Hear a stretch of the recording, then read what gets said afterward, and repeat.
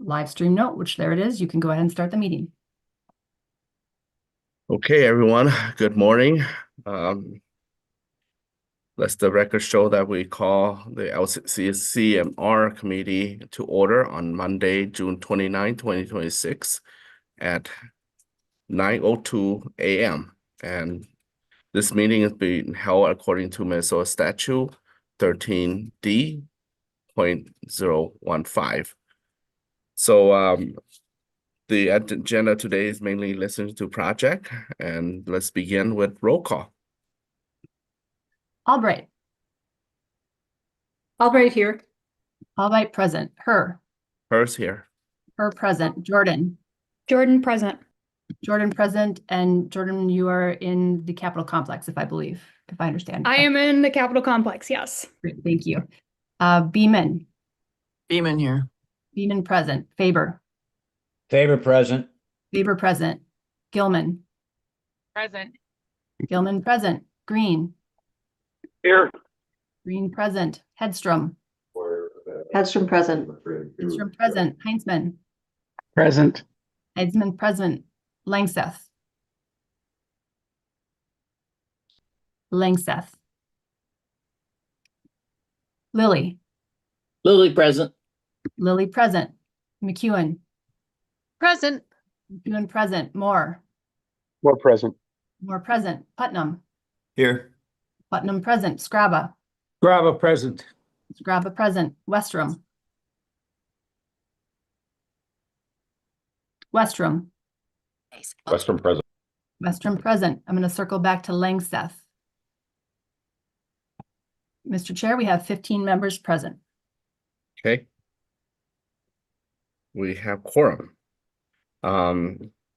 So any potential conflict of interest for members?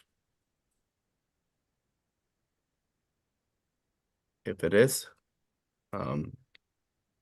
do state it. All right, no conflict of interest. Yes. Good morning. I have conflict of interest with 2027-124 today.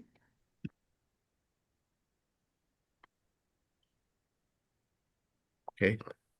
Thank you, Commissioner Hedstrom. Any other conflict of interest from members? Okay, we'll move on to the next item. Director reports. Director Nash will give overview on our 3-day schedule and the logistic. And I will mention in the testimony that's in front of you here in the manner that's given. Director Nash will announce any public testimony and in the manner that will be given, written or verbal, when it's ready. Director Nash, on to the report. Great. Good morning, Mr. Chair. Good morning, members. I hope everybody's in a nice, cool spot for listening to presentations today.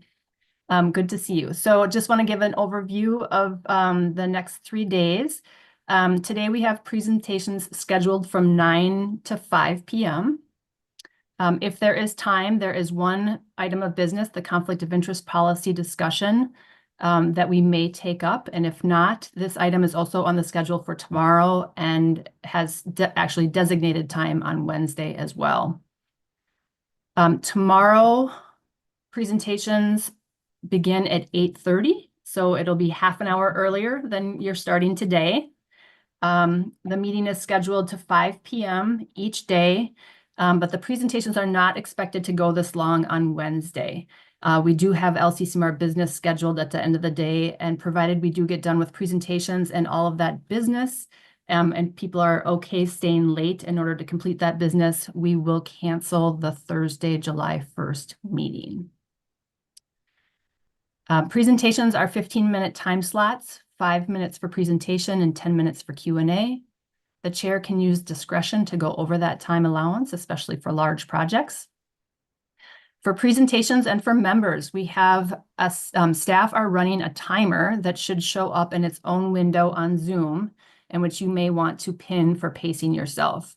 We ask presenters to self-monitor your time, but of course the chair has the discretion to intervene if needed.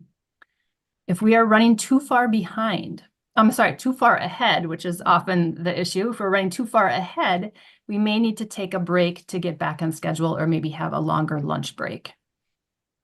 Members should use the Zoom function to raise your hands if you have questions. The chair will take your questions in the order raised, and if we run behind, the chair may ensure everyone has a chance to speak once before taking second questions. And you will need to turn on your microphones to speak. The presentation schedule posted on the meeting page provides a direct link to the proposal in case you want to view it during the presentation. You can also access the proposal in the online system. Presenter scheduling conflicts did not allow presentations to go perfectly in the priority category order to match with your evaluation number 2 spreadsheet. So you and maybe so the chair and maybe I will announce each presentation by stating the category, the proposal ID number, the title, and the line number on your evaluation number 2 form so that you can follow along more easily. We sent in the mail to you all hard copies of the evaluation spreadsheet to make it easier to take notes during the presentations. We also sent evaluation instructions and an electronic version of the spreadsheet by email to you on Friday. Your individual evaluations and allocations need to be entered into the spreadsheet and submitted to staff or entered directly into the online system by 4:30 p.m. on July 15th. We will break around noon for lunch. Members and any presenters will be sent to separate breakout rooms until we're ready to reconvene. The main room will continue to broadcast to YouTube. So if you, for some reason, bounce out of the break room and back into the main meeting room, just make sure that your camera is off and your microphone is off, muted, unless you want to be broadcast to all those watching us on YouTube. The expense reimbursement forms, you can submit all of your days of attendance this week on one form. And if you could please submit by, I think we said July 2nd, that would be great. Especially right now as we're at the end of our fiscal year, that will be important to get all those collected. Letters of support or opposition received since the last meeting are posted on the meeting page. And I think Diana told us that we have not received any additional letters since our last meeting. And Mr. Chair, that is it from me. Thank you. Looks like we have a show of hand here from Representative Heinzman. Representative Heinzman. Thank you, Mr. Chair. As we're talking about our agenda over the next few days, and I had printed the conflict of interest item, as quite honestly, I was a bit surprised to see it here. And I had a question specifically, Mr. Chair, as to how that item has now been elevated to a discussion of the committee. And my thought is that the statute is very clear on this subject, and I'm trying to understand why the LCCMR is discussing this as a body. Is there some expectation that we're going to take a position and have a vote, or is this just informational? I'll pass it to Director Nash on that to see if she can give you an answer. And then I can give you my thoughts after that as well. Director Nash, are we plan to vote on this at some point? Mr. Chair and members, so this is there are two pieces of material posted for this agenda item. One of them is the staff memo that was posted at the last meeting that we mentioned. The LCCMR had made a recommendation to the legislature on the statute that was changed in the laws of 2023, and that there have been some disagreements and discussion and confusion about how to implement. And so LCCMR last year, we did a survey, gathered input, and members had elected to recommend to the legislature that the statute be changed. The legislature did not adopt that recommendation. And so we are kind of back to now having to interpret and understand what that statute means. And so there are a lot of questions that have come to staff, and staff is not able to provide that answer, and nonpartisan House and Senate staff have not either. And so the second item that's posted for this agenda and item is a memo from nonpartisan House and Senate counsel that kind of lays out the difficulties in how to interpret the statute, because they are saying the language is ambiguous and there's no guidance on how to interpret it. And so the nonpartisan staff have also provided some options about what we can do about it. And one of them was to repeal the statute, which LCCMR members recommended last year and the legislature did not adopt. Some other options would be to consider redefining or making some more clear definitions for what those terms are, or maybe changing the terms themselves. And so we're just gathering input from members right now. So it just is going to be a discussion. Staff is going to listen to hear your thoughts, possibly to provide some language and ask for a vote at a later time if it's determined that it's needed. Mr. Chair. Representative Heisman.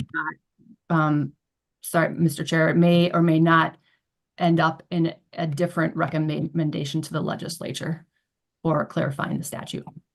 I apologize, Mr. Chair. I thought Director Nash had wrapped, but I am glad for the final comments there. I am still befuddled as to what is ambiguous. I'm glad that we have here in our materials on this subject the actual statute in 116p.09, and then both A and B.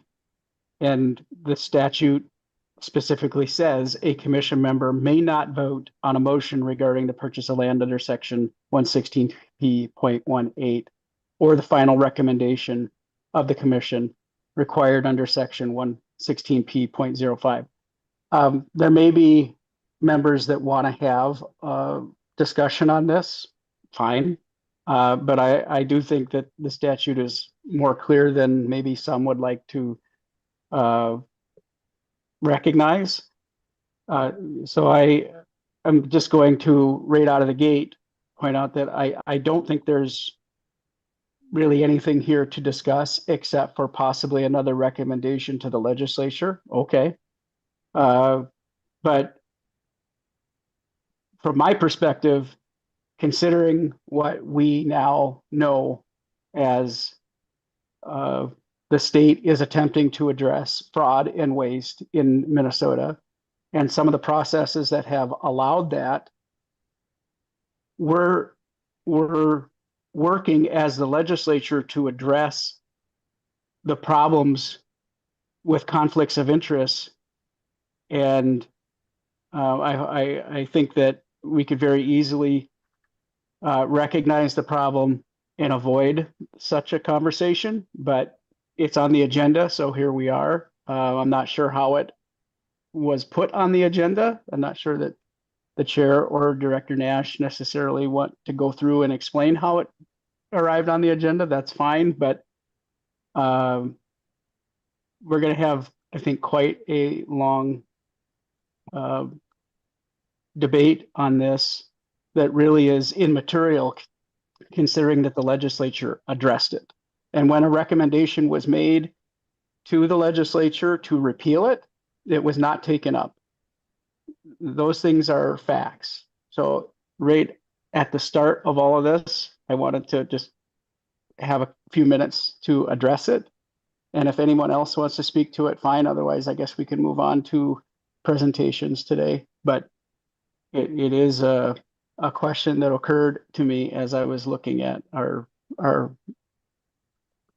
schedule for the next 4 days. Thank you, Mr. Chair. Okay, and Director Nash, you raise your hand. Mr. Chair, I was just going to say, we can hold off talking more about it. As you know, I think we were going to go through those memos at the start of the agenda item when we got there.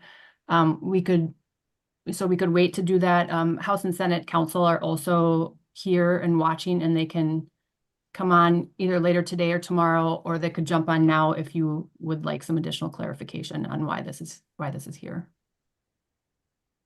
Mr. Uh, Chair, Representative Heisman.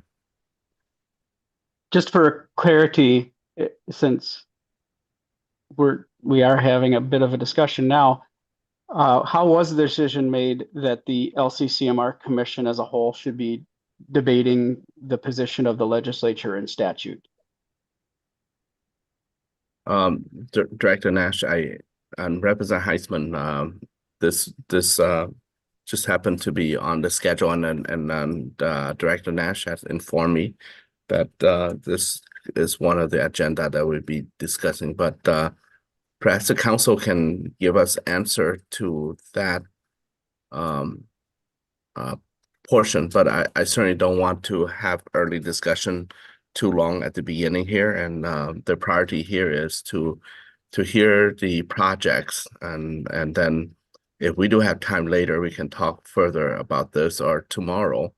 And if we don't have time, mainly the presentation or the project override everything, and if we don't have time, we can figure out how to, schedule a different date to have discussion on the conflict of interest. Mr. Chair, Yes, Representative Heisman. my question was very specifically, how is the agenda decided and this item added? And I would suggest that if folks have a conflict of some kind, that the obvious action would be to bow out of conversation and voting on items that directly benefit them in a way that is financial. That would be my suggestion. Here we are at the very beginning of presentations, and then ultimately conversations, and then a vote.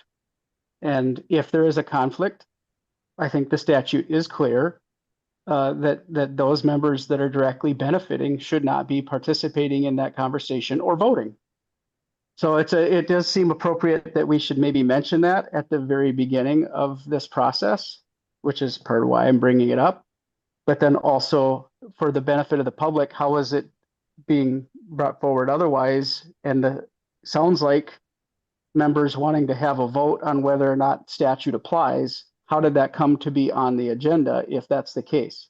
So that's why I was asking for a clarification if there is somehow going to be a vote determining whether or not members are going to be participating.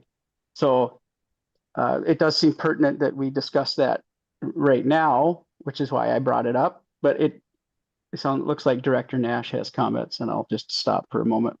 Director Nash. Mr. Chair, members, I just want to clarify a couple things. So first of all, I do work with all three chairs to develop the agenda.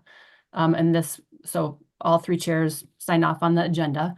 I think there's not and I think the discussion is forward-looking. It's not to determine right now whether something should be applied or not. It's forward-looking for a potential recommendation. And I think the question is not, about should people refrain from participating or voting if there's a conflict of interest or not. That's very clear. It's been clear in our statute. And I think everybody who has a potential conflict of interest has declared that. And along with that, you must refrain from voting and participating in discussion. So that is all happening. I think the question comes when the statute talks about not voting on the package and what exactly triggers that. And it's the terms direct personal financial interest or indirect personal financial interest. The statute now treats those things. Before, they used to talk about all conflict of interest as being treated the same way. You refrain from voting or participating. Now the statute talks about some actions are needed for indirect personal financial interest and some are needed for direct personal financial interest. And it's the definition. How do you determine which goes into which of those categories? Is it only as a member, if you are personally potentially receiving benefit, or for example, does it apply to a spouse or a child, a legal dependent? That's an example of a question that is out there and people don't know how to interpret. What does direct personal financial interest mean versus indirect personal financial interest?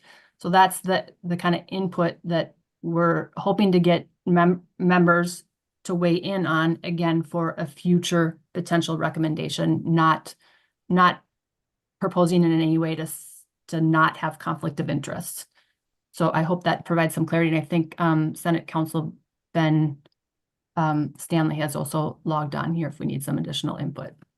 Mr. Chair, Representative Heisman. with all due respect to the opinions of Senate Counsel or House Counsel, it does seem, honestly, to me, more clear than it may to other members. And my view of this, after having been a part of many discussions, is that if you or a family member directly benefit or indirectly benefit, say employment or what have you, it just doesn't make sense to be participating when that project comes forward. And we have had examples of discussion that occurred, and I think arguably, because it was a discussion publicly on the record, there have been some cases where it probably should not have been discussed, and certain members should have probably refrained.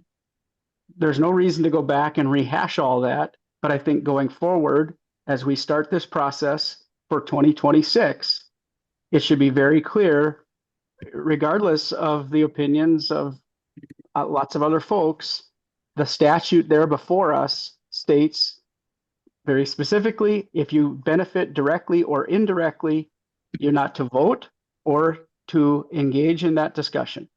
If there's differences of opinion and we have factual basis in statute to refer back to, I think now would be the time to address that. But I defer to you, Mr. Chair. It is your show today. Yes, let's take a comment from Senator Westrom first before I make my remark and move forward with the presentation. The priority for me now is the presentation. So, Senator Westrom. Thanks. Mr. Chair, just a question or follow-up on the agenda. Usually is set by the three chairs from past experience, and Director Nash referenced that. Who are those three chairs at this point in time, Mr. Chair, that signed off on the agenda? Senator Westrom, it was me, one, and Chair Albright and Chair Jordan, Representative Jordan. Thanks. Thank you. Okay, but back to the question that Representative Heisman has mentioned. I think the conflict interest we can put aside later. We should stand on the original conflict interest that in front of us, and I think Director Nash already explained that clearly, so we could move on to start with project number one. And I'll state the proposal ID, and unless members had any further question, because I do think that's a priority that we are here, trying to hear the presentation, and we can discuss further on the detail of conflict of interest. That's another matter. It's not necessary to get done today. It could get done tomorrow or the next day. But glad Representative Heisman pointed out, so we'll stand on course as Senator Heisman had pointed out, and also confirmed by Director Nash on what's in the language now in terms of conflict of interest. So, Mr. Chair. yes, Representative Heisman. Mr. Chair, I just have a comment then. Mm-hmm. I Go would ahead. suggest to those members that have a direct or indirect conflict to refrain from interjecting or from voting, as the statute very clearly indicates, and maintain the high level of ethical and statutory standards that have been laid out for us as a body, and that will preserve the integrity of our recommendation. That would be my suggestion as we start this deliberation in these hearings. Thank you, duly noted, and I think that member Hester Marie declare herself on conflict of interest on one of the project, and I'm just going to go back on there if any members that have conflict interest of the presentation today do speak now, and I'll give you maybe 5-10 seconds here to state your name if you have a conflict of interest on any project that we'll be hearing today. Okay, going once, twice, we're good. Okay. So let's move to the project, the first project on our agenda here. Now we at 9:27 right now. And the first project is proposal ID 2027-141 under the category of resiliency. And the title of the project is measuring enhanced greenhouse gas capture by restore peatlands. Presented by Mr. Mark Green. And if there's any other, feel free to state your name for the records. Welcome. Great, thank you. Good morning. My name is Mark Green. I'm a hydrologist at the Natural Resources Research Institute in Duluth. I'm leading a team of scientists from there, the University of Minnesota in the Twin Cities, the Nature Conservancy, and Michigan Tech in this project. And what the project hopes to accomplish is to improve our understanding of peatland restoration and the effect on greenhouse gas capture. We're going to be using 6 locations in northern Minnesota, about an hour north of Duluth, near the Sax-Zim Bog area, to conduct this study. Peatlands broadly are important to the people of Minnesota. They provide a number of services. They're important ecosystems. They provide specific habitat for animals and plants. Because of their cool, wet conditions, they're particularly specialized in that capacity. They provide flood mitigation. They improve water quality, and they capture a lot of carbon because of the wet conditions. The plant material that's captured there is captured for the long term. So Minnesota has extensive peatlands. We have about 7 million acres of peatlands across the state, which makes us the largest area of peatlands in the lower 48 states. Of those 7 million acres, about 1.5 million have experienced some sort of drainage in the past century. That drainage was largely due to dry the landscape so that landowners could use the land for other activities. In particular, agriculture was a focus. But as you could imagine, conducting agriculture on drained peatlands, often in the northern part of the state, was really difficult work and was often abandoned. And so we were left with landscapes that were drained. And so there's been more recognition that we could benefit from restoration of these landscapes. That restoration involving plugging them up, allowing them to re-wet so that peat can start to accumulate again, and we can get the full benefit of these ecosystem services. There's a fair amount of money going into peatland restoration at the state and federal level. We're talking about tens of millions of dollars. On the private side, landowners are also able to benefit from restoration by claiming wetland banking credits or carbon credits. the rate at which one has to spend per acre on restoration is about $3,000. So, 1.5 million acres. So there's potentially a lot of expenditure that's going to be happening in the near future around restoration. So we want to understand how effective that is by looking at these 6 sites that vary in terms of their amount of drainage and their agricultural land use history. The way that we're going to measure this is with these towers, like you can see right behind me. These towers measure greenhouse gas exchange, carbon, primarily carbon dioxide and methane between the atmosphere and these peatlands. We use that greenhouse gas flux between the atmosphere and the peatlands to indicate whether the peatland as a whole is restored and functioning well.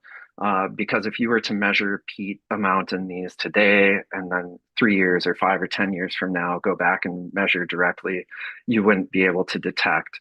It's a much more precise way to measure the peatland restoration effect by measuring these greenhouse gas fluxes. And so we're going to measure these 6 sites.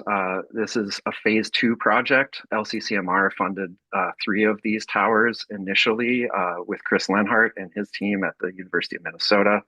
NRRI invested in 3 additional towers in an agricultural, post-agricultural landscapes.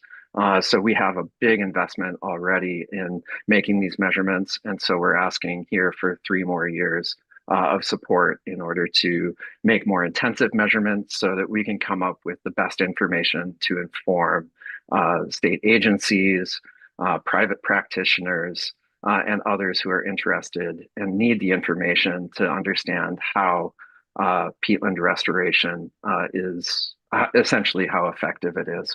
So I'm happy to answer any further questions or more detailed questions about this project if anyone has them. Thank you. Thank you very much, Mr. Green. And right off the gate is Chair Jordan, Representative Jordan. Thank you, Mr. Chair, and thank you to the presenter. My question is about expenditures at Michigan Tech. I know on page 12 of your proposal, you say that it's more cost effective to use this lab up in Houghton, but I'm curious a little bit more about what makes that lab unique, because this is a project that is funded entirely by the people of Minnesota. Yep. Unless Uper comes down and buys a lottery ticket, they're not part of this.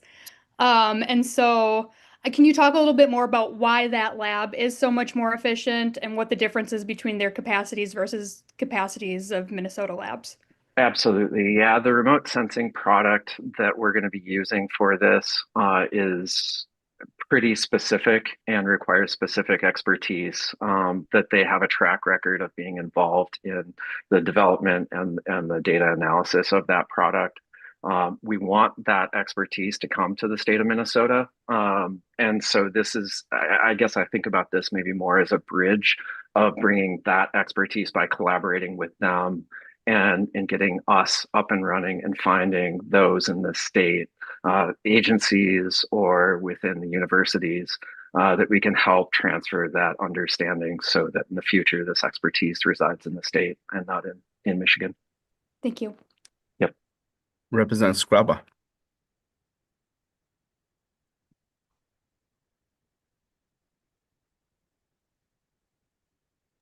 I can never find the button on the lower part. Thank you. Thank you, Chair.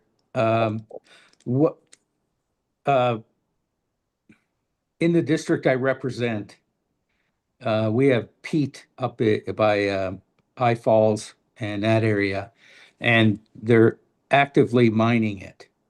How does this affect future use of the peat bogs or peat area, and what is driving this whole study? What's its purpose?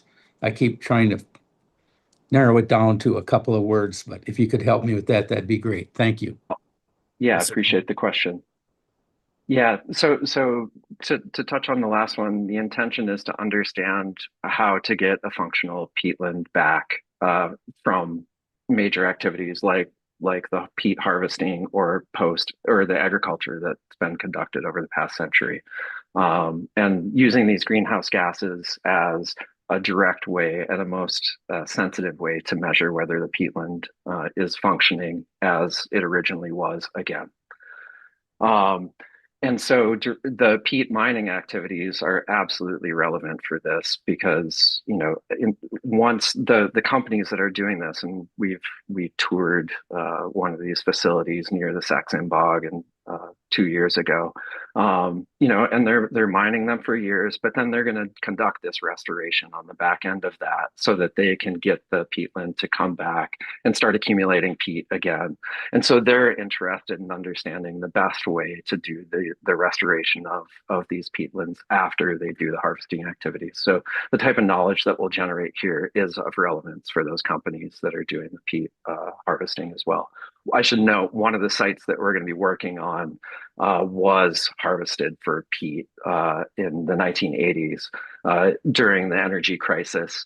The University of Minnesota was actually looking at that as an energy source. So one of the sites has been restored from that type of activity. Okay, what follow-up? Representative Scraba. Thank you, Mr. Chair.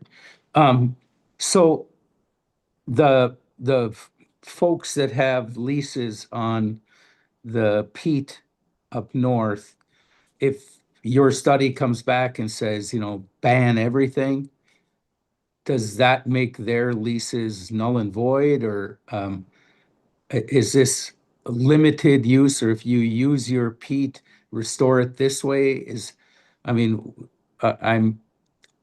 What I'm concerned about is this is the road of never going to be able to manage this again. And then in the world of carbon sequestration and everything, they actually use the peat to clean water. It actually has a really good purpose.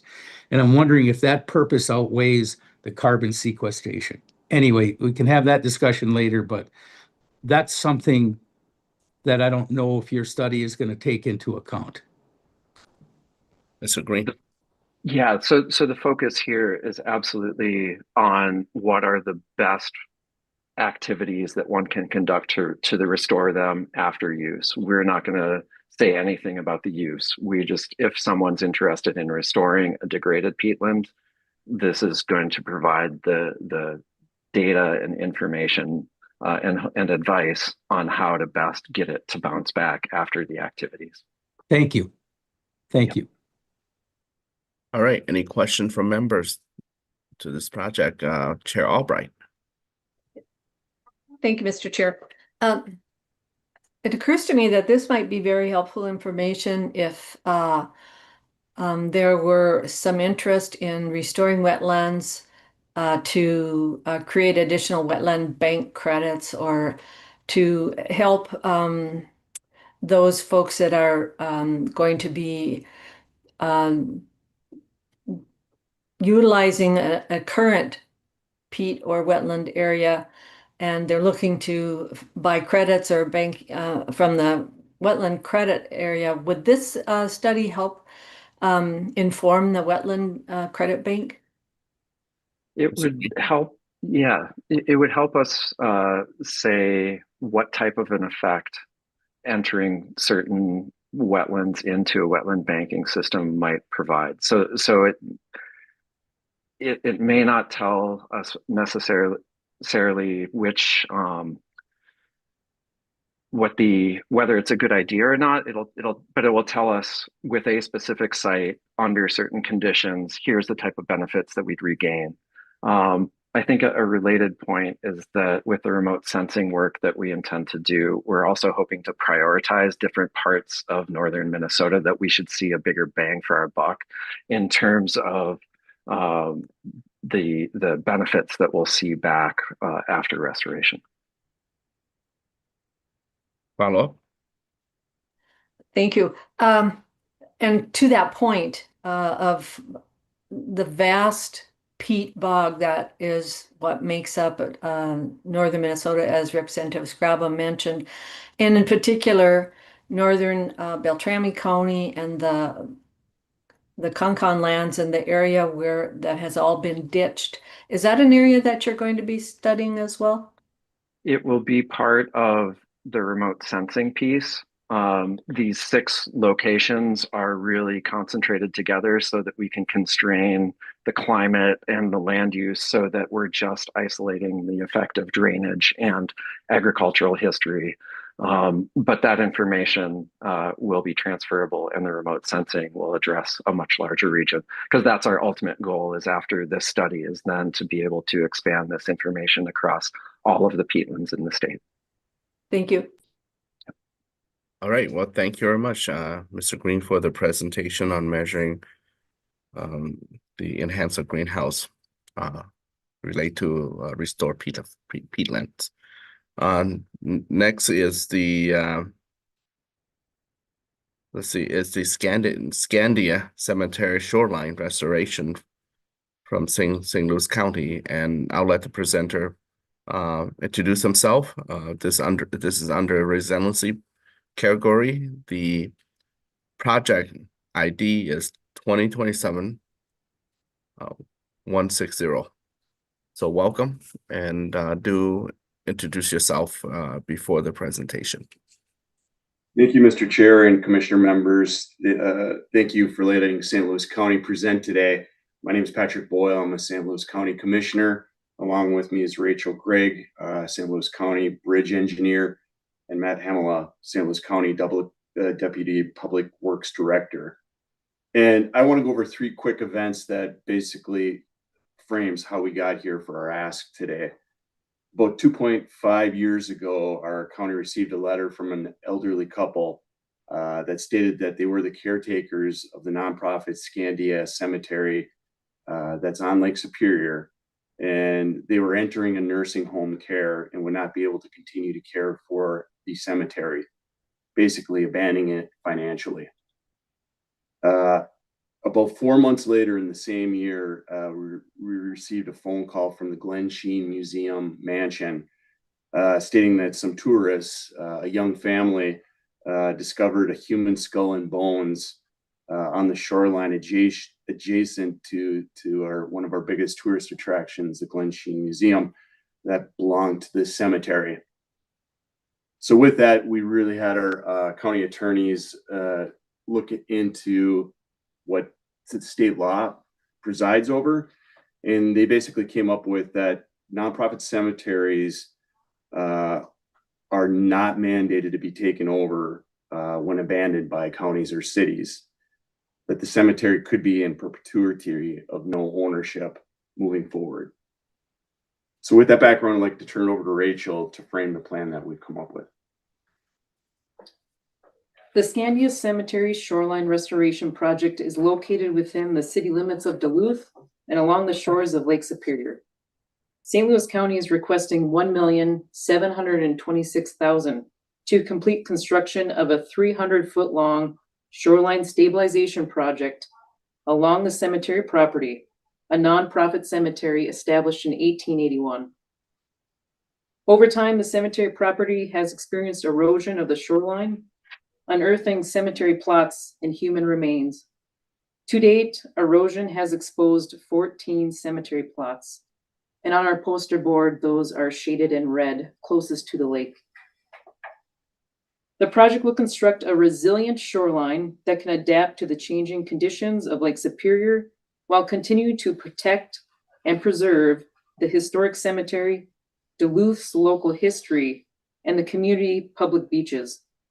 The county will acquire a permanent easement within the property that encompasses the work for ongoing access and long-term commitment after construction. St. Louis County has hired a design team to complete engineering services, including a feasibility study, preliminary design, environmental permitting, and final plan for construction. The feasibility study will provide site-specific shoreline alternatives to determine the most effective and sustainable option that will balance engineering performance with environmental compatibility. To date, we are investing $300,000 of our own funds to get this project shovel-ready.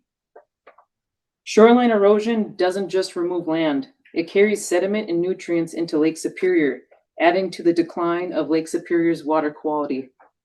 The project will restore a natural vegetation buffer at the property's edge to filter and trap these pollutants prior to reaching Lake Superior waters. The proposed project will demonstrate a runoff reduction and water quality improvement while providing long-term landscape resiliency. While this project is unique, it does align with the Minnesota Environment and Natural Resources Trust Fund mission and dedication to protecting the state's water, land, fish, wildlife, and other natural resources, as well as the goals in the LCCMR 6-year strategic plan. Goal 1.4, restoration of lands is a priority to support recreational use. Currently, the shoreland is not usable due to the presence of human remains. Goal 2.5, the plan encourages solutions to improve water quality and focus on restoration. This project serves both functions in the shoreland stabilization work. Lastly, Goal 4.1, promote comprehensive and viable solutions for reducing the impacts of extreme weather events on the environment and natural resources. As local government, St. Louis County carries an important responsibility to keep our residents ready and resilient for extreme weather events and must tailor our actions to protect lives, lands, and waters. The economic consequences of a no-action alternative will require regular site inspections, disinterment plan for relocation of graves, and collection and housing of human remains. St. Louis County has really stepped up to lead on this difficult emerging issue as both the right thing to do for the environment, health of the lake, and most importantly, the people laid to rest in this historic, almost 150-year-old cemetery. St. Louis County is also aware of the minimum 25% match and confirms our resources and commitment to do this for our citizens, along with the contribution from the city of Duluth. We really understand that this project is highly unique. Granted, we did not want to get into the cemetery business ourselves, and it does not fall neatly in the available funding state sources. But our county will continue to exhaust all possible funding assistance programs until a solution is found.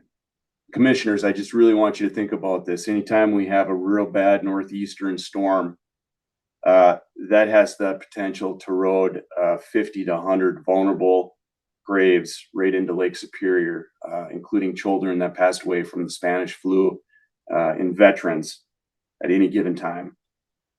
St. Louis County would love to partner with this commission on a one-of-a-kind project. The time is now.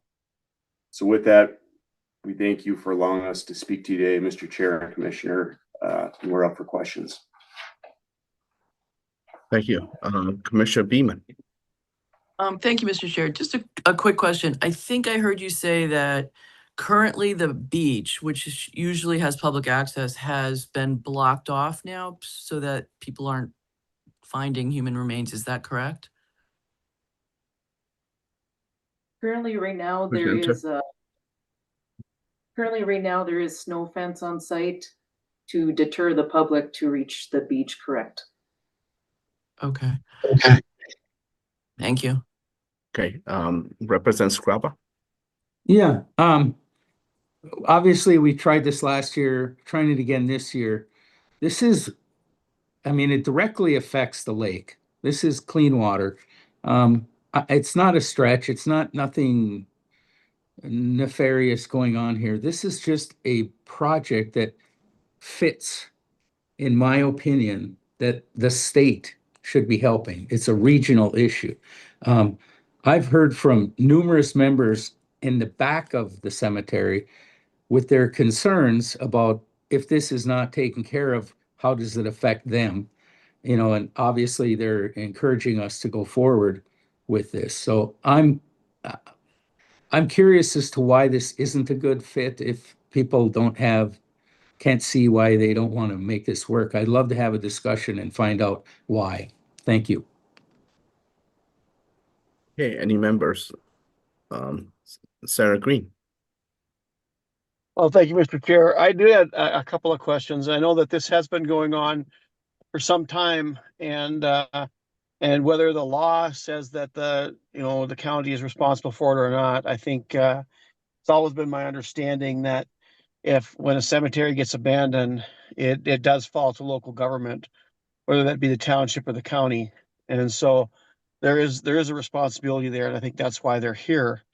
Question is, this has been happening for some time, and you put together a report on it, but what action has the county taken, if any, to actually go in and make some repairs? Or because it seems like you're just waiting to see if someone else will pay for it before you go in and correct the problem. And if it is that urgent, you should have probably been doing something about that. Is there anything can you give me a list of things that have been done, or what you plan to do should this money not come in? Presenters. I think Rachel brought up the point that we've already put in about $300,000 on planning for this. It's a shovel-ready project. We're also ready to put in the 25% match if you guys partner with us. And we're absolutely, St. Louis County's in tough shape right now for our budget going into 27. As you guys know, counties and cities are struggling right now. So I want to be I feel like this is a project that can partner with the state, with the city and the county in a beautiful way to get this passed. This is no fault of our own, but 150 years ago they put a cemetery on a clay cliff with 15-foot waves that are becoming more and more prevalent with the lack of ice on Lake Superior. So I think the time is now to do it. Like I say, we had veterans buried there. It's a working class poor cemetery. The folks that built East Duluth, kids that passed away from the Spanish flu, that didn't even have caskets, that are buried in there, right on that shoreline. So out of respect, I think it's a good thing for government to do and to partner with on this as taxpayers. And it's one of a kind. There's no other. I did an article with National Public Radio, and the only other one they could find in the whole nation is 400 miles away in Lake Michigan that has this issue. So it is one of a kind. Well, Thank you. Mr. Chair, follow up. Senator Green. Well, thank you. And just one last comment, I guess, actually, but just last year, the St. Louis County agreed to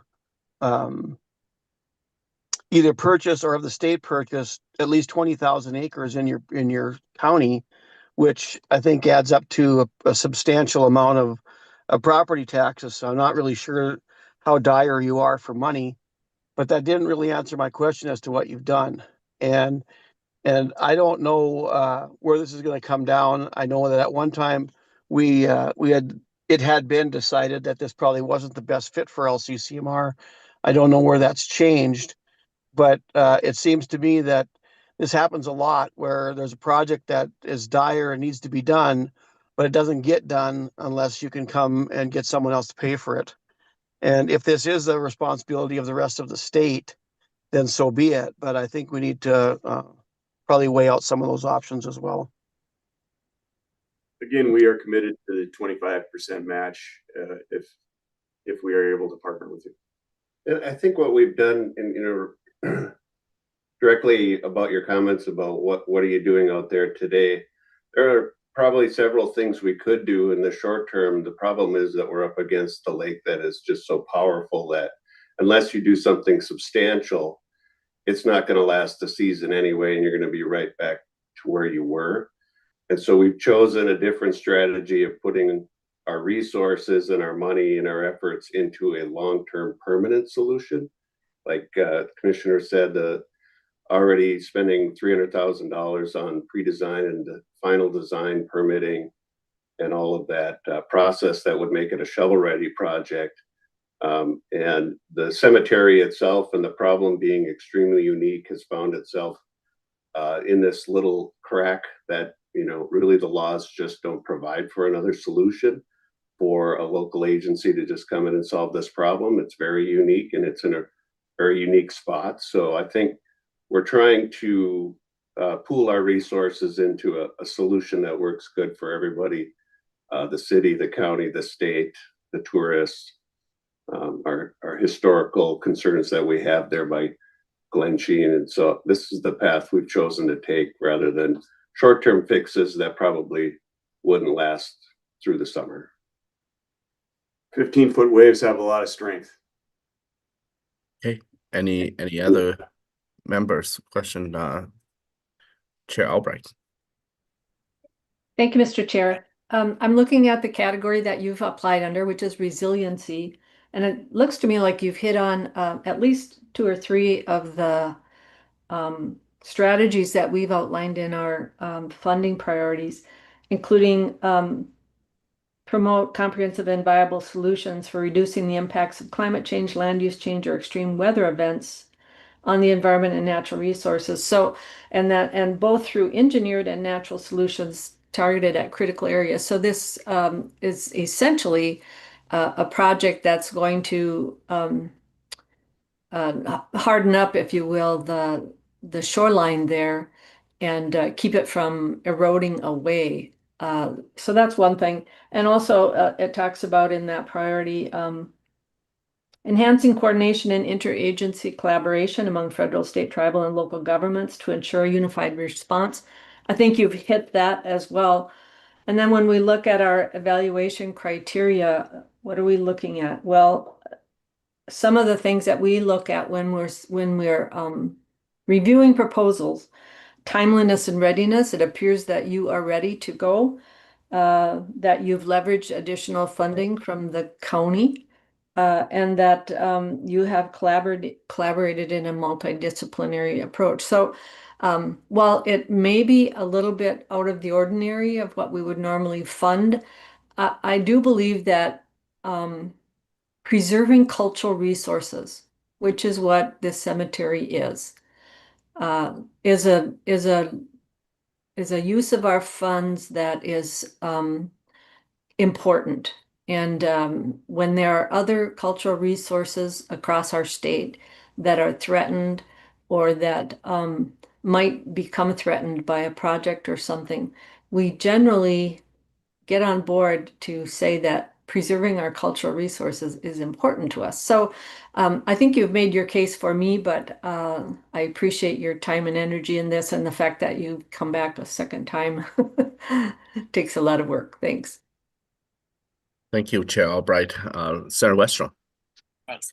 Mr. Chair, quickly to Senator Green's comments earlier, why would if the county's short on resources or looking for ways, why would they approve taking upwards of 20,000 acres off the tax rolls and approving those types of land sales if you're trying to find resources? Because first, if you can respond to that, because it does seem like you shouldn't be taking property tax paying parcels off your tax base if you're trying to have strong fiscal budgets and have some money for projects like this if the state doesn't come through. And then I have a follow-up.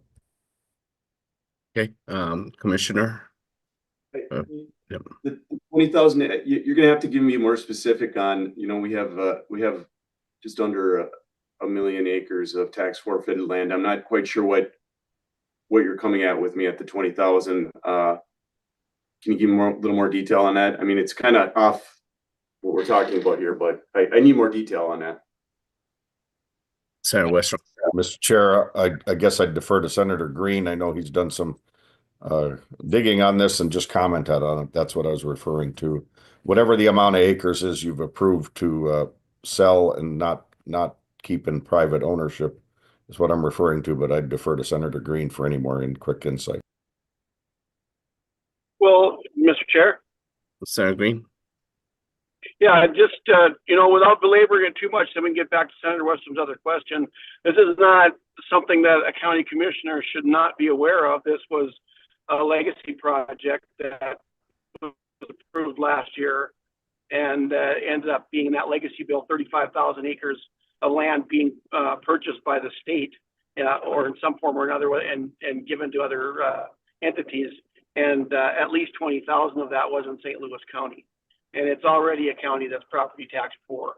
But, you know, the one question or one statement that was made is it's probably not an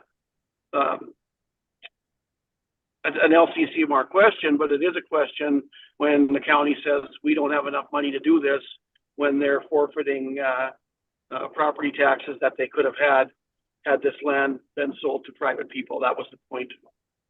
I think you're referring to a land match off the Boundary Waters that was an equal match of trading of lands. I think you're talking about. No, I don't think so. I think this was land that was purchased with legacy money. But Mr. Chair. Yes, Senator Westrom. Mr. Chair, I guess the commissioner, these are things where rubber starts hitting the road, and I guess that's a good point Senator Green makes. As a commissioner of St. Louis County, you shouldn't be sending property tax capacity or dollars, putting them on the shelf or getting rid of them forever, and then having projects like this that they have to come to the state and ask for money, which I still think is a very, very questionable project for LCCMR. I think Commissioner Albright's comments, I think it was talking about the cultural heritage, it probably would be a cultural heritage application that would be more appropriate if we're trying to preserve the cultural heritage of the cemetery. But what is the plan? It looks like a concrete wall is a big part of your plan.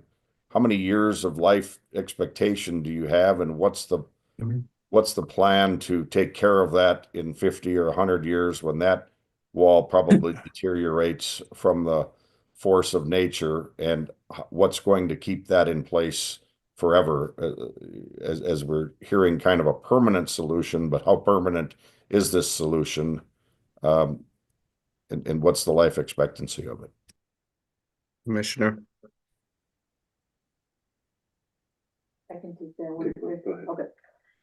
So for the purpose of the application to provide an engineer's estimate for construction, yes, we did propose that concrete retaining wall.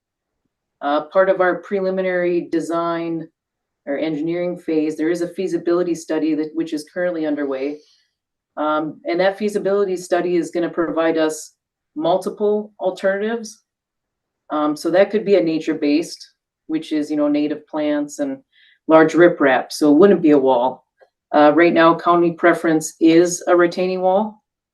And then this site, only being 300 feet of shoreline, there's still no doubt that there's going to be a water quality improvement. We're eliminating sediment runoff and also the pollutant like phosphorus. And just to put in perspective, some data we do have from this feasibility study, our subconsultant Tetra Tech, whom is also going to be providing a wave analysis, they completed a volumetric erosion rate. They analyzed the shoreline deterioration from year 2012 to 2024. That yearly sediment amount is 85 cubic yards per year. To put in perspective, that's about 7 loaded tandem dump trucks just being dumped into Lake Superior annually. So in my perspective, there is a benefit here to permanently stabilizing the shoreline. If the solution ends up being a concrete retaining wall, just structurally speaking, in relation to bridges and other things that we build, we would expect the lifespan to be somewhere between 75 and 100 years.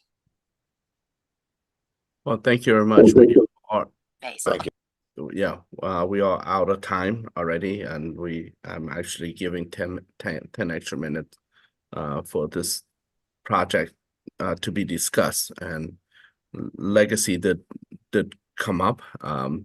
There's no conflicting information that this project has received legacy grant. I'm checking on that based on my memory, but at the same time, and that is also should be in legacy, but I'll check on the information, and maybe later on, if we have time, I can confirm that information. But appreciate your thoroughness and giving us a presentation, and you're needed for the dollars that going toward something that's taking care of our water as well. So thank you, and we'll just move to the next presentation. But thank you very much, St. Louis County, Ms. Gregg and Commissioner, and also Mr. Hilleman. The next project on our agenda, our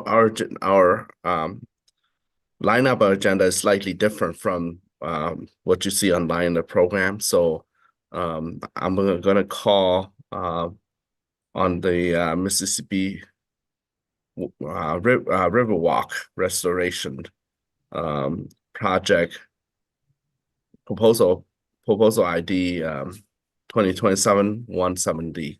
So I'm gonna call them up here to make a presentation. There's the third project on your program has been withdrawn, so I'm calling for the Water Mississippi Riverwalk Restoration and Public Access Enhancement Project. Are you online?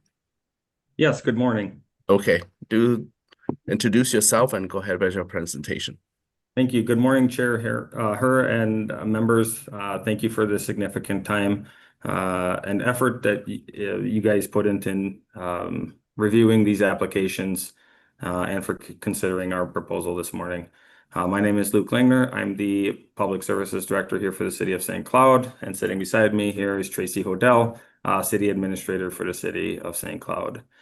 Since submitting our original proposal, the city has been awarded funding for surface improvements, the surface improvements components of the project, and we are actively looking for additional funding sources for the rehabilitation of the retaining wall that was listed in our funding application as well. As a result, we are reducing our request from the $6.1 million to approximately $1.8 million, which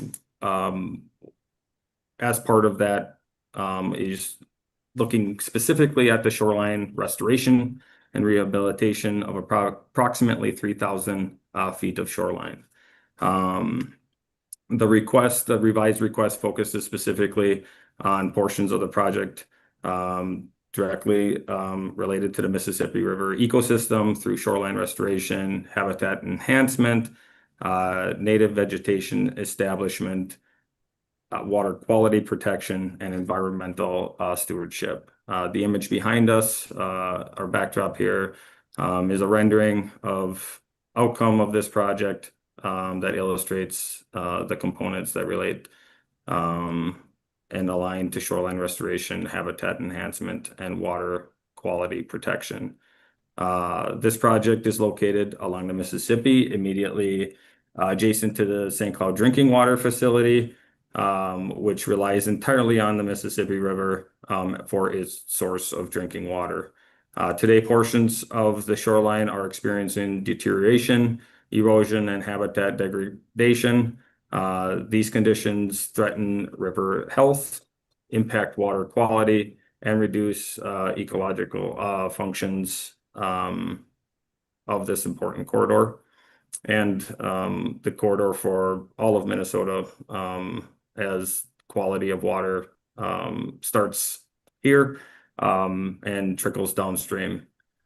This project provides the opportunity to restore and stabilize the shoreline, improve riparian habitat, establish native vegetation, and create resilient riverbank conditions.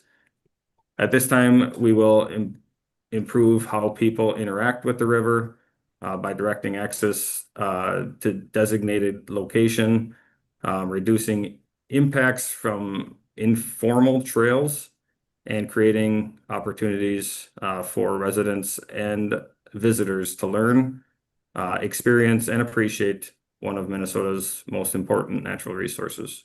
At this time, I'll turn it over to the City Administrator Hodel. Good morning, everybody. Good morning, Senator and Chair Her and members of the committee. City of St. Cloud, I just want to bring up a couple key things about the overall commitment to the City of St. Cloud and this project. This is a really critical, important project for us. It's not just a local resource, right? The Mississippi River is such an impact to the entire state of Minnesota, and being that this project will provide water quality improvements to not just the drinking water supply for the City of St. Cloud residents, but everybody downstream that uses the Mississippi River as their drinking water source and recreational use and so forth. I have had the privilege to work for the City of St. Cloud for over 25 years. And of those 25 years within my career, I've really been part of a lot of projects that really capitalize on the fact that the Mississippi River is an utmost priority for our community, as we know how important it is to not just us, but the entire state and those that use the river downstream of us. Have we worked, as Director Langner mentioned, we have worked really hard to find other funding sources to keep moving this project forward. We have been able to find some funding for the infrastructure piece of it, and we're actually applying for some funding for the retaining wall from FEMA is one of the areas that we're looking at getting funding for. And then we also have some potential trail dollars that we can use towards some of this project to not only get that 25% cost share requirement, but possibly even more if we're able to find some additional funding on this. One other question I know gets brought up on a lot of these projects is long-term maintenance and management. That is something that we as the City of St. Cloud is extremely committed to operating and maintaining this project and the new improvements. One of the things we're most excited about with this project is, for those that are familiar with the St. Cloud area, we're very in a high bluff area of the Mississippi River. So we have very limited areas where we have the ability to actually activate and have residents and have visitors come and learn about the Mississippi River, be part of the Mississippi River. We have a few canoe launches, some boat launches, things like that. But this, interestingly enough, is an area right south of the St. Cloud Hospital, for those that are aware of that location, is the only area that is not in a higher bluff area. So we have that ability to interact with the river itself. This project really does provide a great opportunity to partner with the state of Minnesota and the city and our community to improve, like Director Langner has said, to improve that water quality, to strengthen our habitats within the Mississippi River and surrounding Mississippi River, and to protect that critical drinking water supply and create that greater stewardship of the Mississippi River. We appreciate your consideration of this request, and we're happy to answer any questions that you might have about this project. Any question from members? Chair Albright. Thank you, Mr. Chair, and welcome to the commission. I see in your budget that you have a potential of 3.150 million from state bonding. Were you successful in that request? Yes. Chair Albrecht, yes, we were successful in that request. And so those funds are really going to be more dedicated towards the infrastructure piece of it, the improvement side, and potentially some of the trail side. And so our request in here really wants to focus on the components of our project, that shoreline restoration piece, that erosion control piece, that align with the trust fund's mission. And follow up, Mr. Chair? Chair Albright. Thank you. And so you're still looking for the 25% match for the 6.1 million that your request is that correct? Yes, we are looking for some of those funding for the remaining, because what we had asked for was, we actually did a 50%. So we're looking at reducing and finding some funds to offset that additional 25% cash match. Thank you. Chair Jordan. Thank you. And you spoke too fast. What is your revised request from the LCCMR? How much is offset by the bonding bill or other sources of funding that you mentioned from the feds? So what are you asking from this commission? Yeah, so specifically, we reduced the request from 6.1 to 1.8. Okay. And then follow up, Mr. Chair. Go ahead. Thank you. So I also have some questions around what Chair Albrecht was asking about your match. So do you not currently have a match for the 1.8, or do you not have, what is the missing match? Mr. Langner. Yeah, so specifically, we do have some funds set aside. It probably would meet the 25% of the 1.8. What Ms. Hodel was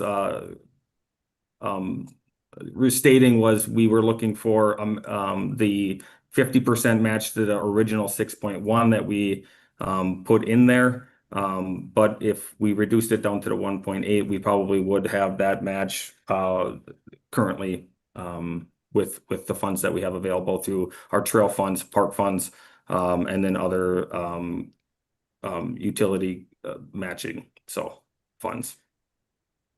Any follow-up? Yes, Mr. Chair. And so then would any of those matches be made up of state funding? Not currently. Ms. Odell. Yeah, it's Chair Jordan, right now, we have not requested other funds from the state other than what has be coming from the bonding bill. The other one that we're looking into is federal funds from FEMA to help with those retaining wall. We have a deteriorating retaining wall on the north side of this project area. What I'm just getting at is we're not using state funds to match other state funds here. Correct. Thank you. Okay, any other members? Question? All right. Well, thank you. Thank you, Mr. Lanner and Ms. Odell for your presentation. We'll take into consideration. Thank you for the opportunity. Thank you. Okay, thank you very much. Now, members, we're going to go back on our sequence on the agenda. Like I said earlier, there was a project bin withdrawal, and then we put in this project from the city of St. Cloud, and now back to item number 4. Item number 4 is proposal ID 2227 235 or 235, building resiliency urban forest for climate change by Great River Greening. So welcome, Ms. Edmond, if you're online. Go ahead with your presentation. Great. Thank you, Mr. Chair, and good morning, Mr. Chair and members. My name is Katie Edmond, and I'm a program manager at Great River Greening. Thank you for the opportunity to present our proposal for building resilient urban forests 2. If you're not familiar with us, Great River Greening is a nonprofit that has been restoring and sustainably managing ecosystems to provide benefits for both people and the environment for more than 30 years. This proposal is the second phase of the Building Resilient Urban Forest program presented to the Trust Fund for Appropriations. The first phase began in 2024 and will conclude in 2027. To date, this funding has allowed us to plant more than 700 large stock shade trees and is on track to plant more than 900 by the end of this year and more than 1,200 by the first phase's conclusion in 2027. We've hosted community volunteer events across the state, from Mankato to Bemidji, and engaged more than 400 volunteers, half of which were youth. The proposal for Building Resilient Urban Forests 2 will build upon these foundations by deepening existing partnerships, expanding to additional cities, and planting even more trees in communities that need them the most. Extreme heat is becoming a more frequent and dangerous threat to public health and ecosystem function. The impacts of extreme heat are especially acute in cities due to urban heat island effect, in which hard surfaces like pavement and buildings trap and re-radiate heat. Neighborhoods with fewer trees experience higher temperatures and greater heat stress. A healthy urban tree canopy is one of the most effective nature-based tools for reducing the negative impacts of heat. Not only do trees cool neighborhoods through shade and evapotranspiration, they also provide additional benefits like filtering air, reducing stormwater runoff, and strengthening community well-being.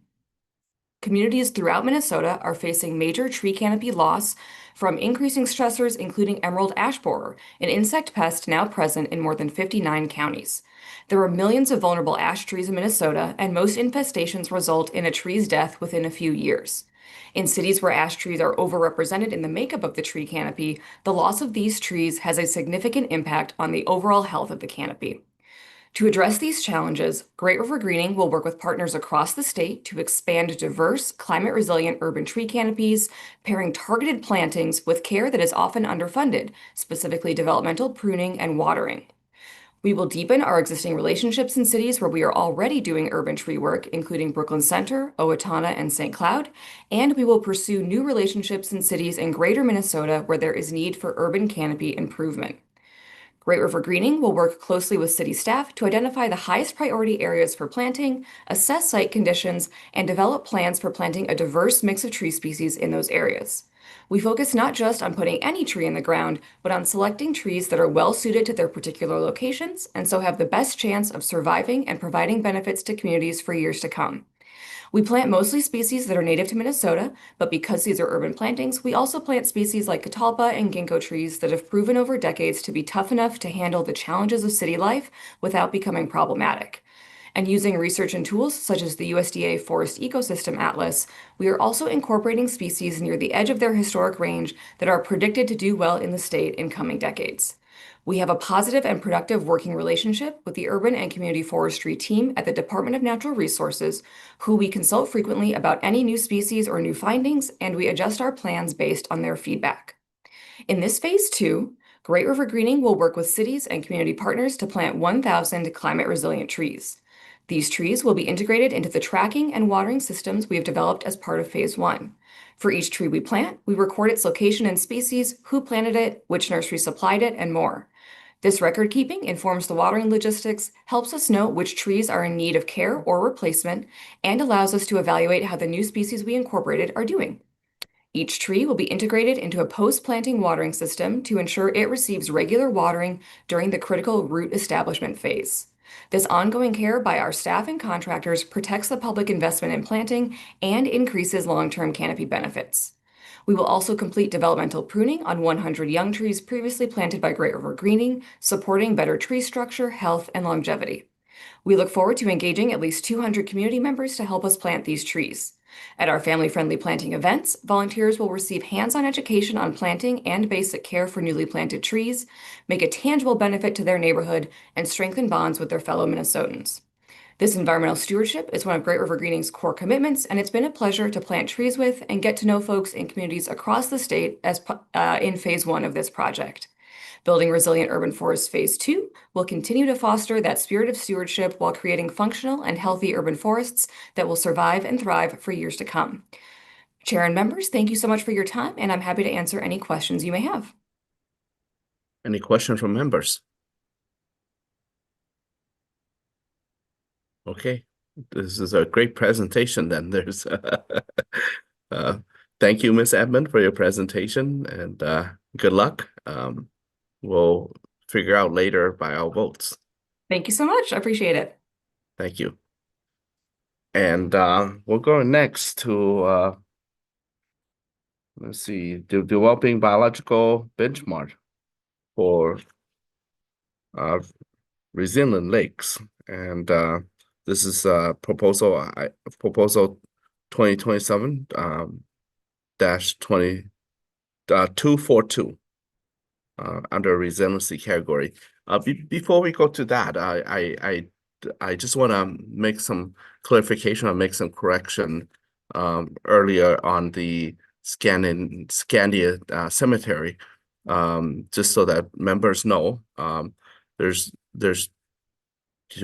don't want to name members, but there was one mentioning that this project was part of legacy project, and was that, in my recollection, I don't think that it was in the legacy bill or part of legacy request last biennium. And so there's also another conflicting thought about that it should be in legacy as well. So I just want to bring that to clarification.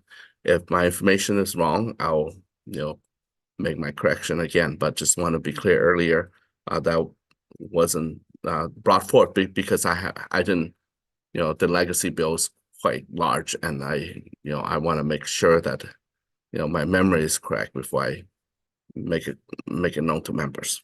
So now let's go to project proposal ID 424. Dr. Tyler, are you here? Yes. Okay, go ahead with your presentation. All right. Good morning, Mr. Chair and members of the committee. I want to thank you for the opportunity to speak with you today. I'm Dr. Tyler Butts, a researcher at the University of Minnesota with Dr. Jake Walsh's lab in the Department of Fisheries, Wildlife, and Conservation Biology. I'm here today to ask for your support for our proposal, developing biological benchmarks for resilient lakes. 97% of Minnesotans view lakes as important to their quality of life, and Minnesota is a national leader in stewarding lakes to protect the cornerstones of both its culture and the $13.5 billion in GDP its natural resources provide. Unfortunately, water bodies across Minnesota are facing many challenges. Nearly 2,000 lakes fail to meet the state's water quality standards, with roughly 2,300 impairments, landing them on Minnesota's impaired waters list. And just yesterday, it was reported another 46 lakes and rivers will join them following this year's assessment. When you go to the doctor, they are using your symptoms as clues to get you the best medicine to heal your illness, but they're limited by the test results they receive and by what you tell them. In a similar way, the ability of managers to properly identify trajectories of recovery and decline within Minnesota's lakes and rivers is limited by the assessment tools at their disposal. As of the last 3 assessments that determine which lakes are listed or delisted as an impaired water, the leading cause of a new listing is a low score on a fish bioassessment index, one symptom of change in the broader biological community. However, that alone may miss vital context. Our goal is to improve and expand the available bioassessment tools by incorporating that broader biological community in direct partnership with the Minnesota Department of Natural Resources and the Minnesota Pollution Control Agency, so managers may address the challenges facing our lakes and apply their focus where it's most needed. We will meet this goal using listed as well as delisted lakes from that impaired waters list to track changes in multiple lake biological communities over time in both improving and declining lakes, and then generate benchmarks of recovery that signal resiliency or the lack thereof within Minnesota's lakes. We are able to do this work now after decades of effort from past LCCMR funded projects and state monitoring programs that have produced vast amounts of biological data, inclusive of aquatic plants, zooplankton, and fish in lakes all across the state, often paired with robust contaminant and nutrient concentration data sets, representing a premier asset to understand and manage lakes.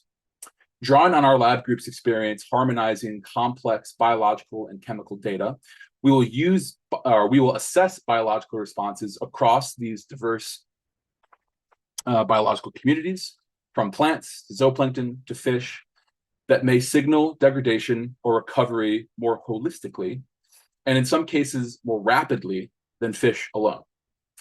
Zooplankton have short life cycles, meaning they can provide swift indicators of change within lakes, while affecting both the fish that eat them and the algae that they themselves eat.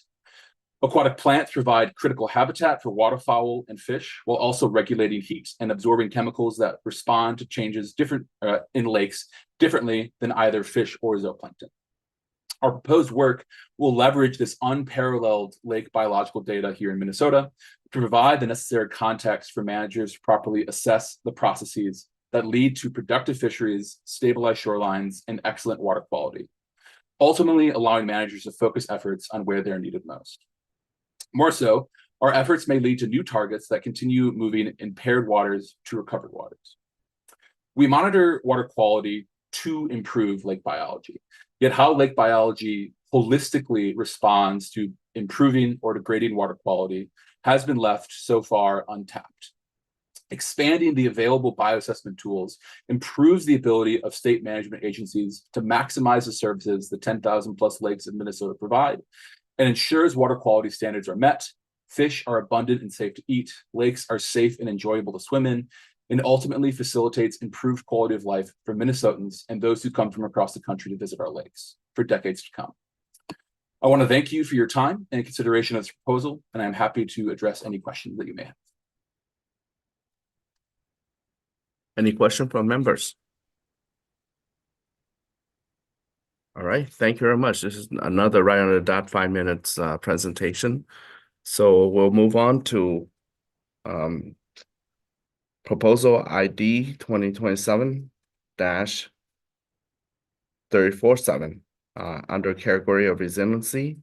And this is about wildfire early detection and prescribed burn management using drones. We have 2 presenters. Welcome. Do state your name before presentation. Good morning. Sorry for for the noise outside. I'm Si Yan, a researcher from the CFANS of College of Food, Agriculture and Natural Resource from University of Minnesota. Good morning, everybody. My name is Jerome Hong. I'm a faculty from University of Minnesota, Mechanical Engineering. So thank you for the opportunity to present our proposal. Our state experiences approximately 1,000 wildfires each year. Extreme years such as 2024 had over 2,000 fires. Smoke from wildfires increasingly affect air quality across the state, exposing Minnesotans to prolonged unhealthy air conditions. Wildfire detection in Minnesota mainly relies on public reports that need ground confirmation and scheduled aircraft patrols. Especially in the spring, many aircraft patrols are deployed to monitor wildfire. Up to date, almost all are from manned aircrafts. With all these efforts, many ignitions still occur in remote forested areas where it is difficult to access. Detection delay allows fire and smoke plumes to grow, which increases suppression costs, threatens natural resources, and impacts public health. Prescribed burns are essential for reducing wildfire risks and restoring ecosystems. It is a fine balance between ecosystem objectives, firefighter safety, public safety, and the regulatory requirements. Currently, prescribed burns lack precise real-time monitoring. Burn managers make decisions mainly based on just limited ground observations. Minnesota can benefit from large region monitoring tools with early detection and smoke tracking for both wildfires and prescribed burns. This project addresses these needs by integrating long-range autonomous drone systems directly into Minnesota wildfire and prescribed burn operations. These drone systems are designed to complement existing efforts and personnel. By providing large-scale flights with advanced sensors, these flights can patrol more remote and hard-to-access areas, detect heat anomalies early, track smoke movement, and provide near real-time information to fire managers. These systems can also improve prescribed burn safety and reduce smoke impacts on nearby communities through tracking and monitoring smoke behavior. The project aims to create a long-term statewide impact. The majority of project funds support construction, validation, and deployment of long-range drone monitoring systems using advanced thermal, optical, LiDAR, and gas sensors, onboard computing, software integration, and the tech support required to deploy these systems with state and university partners over the project period. This investment leaves Minnesota with permanent operational assets.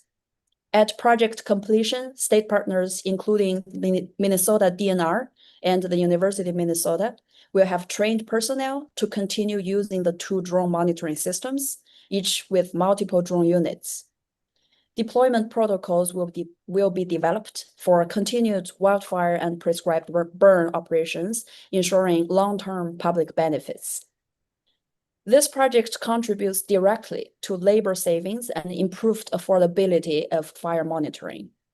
The drone systems can monitor larger remote landscapes for longer durations than conventional aircrafts, but do not require more personnel or cost. Actually, it's way lower cost than manned aircraft. An initial estimate is that the flight coverage can be 36 times of the manned aircraft.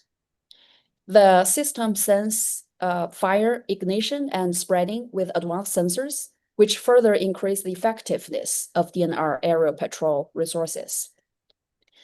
Better monitored fire improves wildfire response and prescribed burn management, which helps contain fire more efficiently, reduces firefighting deployment, and potentially save lives as well.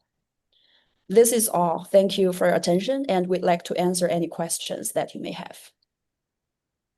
Representative Squaba. Thank you, Chair. I got a few questions, and I'll just throw them out there and you guys can answer them. When you say long range, I'm curious how far long range is. The state and university partners are going to work together now during the study. after the study, is this a program then that departments buy, use, emulate, or does the DNR, the U.S. Forest Service? I'm curious as to what the end result of the product is. Thank you. Yeah, thank you for the question. To answer your first question, we are proposing to use a vertical takeoff and landing drone system, which is different from existing commercial systems that people choose to fly now, which is the multi-rotor drones. So the difference is multi-rotor drones can fly up to I would say 30 to 45 minutes because I'm a drone researcher. I use drone remote sensing myself. The vertical takeoff and landing, which is the VTOL drone that we propose to use in this project, is 3 times longer the flight duration. It can fly up to 2 hours. And that means that for one trip, it can survey much larger areas. And also another thing to scale this system up is that we have multiple drones in the system, actually up to 4 drones, and they can fly to different directions in one mission. That means the coverage of the whole drone flight will be much larger than the existing technology. To answer your second question, which is about the collaboration between the university and the DNR, we actually, as you can see, we propose to use the drone systems in both wildfire monitoring and prescribed burn monitoring. And we know that DNR deploy a lot of wildfire patrol every spring, especially when it's prime time for wildfire. So one drone system with multiple units will be given to Minnesota DNR. Especially we work with DNR wildfire aviation supervisor, who is Darren Newman, and he will have trained personnel to operate this system. Because one part of the delivery is the training and the deployment protocol that will work out during the multiple rounds of validation and iteration of the system. And another system we plan to work with the Cedar Creek, Cedar Creek Ecosystem Reserve Center, who will supervise a lot of prescribed burn. And then they can use the system efficiently for the prescribed burn tasks. And going further, we would like the project to grow and thrive by consistently providing technical support. And yeah, this is how we are planning to work collaboratively. Yeah, just to add some specifics, and one drone can fly easily about 100 miles. So it's a pretty substantial distance to cover. All right, thank you. Thanks. Commissioner Beaman. Thank you, Mr. Chair, and thank you for the presentation. We all clearly know that Minnesota is being affected more frequently by wildfire issues and smoke, particularly. Obviously, the west part of the United States and Canada have for a generation as well. Are there other examples, perhaps in the West or in Canada, where they are using drones like this? Are you piggybacking on anybody else's, or is this really a unique first time of trying to use these types of drones in this situation? So this, I would say that NASA is also putting in some effort of developing VTOL drones that can fly significant longer time to cover large area, because this is a need for wildfire, which usually happen in remote areas, in forested areas. Beyond that, I don't see any other effort from either university or agencies trying to do this. And I would say this is a breakthrough if it's successful through this 3-year project. And also it can be a very good case to show the Minnesota wildfire effort nationwide. Thank you. you. Let me just add one more point. I think there's a multiple departments within the United States are trying to push the technology forward, but there's no mature demonstration of this technology, for real application at this point. Yeah. Okay, Commissioner Beaman, a follow-up? No. Well, good. Okay. Representative Jordan. Thank you, Mr. Chair. And to the presenters, you list Wayzata High School in your presentation page on page 6. Can you talk more about your engagement with that school district and why that school district was selected? Okay, here is the backstage story. Princesa, who is our educator collaborator, she has the history of sending high school students to both my lab and Dr. Jiarong Hong's lab to do summer interns. So some of them really resulted in very good outcomes from their projects. And we started the conversation there, and turned out that she has a family farm which requires prescribed burn. And we started the conversation there. And then we figured that she has a broad connection from her school district to other, because she's a STEM educator. So she can easily reach out to many different high schools, which can be a very good audience for high school students that can learn from these projects and potentially train the next generation wildfire managers and operators for the state. Yeah, so I hope this answers your question. Sharon, do you have any? Yeah, so she actually had a lot of students from all across the state. So she's focused on mostly introducing high school students to research. So they actually send high school students to the labs for research. So a lot of high school students actually sign up for her courses and to do online training, scientific training, stuff like that. So she has pretty broad outreach to students across the state. Mm-hmm. And she's very passionate about prescribed burn to start with. Yeah. Yeah, we initially started talking about using our the drones to test it on her family farms. So she has hundreds of acres of land, in certain regions, and I think in the Cook County, maybe. Yeah. Yeah. Couldn't remember the exact location. Yeah. I hope to pay a visit sometime soon. Yeah. Thank you very much for your presentation. Mr. Chair. Yes, Representative Jordan. Thank you. I have another question that's unrelated to that. Can you talk a little bit about your use of artificial intelligence, what that'll be used for? I know you mentioned it in your project proposal. Is it going to be used to create any educational materials? Is it going to be used for analytics? What program of AI is it? Can you talk a little bit more about that use? Professors.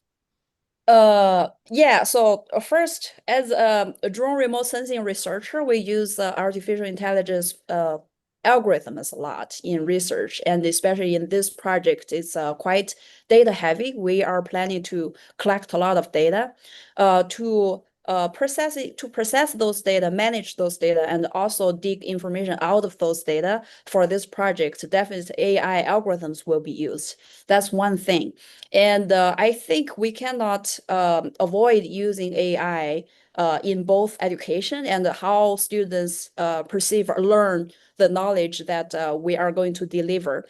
So I would say, and AI does deliver a lot of good features and fancy features that can engage with students better. I think that's the best way that we can use AI in the outreach and education step. Thank you very much. AI and the drone, I have to say, AI and the drone combined is very appealing to students. So to be able to use the automated system, to be able to fly the drones, and so we actually producing not just a system, but also data, unique data about Minnesota land at very high resolution. You can imagine the drone carry a lot of sensors. You can get 3D maps of the forest, and you can use it actually beyond the wildfire. You can use it for invasive species detection, for example, once the framework is ready. So this data will be available to the public, would be available to researchers, so they can actually would be available for education. So I think it's going to be a tremendous benefit to the state. Thank you very much both for your presentation. Mr. Chair. Yes, Chair Jordan. Thank you. And so just to tease this out, are we teaching students about how to use this technology, or are we creating educational materials like worksheets or infographics using AI? Like I'm just curious about if we're teaching students how to use it, or if we're using AI to teach students by creating these educational materials. I would say both. I think for students of different levels and for general students, we're going to use this to make them teaching materials for students, but there are actually high school students that are very passionate about drones. Actually, my lab has 2 high school students working on drone related projects. So for high level students are more motivated students in robotics and drones, and we can actually get them engaged in the technology itself, but otherwise we can use this material to produce in teaching materials for the public general students. I would say part of this plan probably falls back to our further discussion with Princesa, our educator collaborator. And I think highly possible some of the teaching materials will have AI heavily involved in the development, especially thinking about visual and video generation.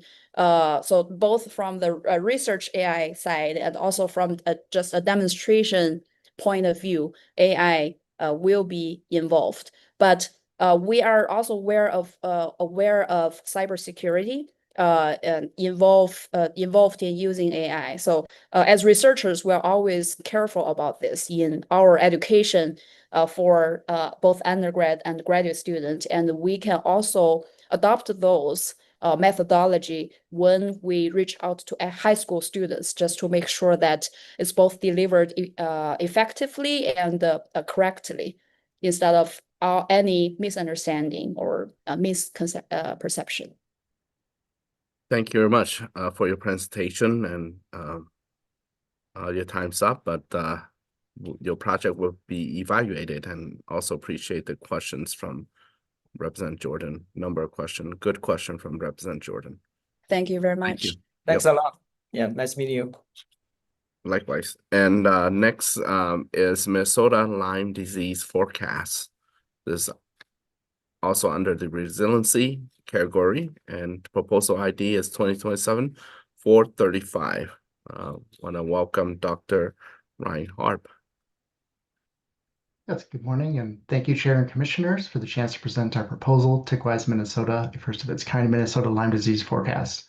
So my name is Ryan Harp, and I'm a researcher with the University of Minnesota Climate Adaptation Partnership.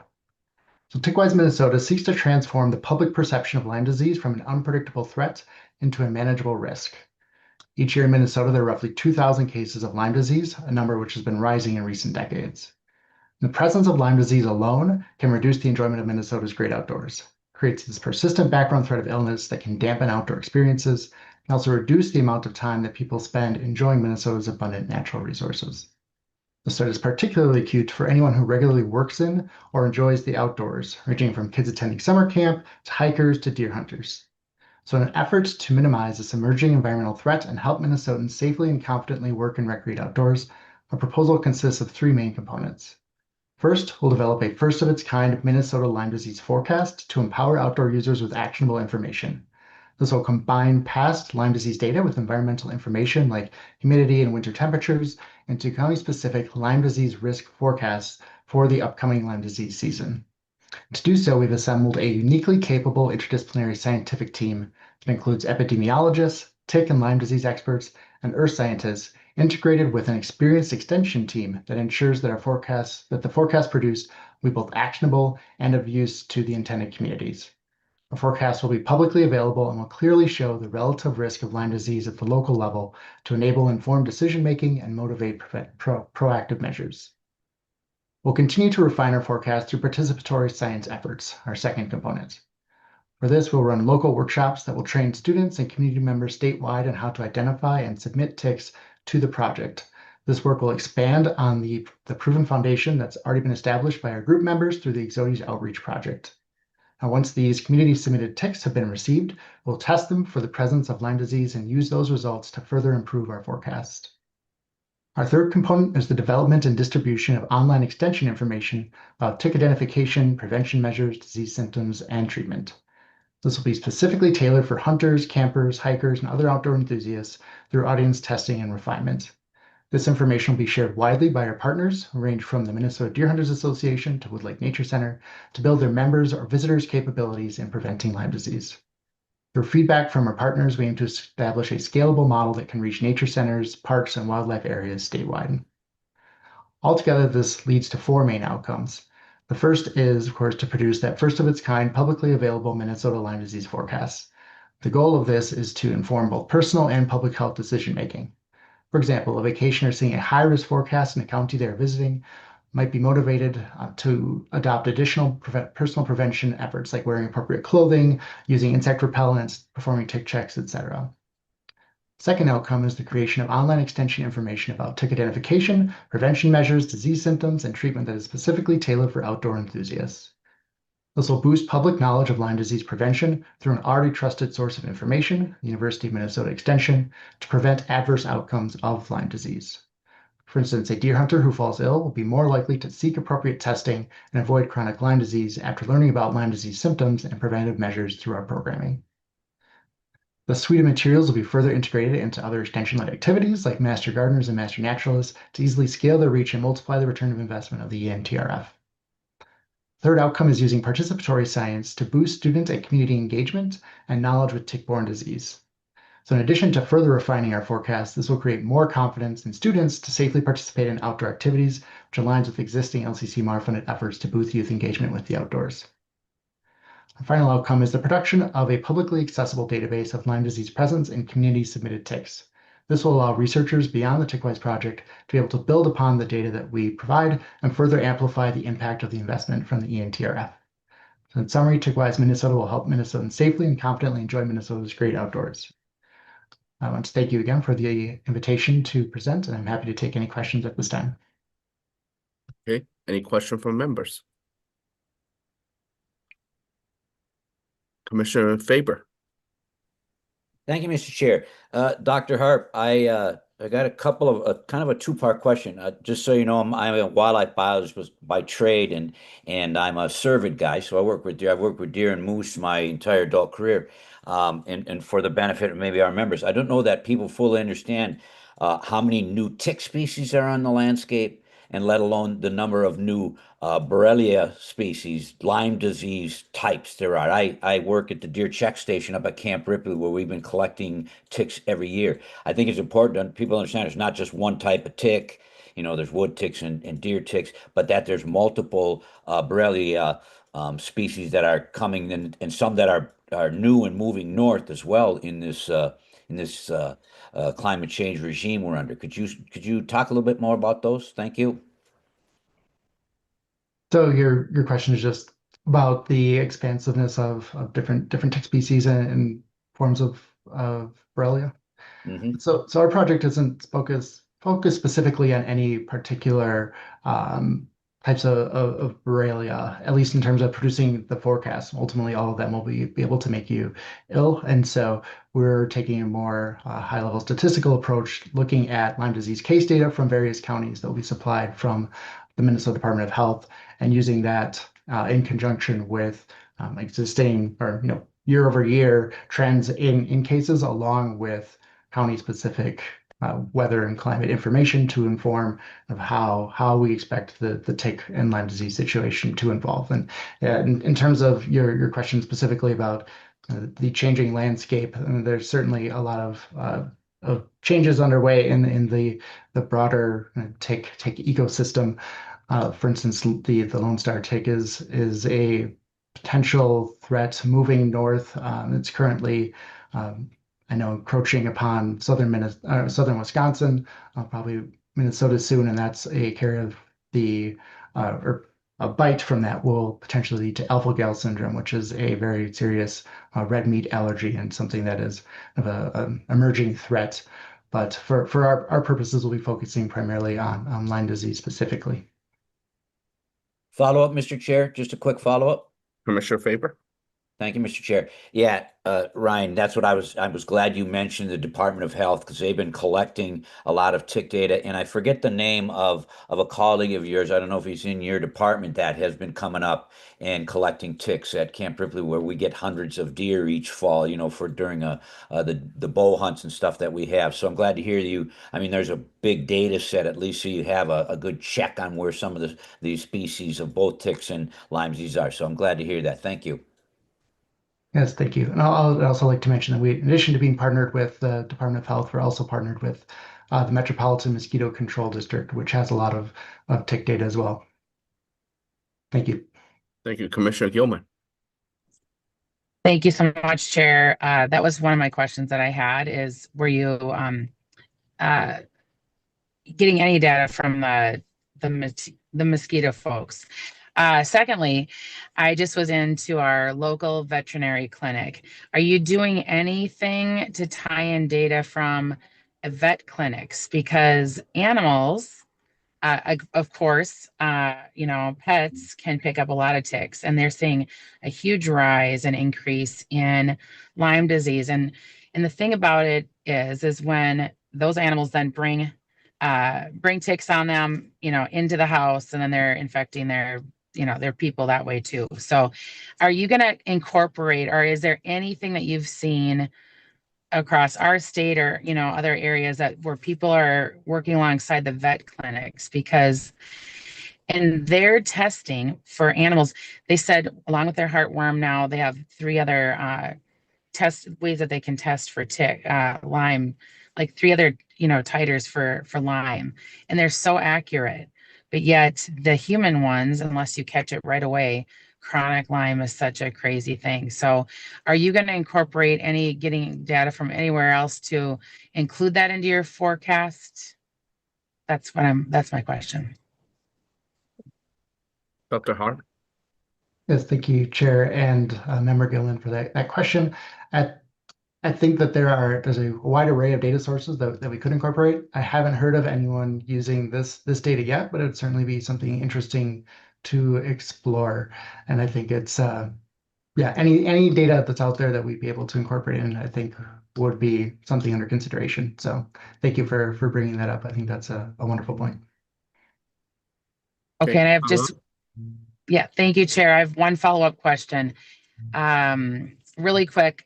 It used to be in the past that you could bring in a tick, any type of tick, into the clinic, and they would test it for you. Is that not the case anymore? Is that not true? That you can just bring them to your local clinic and they'll test it for you? Dr. Hart. Yes, thank you for that question as well. I can't speak to that specifically. Part of the participatory science that we are proposing is to have people send ticks to us that we'll be able to aggregate into some information that could more readily inform our forecast development. So hopefully we'll be able to reach out to everyone who is interested in submitting ticks and sending us their creepy crawlies and helping us to advance our mission of producing the forecast. Thank you. Okay, thank you. Commissioner Beaman. Thank you, Mr. Chair, and to the presenter. So your proposal is forward-looking. It's forecast-driven, which I can totally understand the appeal and help of that. I'm wondering right now if a member of the public wanted to find out the general pattern of history of tick disease in certain part of the state. Is there somewhere to go to get that somewhat easily, or is that even not available in terms of past history of tick invasion? Dr. Hart.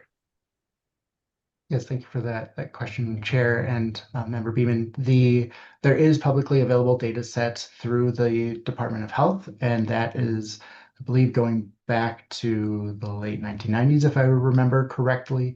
The specifics in terms of if it's county level or state level, depending on the question that someone is interested in asking, it might not meet their exact interest in terms of if they're looking at how Lyme has been changing over time for a particular county. But there is data being accumulated at the Department of Health that is publicly available right now. Okay, thank you. All right. Any other questions from members? Thank you very much, Dr. Hart, for your presentation on Lyme disease tick forecast. Pretty important to me and the state of Minnesota as well. So calling up the next presenter on the data to improve watershed and community resilience. This is also under the resiliency category. project proposal ID 2027-558. Are you ready? If you are, state your name before the presentation. Good morning, Mr. Chair and members. My name is Ace Bonema. I'm the Emergency Management Director for Canyon County, and with me is Tina Riley. Good morning, Mr. Chair and members. I'm Tina Riley. I'm the Grant County Coordinator in the AMM Weather Radar Gap Chair. Fresh cut pine from thousands of acres of damaged forest, smoke drifting across lakes from wildfires burning miles away, roads that suddenly end where water took them away, fish stranded on roadways after floodwaters recede. Minnesota has experienced countless examples of these events. The 2025 derecho that devastated Bemidji, the 2022 derecho that affected many counties in Minnesota, which took the life of my friend firefighter Ryan Erickson. Did we observe what happened? We observed the impacts, but did we capture the complete picture? Because we cannot manage what we cannot measure.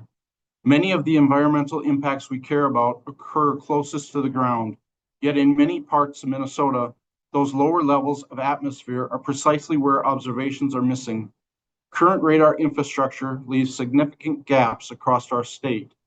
72 of Minnesota's 87 counties are affected by these gaps. 8 of Minnesota's 11 tribal nations are affected by these same gaps.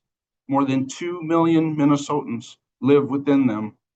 Today, weather coverage is not equal across Minnesota. In June of 2025, Canyon County experienced a storm that dropped more than 12 inches of rain in a matter of hours, causing over $1 million in public infrastructure damage alone. Following that event, a National Weather Service hydrologist responsible for issuing flood warnings told us there was no equipment in our county capable of fully measuring what occurred. We are not unique, and in many cases, we have no idea what's coming our way until it is on our doorstep. This matters to watershed managers trying to understand rainfall, runoff, erosion, and flooding. It matters to farmers making decisions about planting, harvesting, irrigation, and crop protection. It also matters to foresters monitoring wildfire conditions and forest health.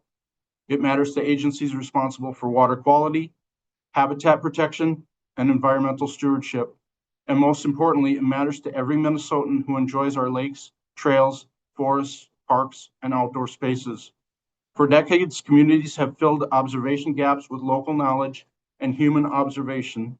Farmers, emergency managers, road crews, and residents have often become the observation networks themselves. This dangerous necessity has a real and avoidable cost. Through a public-private partnership, a new radar was deployed at Wendell, Minnesota and Grant County. That single observation point immediately changed what we could see. This project doesn't predict what will happen next. It turns on a light in places that have been operating in the dark. In the winter of 2024, the National Weather Service issued a highly accurate snow squall warning using low-level observations that simply did not exist before.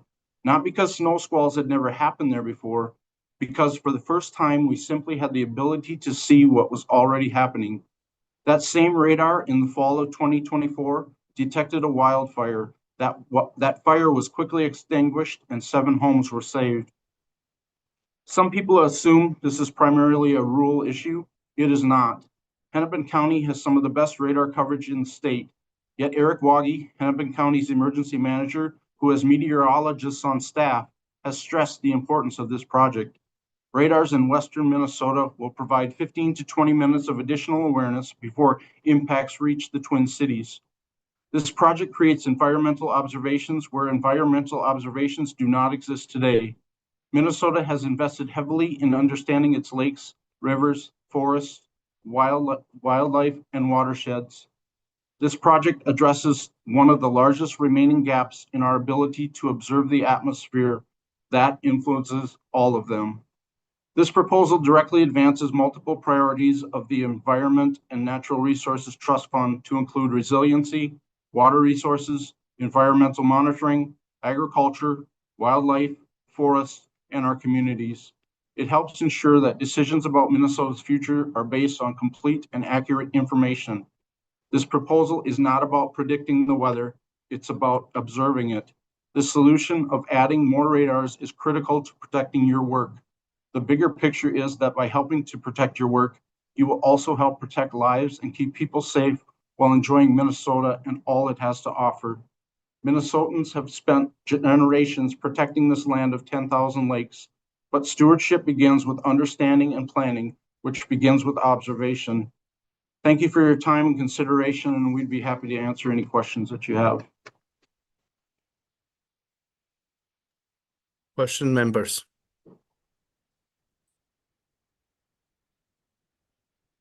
Okay, thank you very much for your presentation. Also, at the same time, sorry for your loss. Thank you. Okay, next, we're gonna go to number 9 on our list here.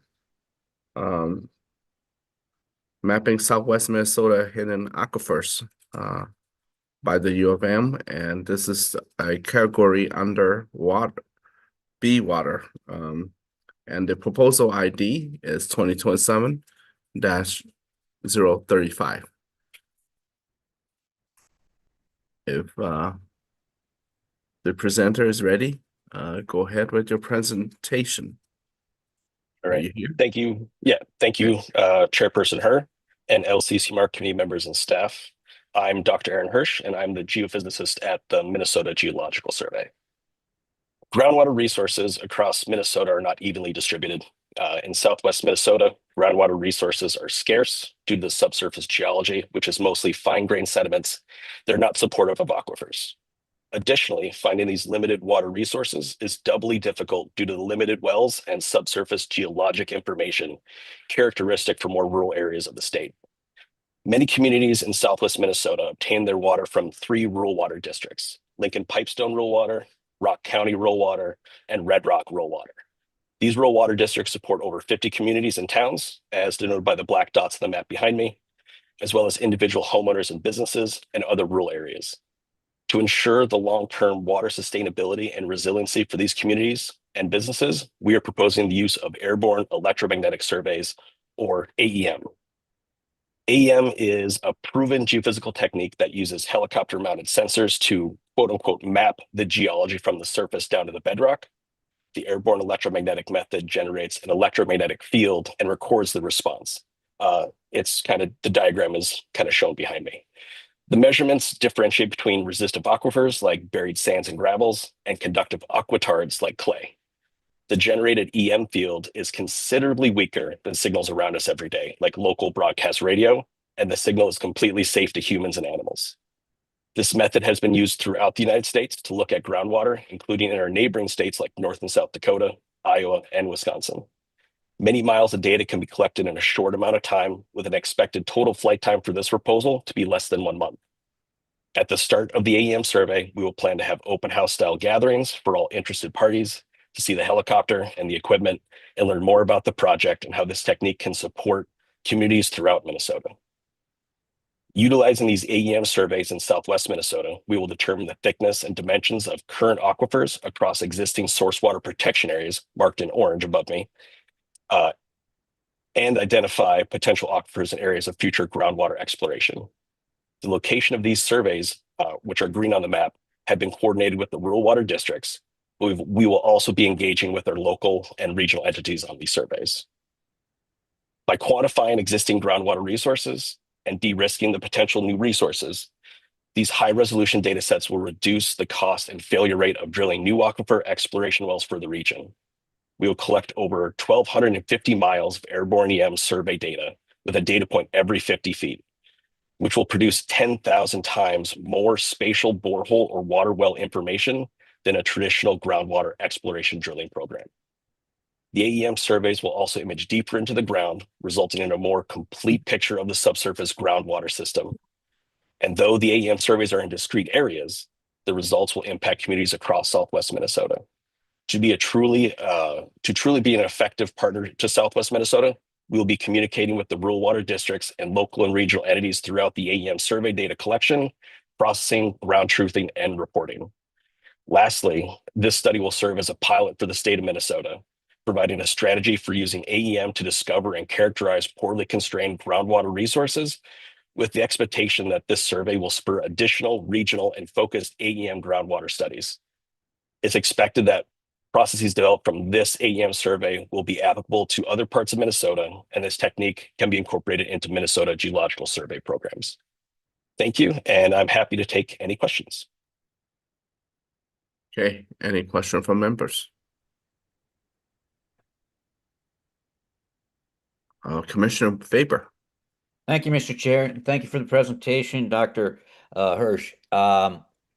Yeah, since I've been around, I've sat on the commission for many, many years, and I heard you say it right at the end, so it's maybe a little bit more of a comment than a question. You're going to be able, I mean, you work for the Geological Survey, right? Because the LCCMR, the ENRTF has provided money ongoing, basically, for the geological surveys across the state, correct? And if so, then, I mean, this is going to get incorporated in that. So this isn't per se new data. It's going to be incorporated to the existing set as we're trying to complete the geological survey of the entire state. Is that correct? Dr. Hirsch? Yes, thank you for the question. Yes, kind of to both. The plan is to both, this will be collection of new data, but will be tied to some of our existing data sets that we have with our borehole/well information that we have. And then the idea is to, as long as this working out the kinks and how this overall works, incorporating this maybe into our overall ongoing CGAs. But we want to make sure that this kind of initial project works well and with our partners. And obviously we wouldn't do this if it was incorporated with in other CGAs. It would not be every location, because not every location needs a groundwater survey with this kind of technology. Great, thanks. That's exactly what I want to know. Thank you, Mr. Chair. All right. Any other question? All right, good. Dr. Hirsch, thank you for your presentation. Okay, the next one on our agenda here is also the category of water, proposal 2027-073, hybrid deconstruction of persistent PFAS toward complete mineralization. So, Professor Chen? Yes. Okay. Good morning, and thank you for having me. My name is Xiaowen Chen, and I'm assistant professor in the Department of Bioproducts and Biosystem Engineering at the University of Minnesota. So we know PFAS is a so-called forever chemicals, and it is found in drinking water across Minnesota. And the Minnesota Department of Health has identified 22 communities exceeding federal limits, affecting more than 300,000 residents. PFAS exposure is linked to many health concerns, for example, cancer, liver damage, immune system problems, and it is also ecological harmful to fish and wildlife. And under current federal rules, public water system must meet the PFAS standards by 2029. So our communities need practical treatment options now. But the problem is that today's standard treatment mostly captures PFAS, but does not destroy it. For example, the granular activated carbon, which is also known as GAC, is widely used and works well for many long-chain PFAS by absorbing them onto this porous carbon surface. But the PFAS are simply transferred from water to spent carbon, which then becomes a contaminated waste that must be managed. Some deconstruction technologies, such as supercritical water oxidation, SCWO, are also emerging, but they are often very expensive, energy intensive, and better suited for concentrated industrial waste streams rather than drinking water treatment. That makes them difficult for small and mid-sized communities to afford. The second challenge is that the short-chain PFAS. These smaller, more mobile compounds are increasingly used in firefighting foams, electronics, surfactants, and coatings. They are more water soluble. Therefore, they are very harder for the GAC system to capture and can move into crops and human exposure pathways. Recent studies show that the short-chain PFAS can also bioaccumulate in human bodies. This is why the Minnesota needs an affordable technology that destroys PFAS, also including those short-chain PFAS, without creating another waste problem. That is exactly what we are developing here today.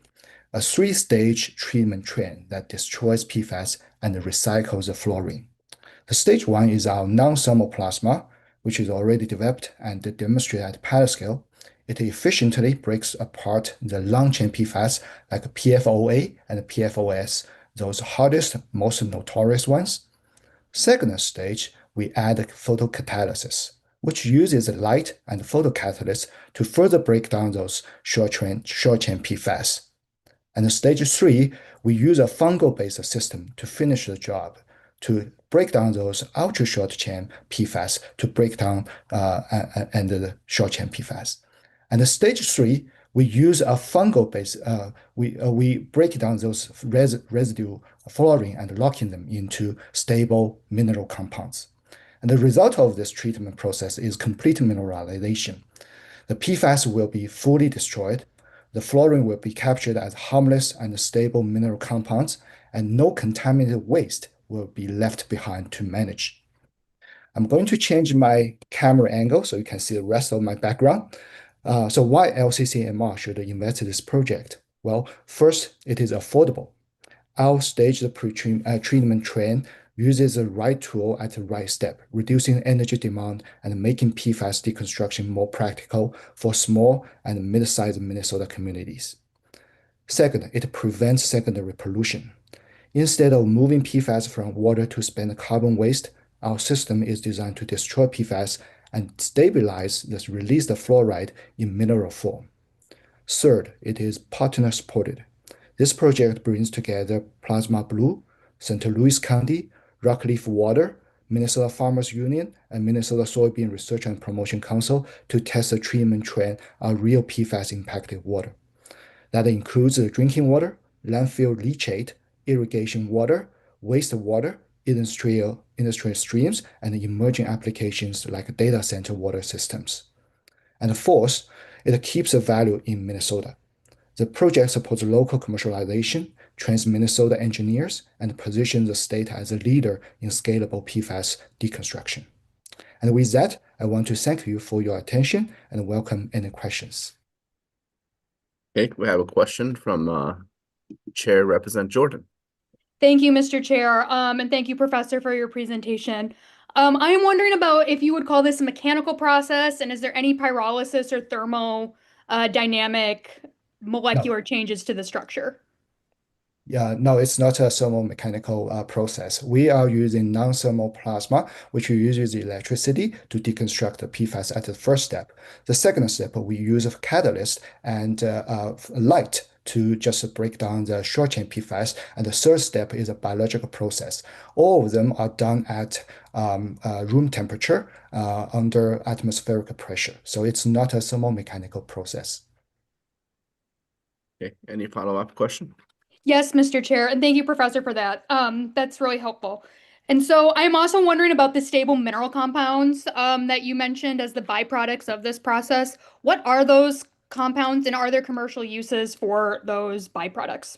Yes, the goal is try to recycle this fluoride, right? Usually those fluoride is in the wastewater and it is a byproduct. We try to use a biological process to introduce those calcium. So we fully mineralize the fluoride into calcium fluoride, and the calcium fluoride can be further used in future industry process. Thank you, Mr. Chair. Thank you. Thank you, and Chair Albright. Thank you, Mr. Chair. Thank you for your presentation. I'm curious, you mentioned small communities that are using granulated carbon to remove PFAS in their drinking water, and Bemidji, where I live, is one of the communities that has recently built new systems for water treatment. And I'm wondering, is there any hope with this process? I know it's focused on water, but what process might work to remove the PFAS from that granulated carbon, because it is, as you mentioned, a hazardous material now that needs to be disposed of? That's a very good question. So our process has three stages, right? So the non-thermal plasma, we have a photocatalysis and the fungal treatment. For the GAC absorbed PFAS, we could utilize one of these steps. For example, we can use a fungal-based system to treat those PFAS in the GAC absorbed PFAS. And that is one beauty of this process, because we are actually developing multiple tools in this project to treat different sources PFAS. So even in the solid phase, we can do that. So, Thank you. All right, any other questions from members? Thank you very much, Professor Chen, for your presentation on PFAS. Thank you for that. Next is an item before our lunch break. And this is under the water category as well. The proposal ID is 2027-075, a comprehensive approach in advancing forever green agriculture. So the presenter is here, Mr. Hunter. Welcome, and feel free to state your name before the presentation. Thank you, and sorry for standing in the way of lunch. My name is Mitch Hunter, and first of all, good morning, Mr. Chair and members. My name is Mitch Hunter. I'm the co-director of the Forever Green Initiative at the University of Minnesota. And then thank you again for the opportunity to speak about my proposal. Forever Green is a research, development, and implementation platform working to transform the Minnesota agricultural landscape to protect and enhance our natural resources. While Minnesota farms are highly productive, current cropping practices leave over 17 million acres of cropland bare with no living plant cover from September or October in the fall through May and into parts of June. These 17 million acres are so extensive that they show up on satellite images as a big brown spot. Our basic goal is to take that big brown spot and turn it green with living cover from productive crops. Why is this so important? Without plants covering the soil, it is vulnerable to erosion, and nutrients like nitrate and phosphorus can easily leach to the groundwater or run off into streams and lakes. Many citizens of Minnesota, as you all know, suffer from elevated nitrate in their drinking water sources, which is a public health concern. Erosion and nutrient loss also hurt fish and other aquatic organisms by reducing the clarity of the water and causing harmful algal blooms. Back on land, wildlife and pollinators also suffer when there are no living plants, which they rely on for food and shelter. And finally, bare soil is a source of CO2 emissions, and it is highly vulnerable during our increasingly common extreme rainfall events. To address the big brown spot and turn those 17 million acres green, we need a big systemic solution. That's what Forever Green is working on. We're developing new marketable crops that can be integrated into Minnesota's current cropping system to keep the soil covered all year round. We call this farming with continuous living cover. And Forever Green's portfolio includes over 15 new crops, which you can see here on the screen behind me. Some are perennial, which means that they grow back every year for multiple years, and those ones cover the soil all on their own. The best known is Kernza, the first commercially viable perennial grain. Thanks to our research and many partnerships, Minnesota is a leading producer of Kernza, and over 100 products have been released nationwide. Earlier this year, General Mills released 4 new Kernza cereals through its Cascadian Farm brand, which quadrupled its demand for Kernza. We are also developing winter annuals, which are crops that you plant in the fall and harvest the next spring. These crops can provide continuous living cover when they are integrated with traditional summer annuals like corn, soy, and wheat. Some of these are winter hardy versions of crops that you already know, like barley and pea. But there's a ton of momentum behind a new crop, winter camelina, which can produce low carbon oil for transportation fuel while also protecting soil and water quality and providing vast fields of yellow flowers to feed pollinators in the spring.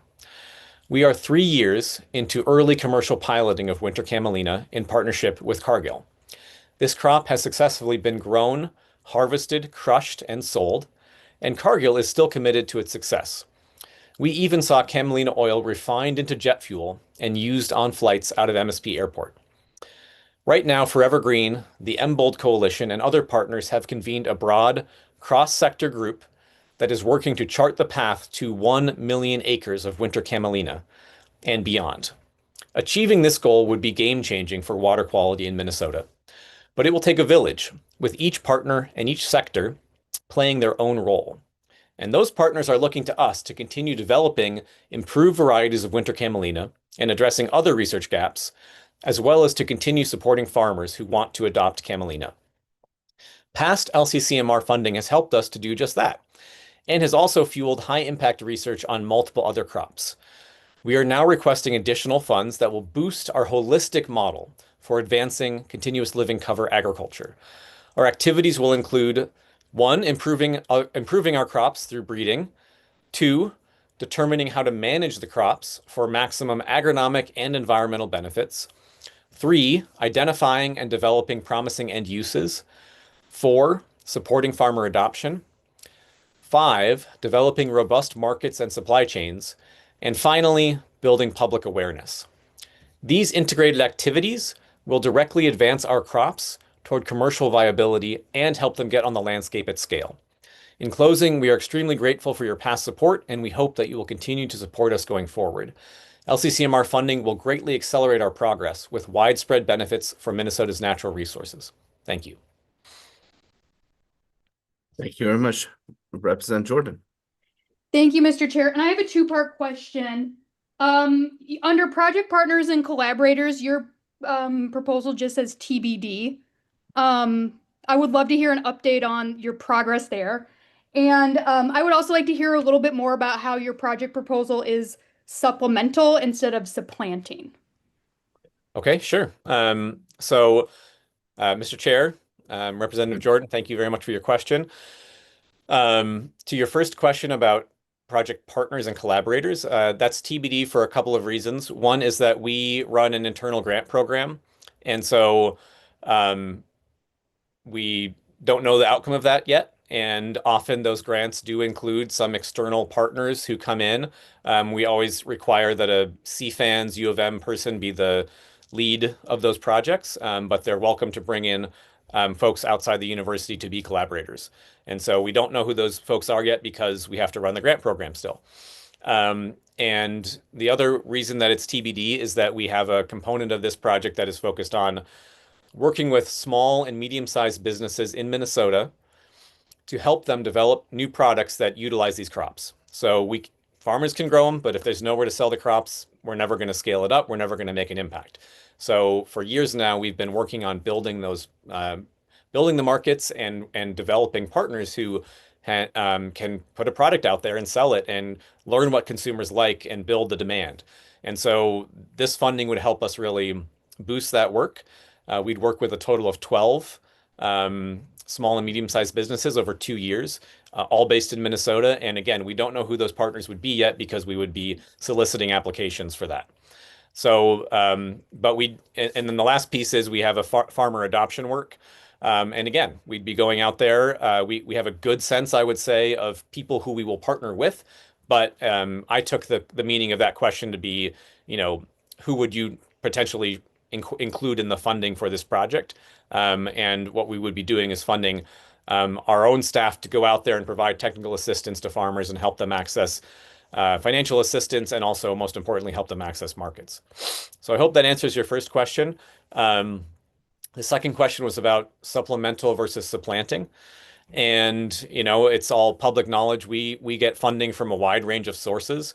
The Clean Water Council is a very important source of funding for us. We also get a little bit of general fund support. And then we leverage that funding many times over with federal funding, with private philanthropic funding, with private corporate funding.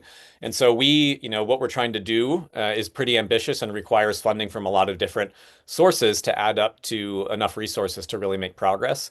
And so we are, we're open to all sources and pursuing all sources. And so as far as being supplemental versus supplanting, if this money comes in the door, it will absolutely lead to additional activity. There's no way that it will just take the place of other money. We don't get money directly from the budget of CFANS. All of our money we go and raise ourselves through processes like this. So it doesn't supplant any existing CFANS or University of Minnesota funding in that way. And it would allow us to fund additional research projects additional technical assistance to farmers, additional projects with small businesses that otherwise just won't happen. Representative Jordan. Thank you. As a follow-up, can you define what your organization uses as a small business, and a medium-sized business, and a small farmer? Sure. So we don't have a definition of a small farmer per se, and we are happy to serve the whole farming community. And we could speak more about that if you would like me to. To your first question, first of all, Mr. Chair, Representative Jordan, thank you for your question. To your first question, we do have a definition of small and medium sized, which is 250 employees or fewer to be medium sized. I mean, we have one category. We don't have a category for small and medium. When we are serving small and medium sized businesses, it's 250 employees or fewer. Thank you. Commissioner Beaman. Thank you. I'm curious about what the trend line, if you could speak to it, and maybe you don't have the information for you, the trend line for uptake by farmers on actually the crops that you've been working for so long to try to develop. Mr. Chair and Commissioner Beaman, thank you for your question. So we are seeing strong interest in both winter camelina and hybrid winter rye, which I didn't mention today. We've actually had to cap and limit to some degree the number of farmers and the number of acres on those farms that we can support because we have a separate project that's not part of this proposal that provides a little bit of financial de-risking to those farmers. We've had to cap the number of farmers and acres that we can support because of limited funding and because of the demand that is there. So we're excited about that momentum. And as I mentioned, for winter camelina in particular, we have a few dozen groups, industry, nonprofit, agency, etc., coming together, and because they see the huge potential for that winter camelina market. If we had 50,000 acres today, if we had 100,000 acres today of winter camelina, the market would be there for it. And so what we need to try to do is put together the pieces that enable that. So we need to keep bringing forward better crop genetics, keep bringing forward the technical assistance that farmers need to be able to grow it successfully, to harvest it, to store it, to get the logistics through the end of the supply chain. But the market is there. The market for low carbon vegetable oil that can be turned into fuel is huge and is growing, driven strongly by corporate commitments as well as certain policies in certain jurisdictions. And so there we see a huge potential for strong upside. I'll be transparent on the Kernza front. We've been more kind of idling along. We haven't seen the demand or the production take off the way that we would like it to. We are still working closely with a group of Minnesota farmers, mostly organic farmers, who are committed to Kernza and perennial grains in general. They're out there trying to recruit additional acres. So they've got more demand than they can meet at the moment. But it's still small and still requires significant work to break through some of the challenges, increase the yield, address some of the other agronomic challenges. The end-use market applications are there, but so far we've mostly seen uptake for larger products in the organic sector. Organic consumers are the ones who are most likely to be really excited about a highly sustainable new grain. But we need to break through into the non-organic sector as well to drive continued growth. And I can't say anything formally or publicly, but we're seeing some hopeful signs that is likely on the horizon. So we're still working closely and trying to remove as many barriers as we can, and this funding would allow us to keep doing that, keep advancing our breeding program, bring forward the next better variety with better yields, larger seeds, easier harvest, all of those pieces that can make it more successful. Right. Any other question? Thank you, Mr. Hunter, for your presentation. And members here will evaluate your project. Good luck. Thank you. So members, we finished the list for this morning section. Any question or anything that you may have or you want to bring it up before we take our lunch break? Okay. Just want to note this is not about a discussion on conflict of interest, but just want to note that as I was glancing on the grid, the evaluation grid, there's a box there that check if you have conflict interest. And so if member miss the opportunity to announce during our presentation or during our hearing here, you could check on there as well on project that you may think that you have conflict interest, or our staff at some point will let us know. You know, they're pretty thorough, so I trust our staff that will let us know that we fall under the category of conflict interest to do apply. So good. We did pretty well on the listing, and let's take roughly 1 hour lunch. So come back at 12:30. Thank you very much. Recess time.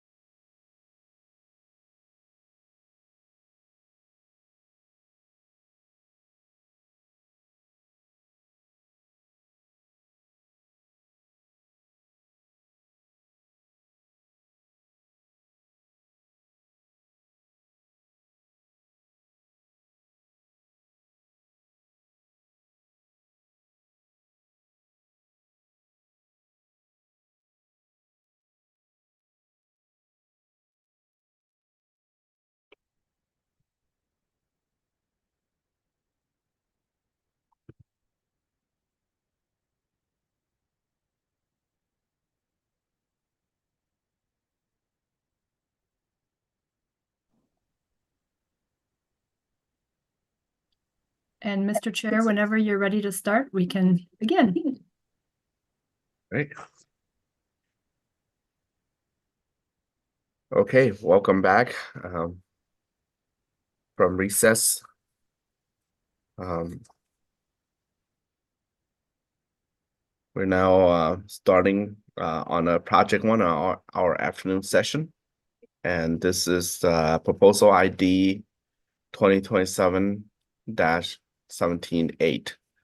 It's also under water category.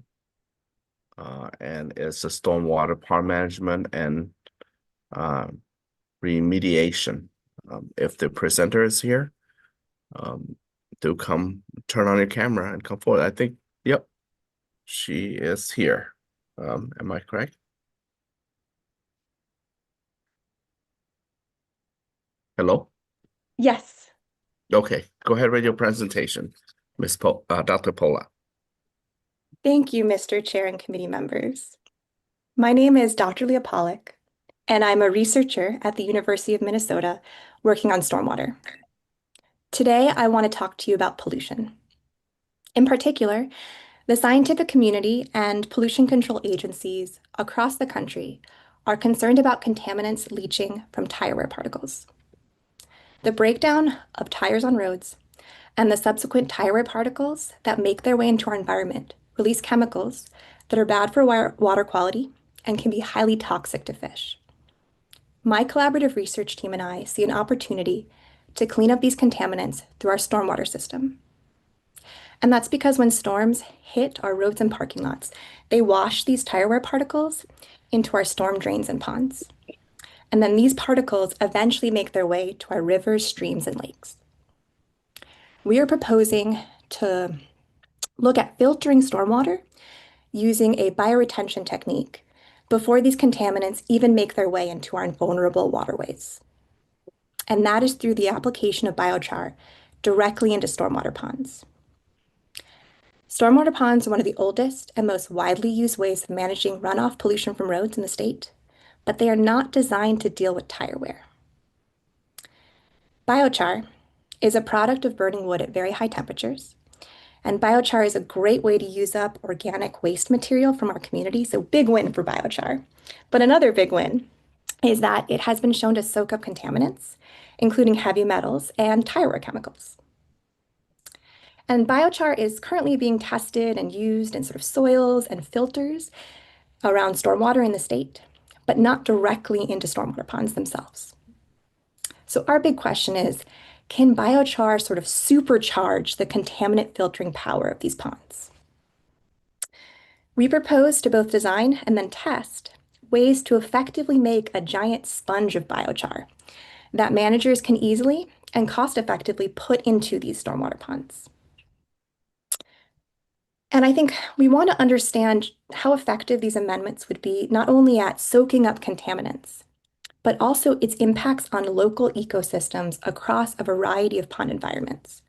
So for example, a lot of these ponds vary in how salty they are because they get different amounts of sort of salt inputs from the salts that we put on our roadways in the winter. And one of our questions is, does how salty a pond is, does that affect how effective biochar is going to be at soaking up these contaminants? Another one of our questions is, how is this biochar amendment going to impact the ecosystem itself? So as you can see behind me, this is a stormwater pond. It's not just a bucket of water.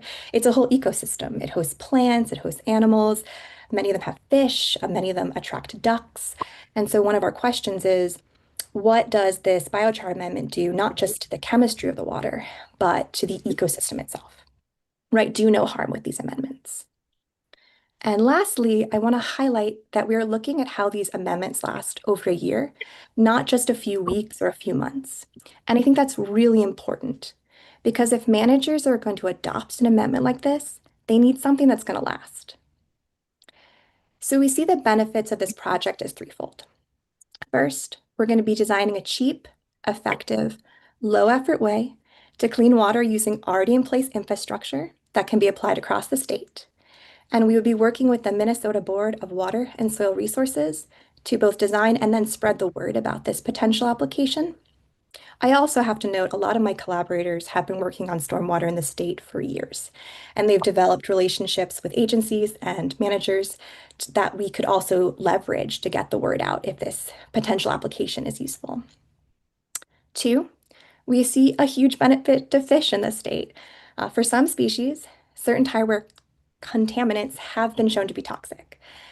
And third, I want to highlight that we would be working with biochar made in the state by the new Minneapolis biochar facility. And if this amendment proves effective and is adopted by more managers statewide, this could spur increased local biochar production, with startups all over the state converting local woody waste into a useful pollution control product. So to sum up, we see this project not only leading to healthy water, but healthy fish and potentially healthy bioeconomies here in Minnesota. Thank you for your time. I'm happy to answer any and all questions. Okay, Commissioner Beaman. Thank you, Mr. Chair. I'm curious about your thoughts so far on would the biochar filter pack, whatever you want to be putting into the pond, need to be removed at some point because it has too much of the contaminant in there? Is it something that needs to be refreshed, or then if you have to take it out, don't you just have a disposal problem that you're moving to somewhere else at that point? Dr. Polak. Thank you, Chair and members. I'm so glad you asked that question because it gets me to talk a little bit more about the project. I think we want to compare both a sponge, if you will, that we can put in and take out, as well as something that we might be able to sort of anchor to the sediment so that they get sort of buried in the sediment of the pond itself. So we want to compare those two options. Something that maybe gets anchored to the inlet pipe that could be removed. And yes, I agree with you. That creates a disposal question. And that is something we would be working with managers. That's ultimately their decision to test that product and then figure out the best solution to its disposal effectively and properly. Hello, Commissioner Beaman. No, I guess that answers my question. Thank you. Okay, any question from members? Okay, Dr. Polak, thank you very much for your presentation. Yep, good luck and to be continued. Okay, next I'll call on Mr. Ryan Hewler, evaluating sulfite and chloride and PFAS wastewater treatment technology. This is proposal ID 2027-227 and is under water category. Anytime you're ready. Good afternoon, Chair and members. My name is Ryan Hewley, and I am an engineer in the Minnesota Pollution Control Agency's wastewater program.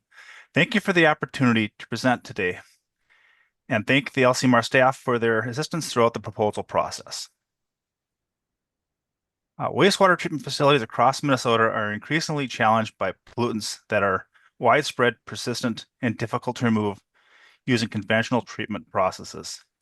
3 pollutants of particular concern are chloride, sulfate, and PFAS. These contaminants are found both in municipal and industrial wastewater and can accumulate in Minnesota's lakes, rivers, streams, and groundwater over time, impacting aquatic life and human health. Most wastewater treatment facilities were not originally designed to remove these pollutants. As a result, the facilities face significant technical and financial challenges when they must evaluate treatment options to comply with permit requirements and protect water quality. Over the last decade, the MPCA has developed evaluations of treatment technologies for chloride, sulfate, and PFAS. These reports have provided valuable information to wastewater facilities, consultants, communities, and the MPCA. However, treatment technologies continue to evolve rapidly. Costs have changed significantly due to inflation, and several promising new technologies have emerged since the original evaluations were completed.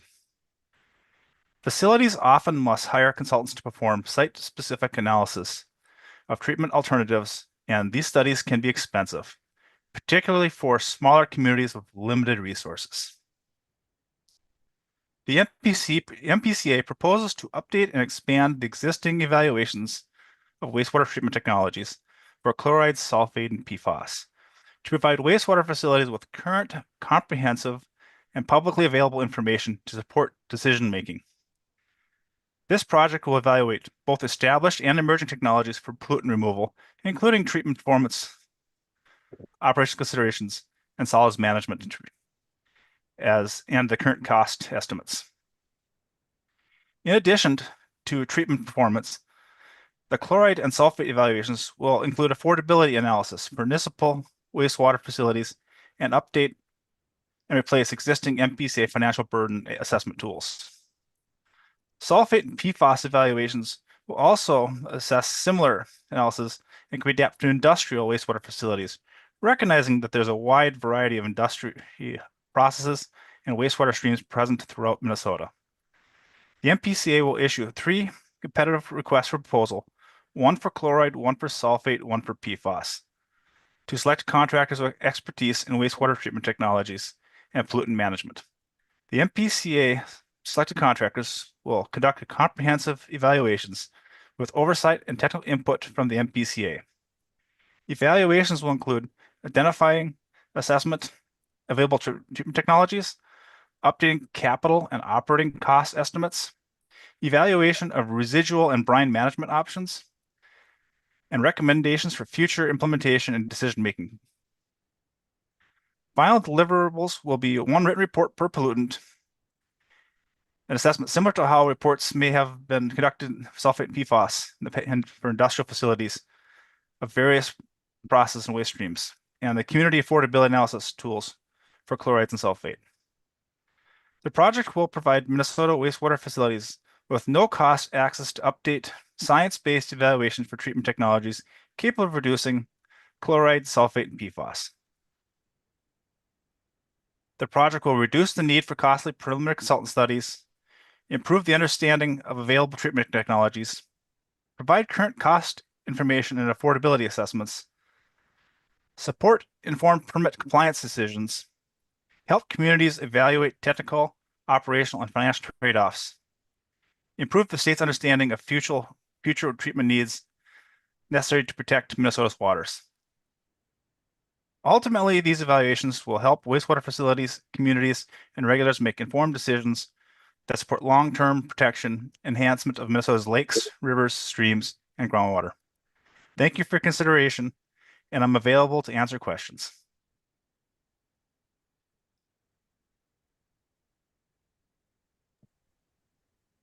Any question from members?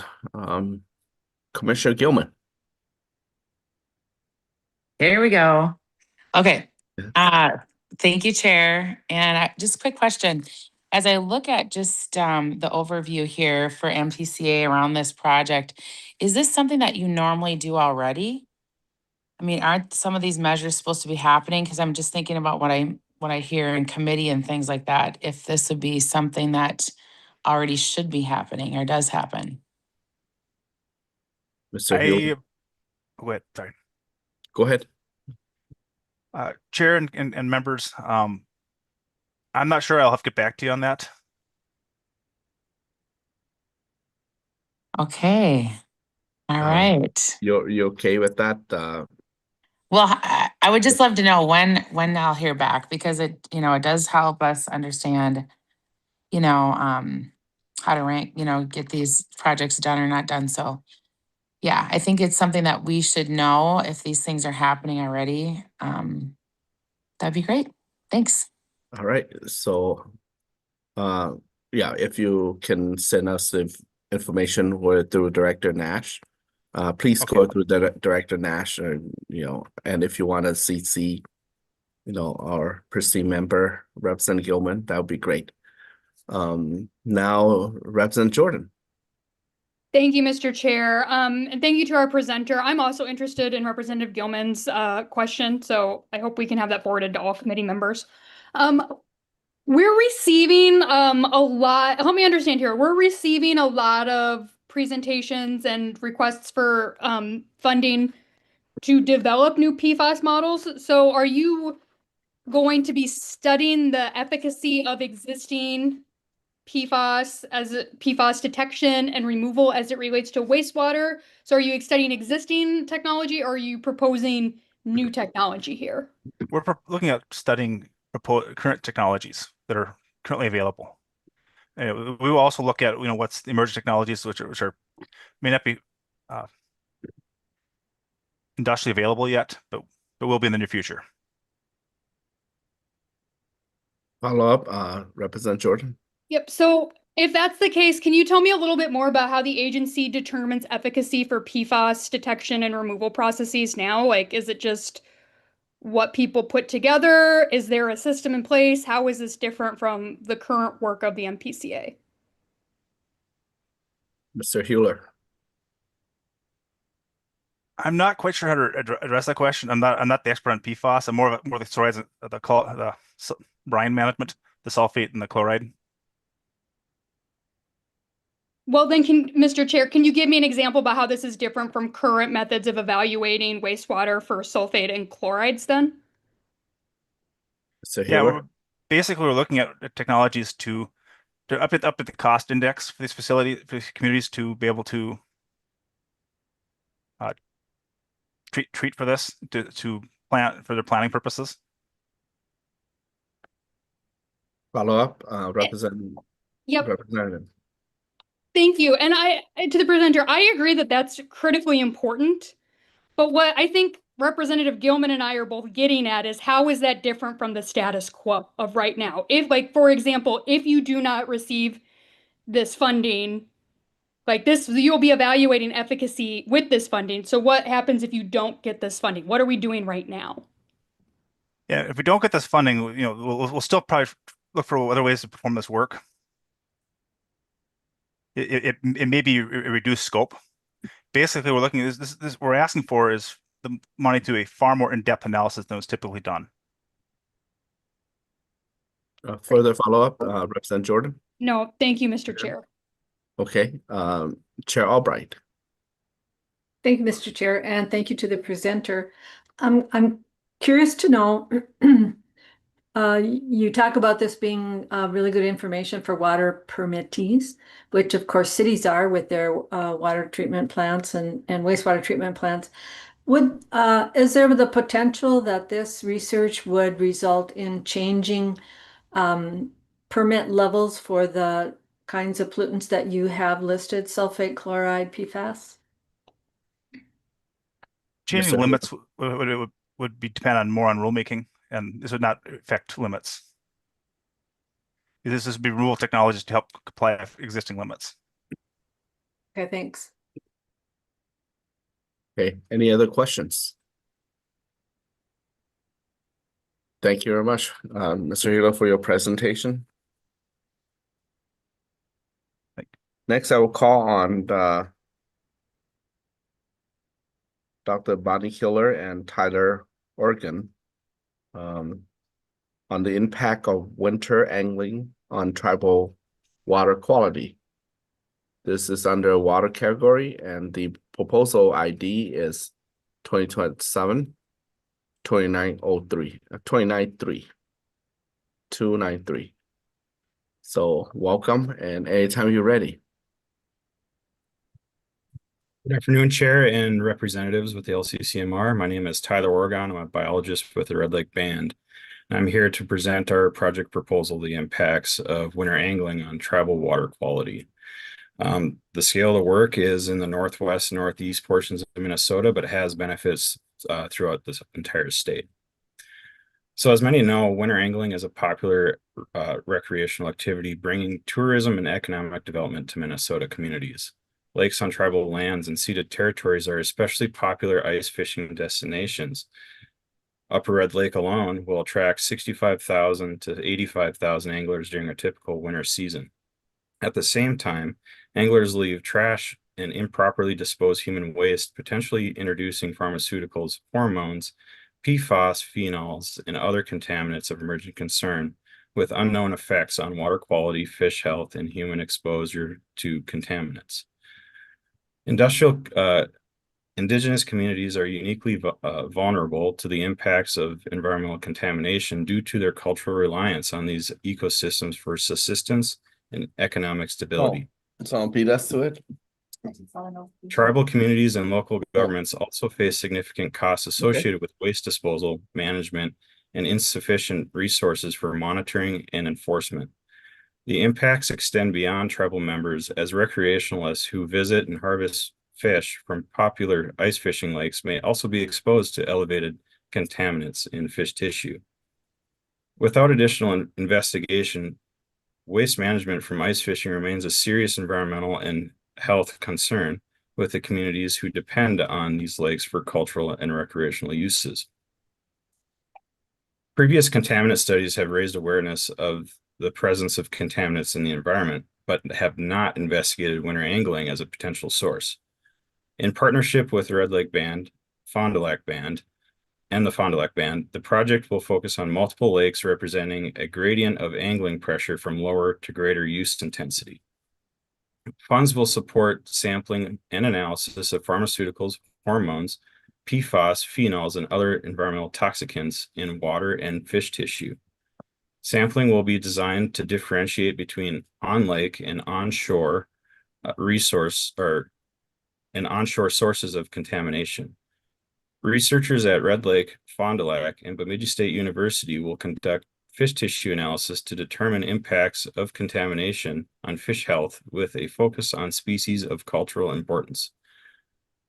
Results of contaminant and fish analysis will be compared to state and federal health-based guidelines, leveraging partnered expertise in toxicology and environmental health. Researchers at the University of Minnesota will also evaluate existing Keep It Clean campaigns and other programs like pharmaceutical drop-off programs designed to reduce the impact of human waste and inadvertent contamination. In consultation with tribal communities, project partners will make recommendations for mitigating human exposure to contaminants via revised fish consumption guidelines and improved waste management policies or programs. The project outcomes include recommendations and best practices to reduce human waste contamination of lakes while winter angling, a new data set on distribution and quantity of environmental contaminants in culturally valuable Minnesota lakes, and insight into how human activities contribute to the distribution of observed contamination. Tribal resource managers will assess potential impacts of fish health and develop recommendations to reduce human exposure to these contaminants. The project will advance tribes' ability to mitigate or prevent contamination while supporting stewardship and cultural value, honoring and protecting tribal sovereignty, and building capacity for long-term tribal leadership in water resource management. This project has the potential to benefit environmental managers and researchers statewide. Thank you for your time and consideration. Thank you. Any question from members?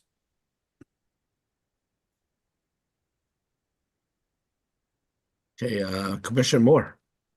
Thank you, Chair Herb, and thank you for that presentation. I think this is a really interesting project, and I think it has some potentially profound impacts to how recreational users use lakes during ice fishing season. I'm just curious if you can estimate or give me an idea of the number of ice fishing anglers that actually use Red Lake. Yes, presenter. Thank you, Chair. Thank you, Representative Moore. Yeah, so there's estimated just during the wintertime alone of upwards of 80,000 anglers. So if you were to extrapolate that into angling hours, that's probably close to 1 million angling hours just in the wintertime. So that human waste, oh, sorry. Follow up. My follow-up is more a comment that as an ice fishing angler for much of my adult career in understanding ice fishing, most of these 80,000 anglers are urinating at the minimum on the ice and perhaps defecating as well. And, we manage septic systems to prevent raw sewage from entering into water bodies. And I think this is really important to get a handle on the degree of pollution that is happening through this many ice anglers on Red Lake. So I commend you for this work. I think it's really important, and I hope that it gets funded. Okay, Commissioner Beaman. Thank you, Mr. Chair, and thank you, presenter. Without trying to be too overly simplistic, I think we all understand the negative impacts on lakes from human waste entering. And so I'm wondering about the need to additionally research what's happening with the waste in the interactions with the lake and the ecosystem versus as compared to just trying to get people to manage their human waste better when they go ice fishing. It seems like the efforts really are stop doing that. It's bad. We know it's bad. We know it's bad for the environment and for fish. But I'm curious, what else about the science do you think we need to know at this point? Mr. Organ. Yeah, thank you, Chair and Representative Beaman. So there's been studies done in the past on a compound called vitellogenin, and if it's in overexposure to fish populations, it'll actually start converting male fish into female fish. And so the more studies we have that are based on this style of contamination studies, it will really help us determine what's actually happening with fish populations and then the potential adverse effects on us humans. And I agree, like there needs to be more initiative on the Keep It Clean initiative and probably getting more where the porta potties out on the lake or what have you versus people just defecating on the ice. Follow up? No, Okay. thank you. All right, Chair Albright. Thank you, Mr. Chair. Thank you for your presentation. Along the same lines of Commissioner Beaman's question, my understanding is that the outcome of this will be a strongly worded memo.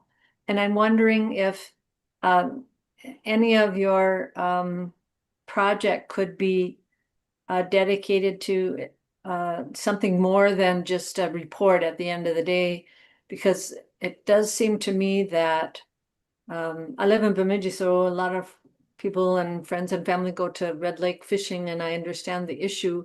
And I know that all the water groups up there are working hard to figure out how to get people to clean up after themselves. But the challenge is that those anglers come from all over the state in the upper Midwest, actually, and probably down from Canada too. And so trying to get the message to them is really tough. And it seems like working through the resorts that hold the entry points onto the lake, for example, might be one strategy. Of funding additional porta potties might be one strategy, but I would just encourage you to think more strongly about what is the solution to the problem, because we pretty much know there is a problem. Thank you. Any remark on that, Mr. Organ? Yeah, thank you, Chair and Representative Albright. Yeah, so I think this style of project, it would help add to the growing concern of this contaminant emerging concern studies. So we're still trying to actually figure out what certain levels of contamination is harmful to fish or humans, and some of them are still rather understudied. So a continuation project like this would really help us determine, so much of this contaminant will impact a fish, and then vice versa, how that fish might impact our human health. And it does come down to educating the fishermen, like, hey, your waste is actually impacting fish populations and potentially impacting our health. Okay, thank you, Senator Westrom. Thank you, Mr. Chair. Two quick questions to the presenter. You had mentioned something in your comments about the human waste becomes an issue that changes fish from a female to a male? Can you explain that a little bit more? When and how that happens? Mr. Oregon? Yeah, thank you, Chair and Representative Westrom. Yeah, so it's actually there's a enzyme called vitellogenin that's typically found only in female fish, and certain estrogen pills that are uptaken in humans and then are defecated will get into a male fish, and those enzymes will start to convert these male fish into female fish. So they become hermaphroditic. And if this persists, you end up potentially losing male populations of fish. And then you could potentially get a collapse in the system. Now, this would have to take a long period of time, but there's studies starting to show that is the case. Thanks. Westrom? Mr. Chair, I'm just wondering, I mean, others have mentioned it, but how much more studying do we need to know? It's just kind of a human natural reality. If somebody's way out on the ice, they're going to have to figure out something to relieve themselves. And so would we not? I mean, most people bring buckets or things like that, whether it's out on the pontoon or out on the ice during the fishing. Wouldn't that be a more practical solution? Just so people, they're going to have to go out there. Just give them something that's more practical. You're bringing a porta potty out a mile or 3 on ice and then have it warm up and get water. I mean, there are just a lot of logistical issues, and I think you've ice fished as well. But could we not come up with just more common sense solutions, and maybe handing out buckets at the accesses would be a more well used of our dollars to actually just deal with the issue, because it's going to have to happen. You got to figure out a way to do it, or else unless you're going down the road of trying to shut down access, and this would be research to shut down ice fishing. That thought crossed my mind with some of your answers, and I don't think that's the case, but I hope it's not the case.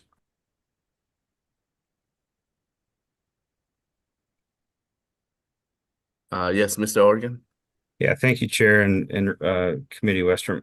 Yeah, no, I totally agree. I love to ice fish, and that is it's a problem that's always going to persist. But I think it really comes down to the science and what's happening in fish populations and how we can help prevent that. Which, yeah, I mean, it's educating the fishermen on what we put into a water body is impacting our fish populations.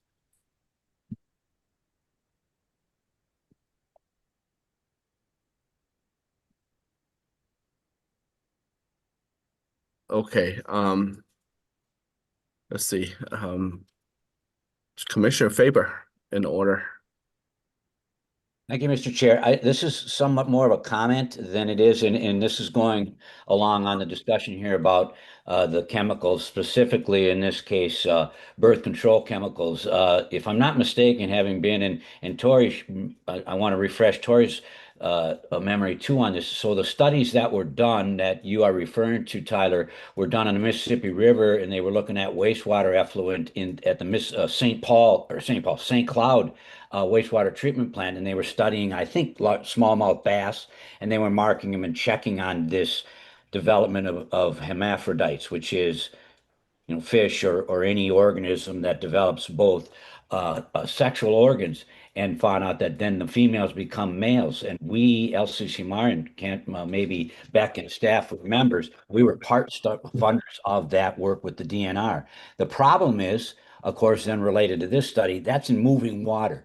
And that's where the wastewater is flushed out into the Mississippi, which happens all along the Mississippi, and it moves along the water, so it spreads it out far and wide. Red Lake doesn't have moving water, for example. It's just going down into the water. We don't know then if it dissipates differently or whatever it is. And I think that might answer the question a little bit. So that's why I'm really interested in this, because we need to know, is that what's happening in these standing water, if you will, systems? Where does the waste go and so on? And the problem, the additional thing then would say, well, tell people to throw their birth control medicines, take them to the recycle place where you can put those things. Don't dump them down the ice fishing hole or flush them in your toilet and stuff. But so the LCCMR was a part of that way, but not that long ago. In fact, it was a young lady from St. Thomas, I believe, who's done it, and another guy at St. Cloud State, just for information to give this a little context, because we've been involved in this for a long time. And thanks for your presentation, buddy.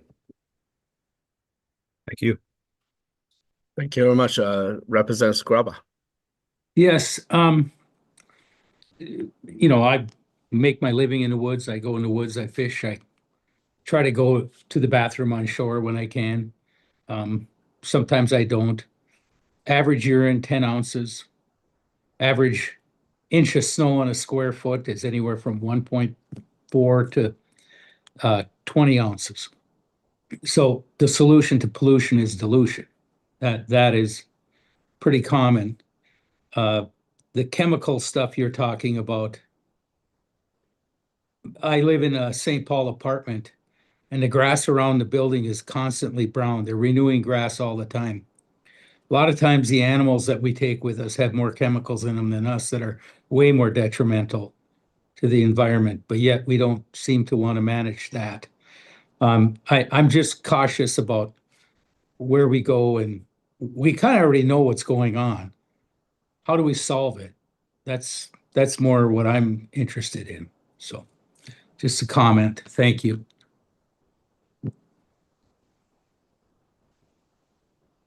All right. Thank you very much for the comments and the presentation from Mr. Oregon in Red Lake. We will evaluate your proposal. So thank you very much. We'll call the next presenter to come forward. Hold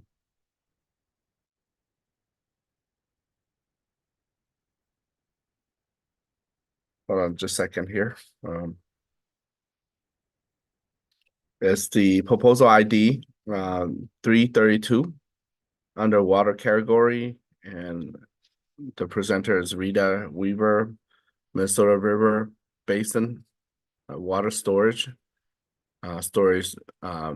best management practice prioritization. So when you're ready, yes, you are. Yeah. So go ahead with your presentation. Great. Thank you, Mr. Chair and members of the commission. Good afternoon. As mentioned, I am Rita Weaver. I'm the Chief Engineer for the Board of Water and Soil Resources, and thank you for the opportunity to speak with you today about my proposed project. Instead of using the title, I think it can be more clearly stated as prioritization of best management storage practices in the Minnesota River Basin. The issue I would like to address is the changing flow rates and water quality improvements in the Minnesota River due to the local efforts that are currently being made. The One Watershed One Plan planning areas are doing a great job of prioritizing their own efforts to get the results they want to see, but we don't know how this work is being transferred downstream. And to give a little bit of more information about what I mean by best management practices, the water quality and water quantity benefits from a single storage best management practice, such as a change in soil health or putting in a pond or wetland restoration. So the benefits from just one practice can be seen immediately downstream, but as you get further and further downstream, you don't really see the benefits anymore. There's just too much water coming in from other areas of the watershed, so those benefits kind of get washed away essentially.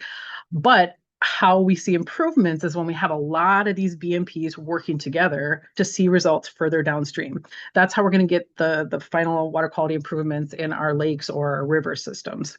So while one single BMP, best management practice, won't have an effect on the Minnesota River, when we start putting in more and more BMPs throughout the entire basin, we potentially can be affecting the Minnesota River. And right now, we're not considering these effects. How we design for storage and where we place the storage, specifically structural practices like wetland restorations and ponds, can be much more efficient and fiscally responsible if we have a model like I'm proposing, which will help us understand the effects of all the BMPs within the different watersheds that are being put in right now. The outcome of this project will be suggestions and guidance to our local partners for the types of storage they should concentrate on for their specific area, and will also provide guidelines which will result in not only more localized improvements, but also to make sure that we can see improvements on the Minnesota River in terms of water quantity and water quality. More importantly, we'll know that our state grant funds are being used in such a way that benefits not only the local communities, but the Minnesota River as a whole. Now, the practices that we'll be suggesting will continue to be voluntary, and those practices will be put in using current grants. So they would use our soil health grants, watershed-based implementation funding, and our water quality and storage program. That's what will be used to actually continue to put in the BMPs. We'll just be putting them in hopefully a smarter and more organized way. The biggest takeaway I'd like you to take from my presentation is that while we are already doing good things in the Minnesota River Basin, these are based on our local priorities only, and they are not looking at the Minnesota River itself. My project will help the state and our local partners more effectively use the funds we have to make sure we are looking towards our local improvements and improvements basin-wide. Thanks for having me again today, and I'm happy to take any questions. Any question from members? Well, represents Cindy Jordan. Thank you, Mr. Chair. And to the presenter, I just want to say I'm grateful that you're working with the Army Corps of Engineers here. I think they are a partner that is often left out of these discussions, particularly since they preempt us and that they have to keep our navigation channels at least 9 feet, I believe. So I think working with that to make sure we have the storage to keep those navigable. But also they do a lot of work with restoration and conservation. So I just want to say kudos to you. If you have any more details on that partnership with this project, I would love to hear them because I think that should be replicated more across state government. Yes, absolutely. Mr. Chair, members of the commission. We wanted to make sure we were partnering with as many different agencies as we could to get feedback in what we were doing, not only to get their feedback, but also to utilize any information that they have. We don't want to duplicate efforts here. MPCA has many models in the Minnesota River Basin. We're going to see how much of that information we can use. Like you said, the Army Corps, they have done many studies on the Minnesota River itself. They have a model of the Minnesota River itself. FEMA has a model of the river itself. So as much as we can, we want to use the information that's already out there and the models that are already out there to come up with the results that we're looking for.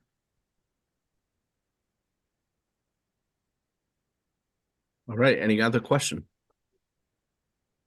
Thank you very much for the presentation, Ms. Weaver. And your project will be evaluated and scored by our commissioner here. Thank you. Okay, next on our agenda is proposal ID 2027-432 under the water category, and is geologic atlas for water resource management year 2027. Barbara Lucidi, please correct me if I not pronounce your last name correctly. Mr. Chair, Commissioners, thank you for considering this proposal. My name is Barbara Lusardi, Associate Director of the Minnesota Geological Survey. The MGS makes maps. Just like a city street map shows the location of roads, airports, and suburbs, a geologic map shows roads, gravel pits, and the distribution of rocks and sediment. Why is this important? Because geology is the container that holds all of our natural resources, including minerals, aggregate, and water. Unfortunately, it can also hold many undesirable things: PFAS, nitrates, arsenic, to name a few. What goes in the ground eventually comes out somewhere, potentially in our lakes, rivers, and faucets. You wouldn't take a road trip without a map or work on the plumbing in your house without some sort of schematic. Our maps provide that framework, a guide for finding and protecting natural resources in Minnesota. This data can be used to support management of drinking water, domestic and industrial water supply, irrigation, and aquatic habitat. The County Geologic Atlas provides each county with geologic information, including maps, data, cross-sections, images, and text, which are all drafted and interpreted by geologists. An atlas comes in two parts. Part A is the geology, completed by the MGS, and Part B is groundwater, funded separately and completed by the Department of Natural Resources. Together, Parts A and B provide a complete package of information infrastructure. Since the inception of the CGA program in the 1980s, and with your generous support, we have completed Part A mapping for 55 of Minnesota's 87 counties. We currently have work underway in 26 more counties. This proposal will fund efforts equivalent to the completion of about 3 counties. We continually strive to better serve the citizens of Minnesota and to provide information necessary to guide land use decisions and resource planning. You heard about the Airborne Electromagnetic Survey project earlier today. This techniques could fill in gaps where we currently don't have enough data to adequately map subsurface aquifers. If this process is successful in southwestern Minnesota, we could potentially use it in other parts of the state where borehole data are sparse. In addition to our maps and other materials, we provide county-hosted workshops to educate county staff, state agencies, and the public. We also have an online atlas guide with descriptions for each of our map plates and how to use them, and the accompanying data to answer questions and to respond to different situations. We offer digital access to all of our files and data, including interactive story maps, where you can access Atlas information directly from your browser without any special software. Geologic mapping is an essential service. Local communities have used our products to locate new municipal water wells. These wells can cost upwards of $700,000, so it's important to get it in the right place the first time. The entire Part A package costs about $500,000 per county, so that's a very modest investment that can save a lot of money in the long run.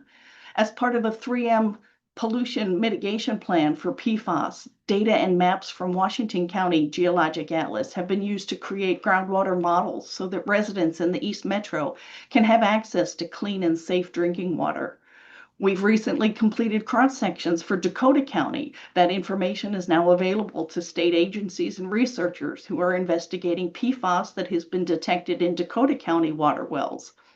Understanding that container, which is made up of layers of rock and sediment, is vital to understanding how water and contaminants move through that container. And it's not just about water resources. Atlas products are often the first source of information for many projects.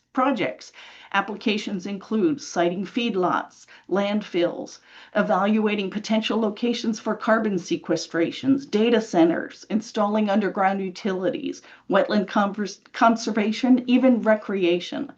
From PFAS to arsenic, helium to hydrogen, aggregate to iron ore, we provide the subsurface framework that should be used for making land use decisions across the state.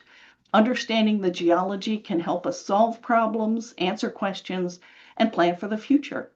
Thank you for your attention. I'm happy to answer any questions you might have. Thank you, Ms. Lusardi. Any question from members? Well, that must demonstrate that you have a good presentation, Ms. Lusardi. So, we have one from Commissioner Faber. Not quite, not quite yet. Go to the celebration. Okay. And Barbara, I was, since I've been on the group for such a long time, and it was you kind of stole my question talking about how many counties are done versus how many we have left. My additional comment, question, if you will, when we get each time we get a county done and we have the geology, and then eventually we get the groundwater in the other part here. When you think about the longevity, because one of the concerns that I remember hearing and that we hear over the years, well, when we get done with these, aren't we just going to have to pay to have them done again? I'm not so sure that the geology changes that much, except maybe in the suburban and city areas because of human activity and stuff. Because many counties where there's, and believe it or not, there are areas where there isn't a whole lot of human activity. Those aren't going to change much, so those will stay the same. Is that not a fair assumption to say? How long are these? Because I use them in Morrison and Crow Wing County where I teach my college students. Just to tell you, yes, I use the information. How long will that be good for? I know it changes per county, but a lot of them won't change much for decades, will they? Ms. Lusardi? Mr. Chair, Commissioner, thank you for the question. No, the geology doesn't change. It has been the way it is for hundreds of thousands of years with the glacial geology, tens of thousands of years. But what does change is our understanding of that geology. We get more information, more data. So you build more houses in an area, we get that water well information, and that can that changes our interpretation. There may be sediment in one place that's not in another. So the geology isn't changing. It's what we know about the geology. We have a great fact sheet mapping subsurface bedrock geology that shows the difference between a 1950s map in Rice County and I believe it's a 1990s map. And it's quite a bit different because of the addition of, I don't know, 1,500 more water well points. It's also the technology that changes and our understanding, our ways to answer the questions. Some of our products in our early atlases, we don't make anymore. And products that we do now, some of our cross sections and our three-dimensional sand models, we didn't have in those earliest counties that we were working in. So no, we don't want to go back to the very beginning and start asking for money to do the whole state again. There are other ways that we can incorporate new data into the framework that we already have.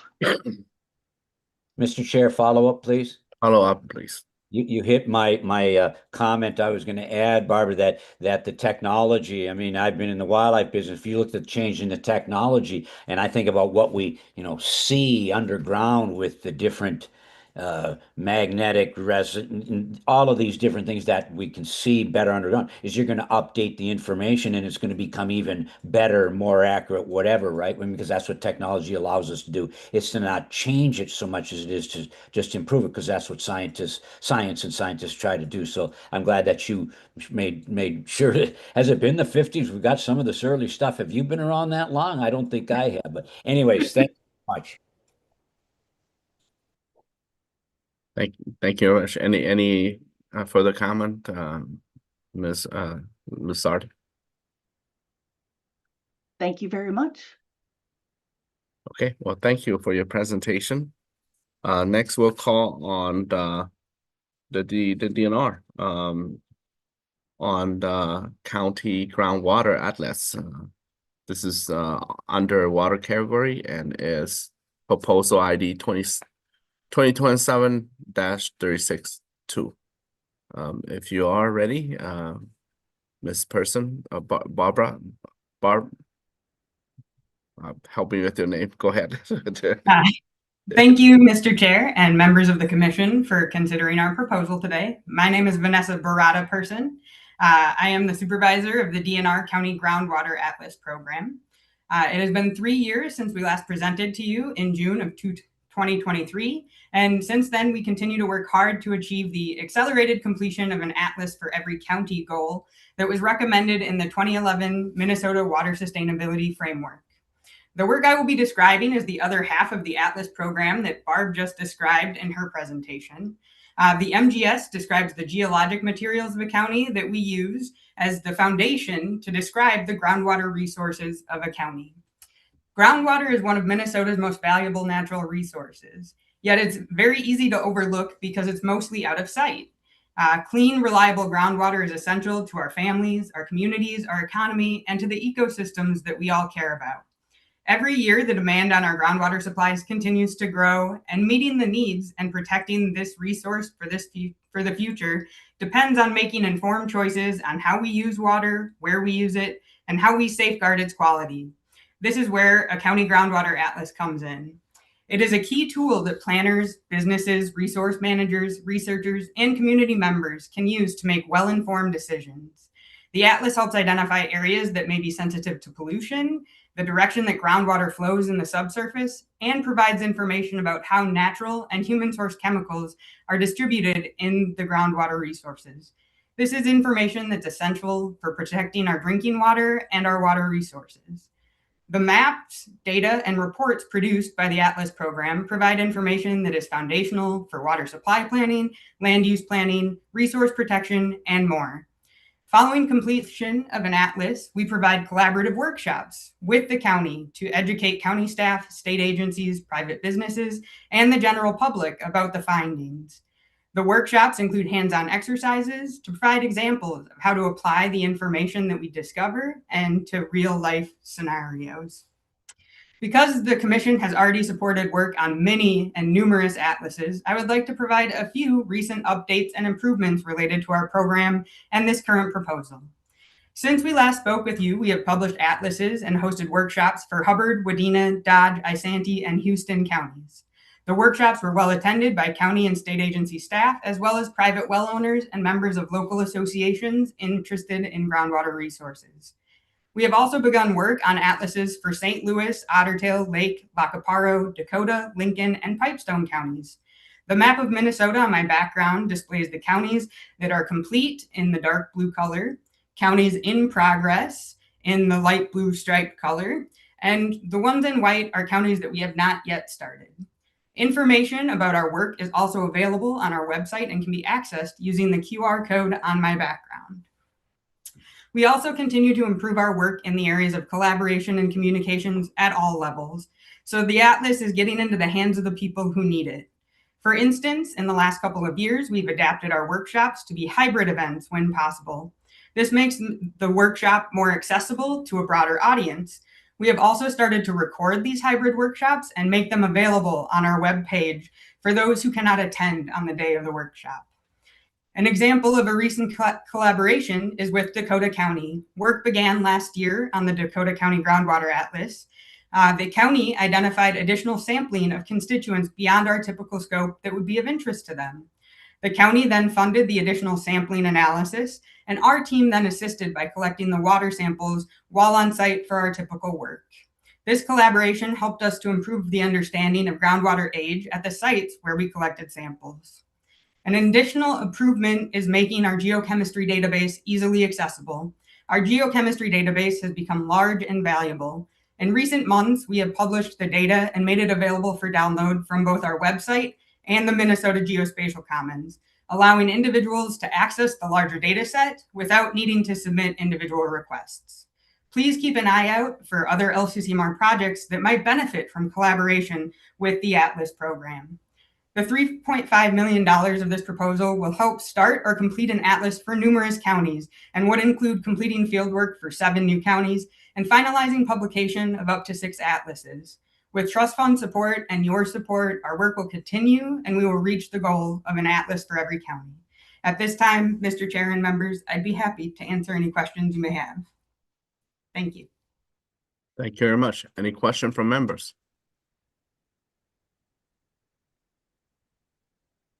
All right.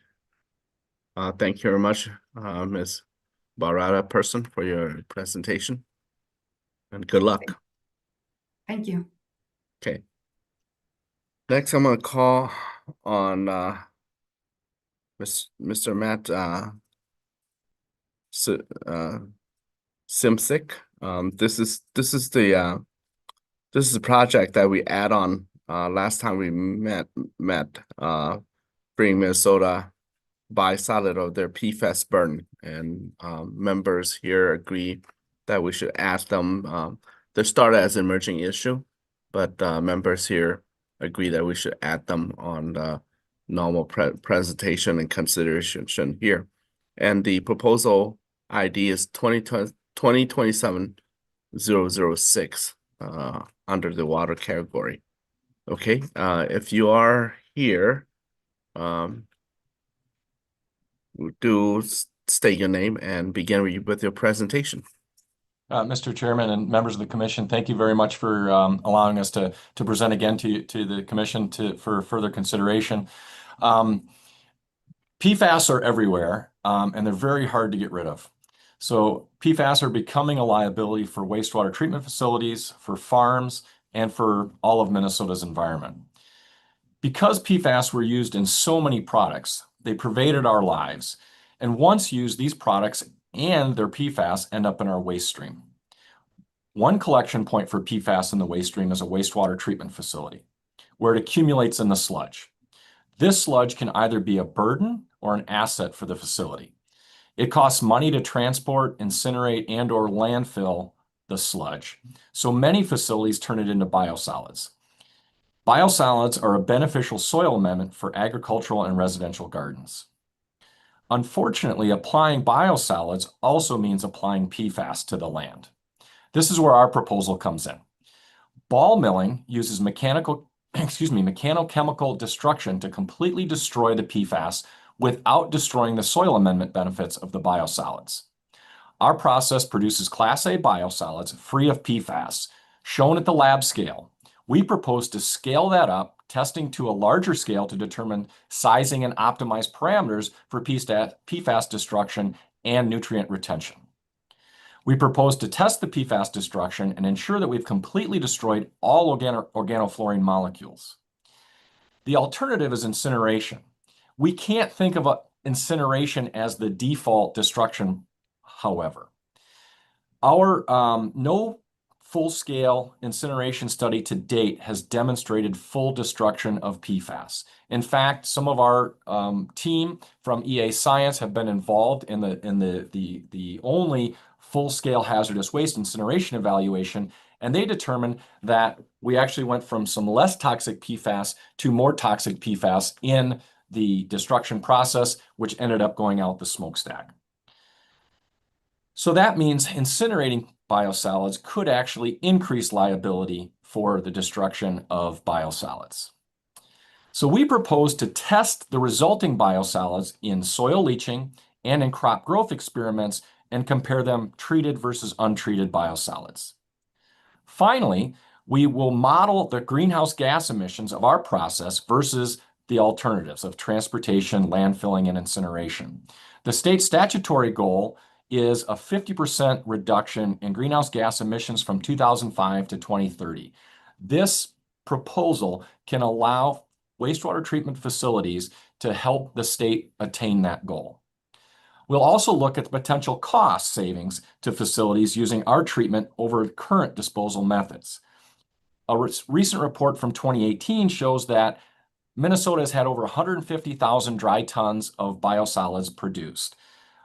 About almost 50,000 of that has been land applied, and almost 100,000 has been incinerated, while about 3,000 has been stored in a landfill. That's only expected to increase, and as these as population increases and as regulations evolve in terms of what we have to do with these biosolids.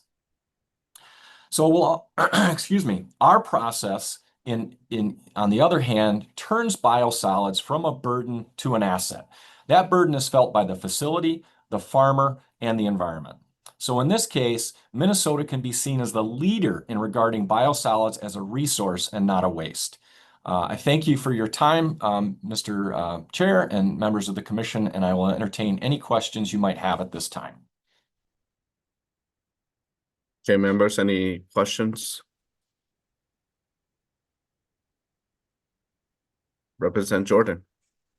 Thank you, Mr. Chair, and thank you to the presenter. I remain very intrigued by your project, and I actually came up with a few questions to ask you after your last presentation, particularly as it relates to incineration. And so I'm very curious about, it seems like you've done some, and I am supportive of this project, but I'm curious about your findings related to PFAS and incineration. In particular, I live downwind from the Hennepin Energy Recovery Center, which is an incinerator in downtown Minneapolis in the North Loop, which is across the river from where I live and where my constituents live. As you are analyzing research as it relates to incineration and PFAS, are you noticing trends with how those emissions are distributed? I mean, we have a number of incinerators across Minnesota. Not all of them are in urban areas, but is there a difference in sort of the cumulative impacts of PFAS? And is there any other applications for that with your biosolids project? In terms of incineration, no. So there has been very little air monitoring near or from incinerators. And so that's another challenge that we have. One of the issues in what we're discussing in terms of incinerating biosolids is the PFAS gets concentrated in the biosolids. Whereas if like the HERC, that's mostly municipal waste, trash and things like that. So it would have to be PFAS containing waste that would then be burned. The double whammy, if you will, in terms of the biosolids is we take all that waste, we concentrate the PFAS down into the biosolids, and then we burn it so it becomes even more of an issue. Did that clear that up? Yes, thank you. That's really helpful. Representative Scraba. Thank you, Chair. What I'm curious about, I know in the Iron Range here, we're trying to get a project going in Canyon where we're going to be rehabbing a lot of old sites, old dump sites, landfill sites, and we're going to be bringing all of it to a central point to get the PFAS out of there. Sort of the answer to the question the other a couple of things ago was, isn't it better to I think it was the biochar. I think it's better to concentrate all the pollution in one area rather than let it and not know what to do with it than to let it go through the system, knowing it's there and still not knowing what to do with it. So what I'm curious about is if we have several of these throughout the state areas where they're cleaning groundwater contamination and getting large amounts of PFAS, can your process just take it directly and work on it? Or does it have to be part of a wastewater treatment plant process? Representative Scraba and Commission, thank you very much for the question. It's a great question. So we can't treat the wastewater itself, but if you did use, say, biochar or activated carbon to concentrate the PFAS, we can then use our process to destroy it on the carbon itself. So we can use so biosolids are doing the scavenging for us, if you will, like the carbon would in that situation. We can use our process to destroy it then. And again, what we end up doing is we're destroying it down to no organofluorine. So we end up with a fluorinated an inorganic fluorinated compound that we can then is inert and benign. Sorry, there was another point I was going to make with that, and I've just lost my train of thought. Sorry. All right, it's all right. Thank you. Thank you. All right. Any other members? Commissioner Moore.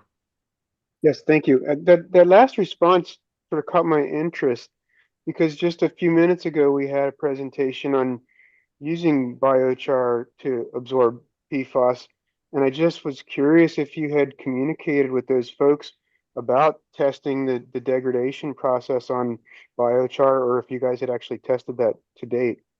The company that has developed this ball mill technology has interest in doing that. To date, they have mostly worked on soil. And so this is kind of branching out. This is one step. Again, biosolids are a big source.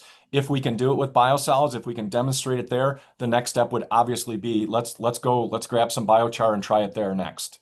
Again, on the biochar end, you're talking about a cost, right? So that's a destruction, a treatment technology that's going to cost us money.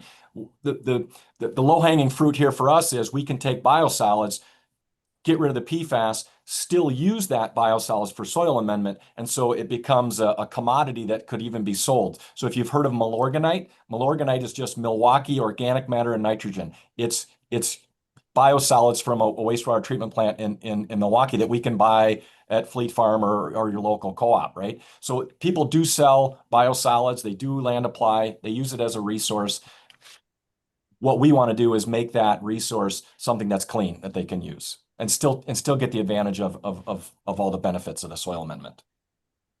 Thank you. Any other questions? Okay, thank you very much, Mr. Simsek, for your presentation the second time, and hopefully it's a charm. Thank you. Yep. Next will be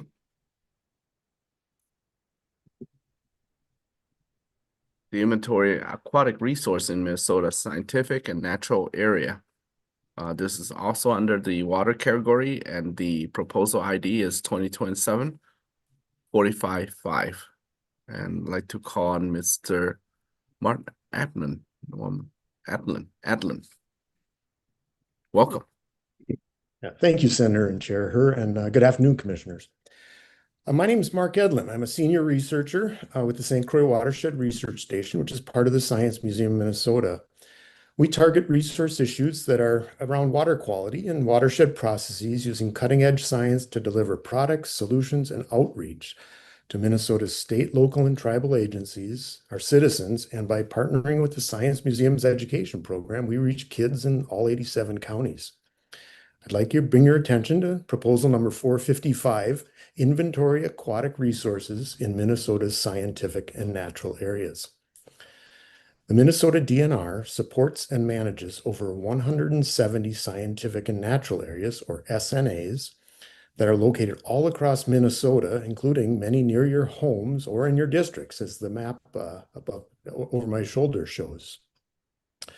Our scientific and natural areas support and protect incredible and unique landforms, habitats, wildlife, fisheries, plants, animals throughout Minnesota.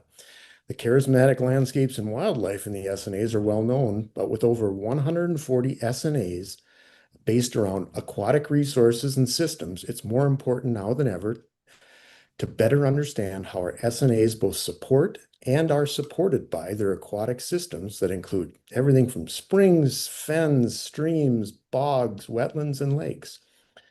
Because to date, neither the DNR nor their partners have ever been able to collect program-wide water quality and aquatic resource information to ensure long-term SNA success. With the Minnesota DNR, the University Extension Minnesota Master Naturalist Program, Science Museum of Minnesota STEM Ed, and the Story Scouts program up in the Arrowhead will partner to address this statewide need and share it with everyone across Minnesota. Our project plan will begin by first tackling a statewide census of water quality in those 140 SNAs, taking water quality measurements, aquatic habitat assessments, and collecting bioindicators of aquatic health. For most SNAs, this will be the first ever baseline water quality measure and aquatic bioinventory. For a handful of SNAs where we have some past water quality, there'll be that report card for how our SNAs are changing. Next, for SNAs that are lake-based, we'll collect sediment cores to reconstruct the history of water and habitat quality, and we'll be able to see what they were originally like, how well SNA management is protecting them, and identify recent threats to our SNAs. Using these data, we'll coordinate with the DNR's SNA program to develop aquatic resource data reports and plans for guiding future management and protection of each SNA. These plans may simply say, let's keep up the good work we're all doing, or maybe suggest some future water quality and biomonitoring checkups. We found something we didn't even know that was in Minnesota, maybe even new species, to a problem that needs to be addressed to ensure the future of our SNAs. Outside of the scientific and aquatic health backbone that this project provides, SNAs open new avenues of outreach and education at both big and small levels. Many of the SNAs are stewarded by folks in Extension's Master Naturalist program. They'll be invited to join us in the field, and we'll use the findings of this project to develop and deliver new regional modules that explore and train our master naturalists in algal and microbial diversity so they can help in the future. We'll use our past LCCMR successes with the Story Scouts program in the Arrowhead to connect kids to the special microscopic critters and ecology of their own SNAs, the ones right in their backyards, as those kids develop, write, illustrate, and publish their own children's book. Just, let's see, just like we did on another project, on what they've learned about SNAs. Finally, by leveraging the power of Minnesota's Science Museum STEM Ed program, we'll drive outreach development that we can share with our partners and everyone in Minnesota through venues from the museum floor to the state fair to education programs in all of our 87 counties to even local brewery events or an artist in residence program.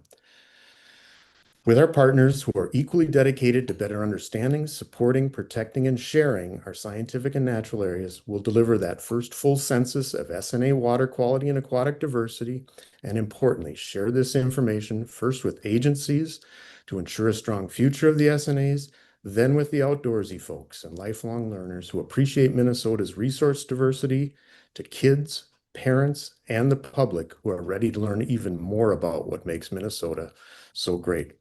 Thank you for your time and consideration, and I'd be happy to take any questions you might have. Commissioner Beaman.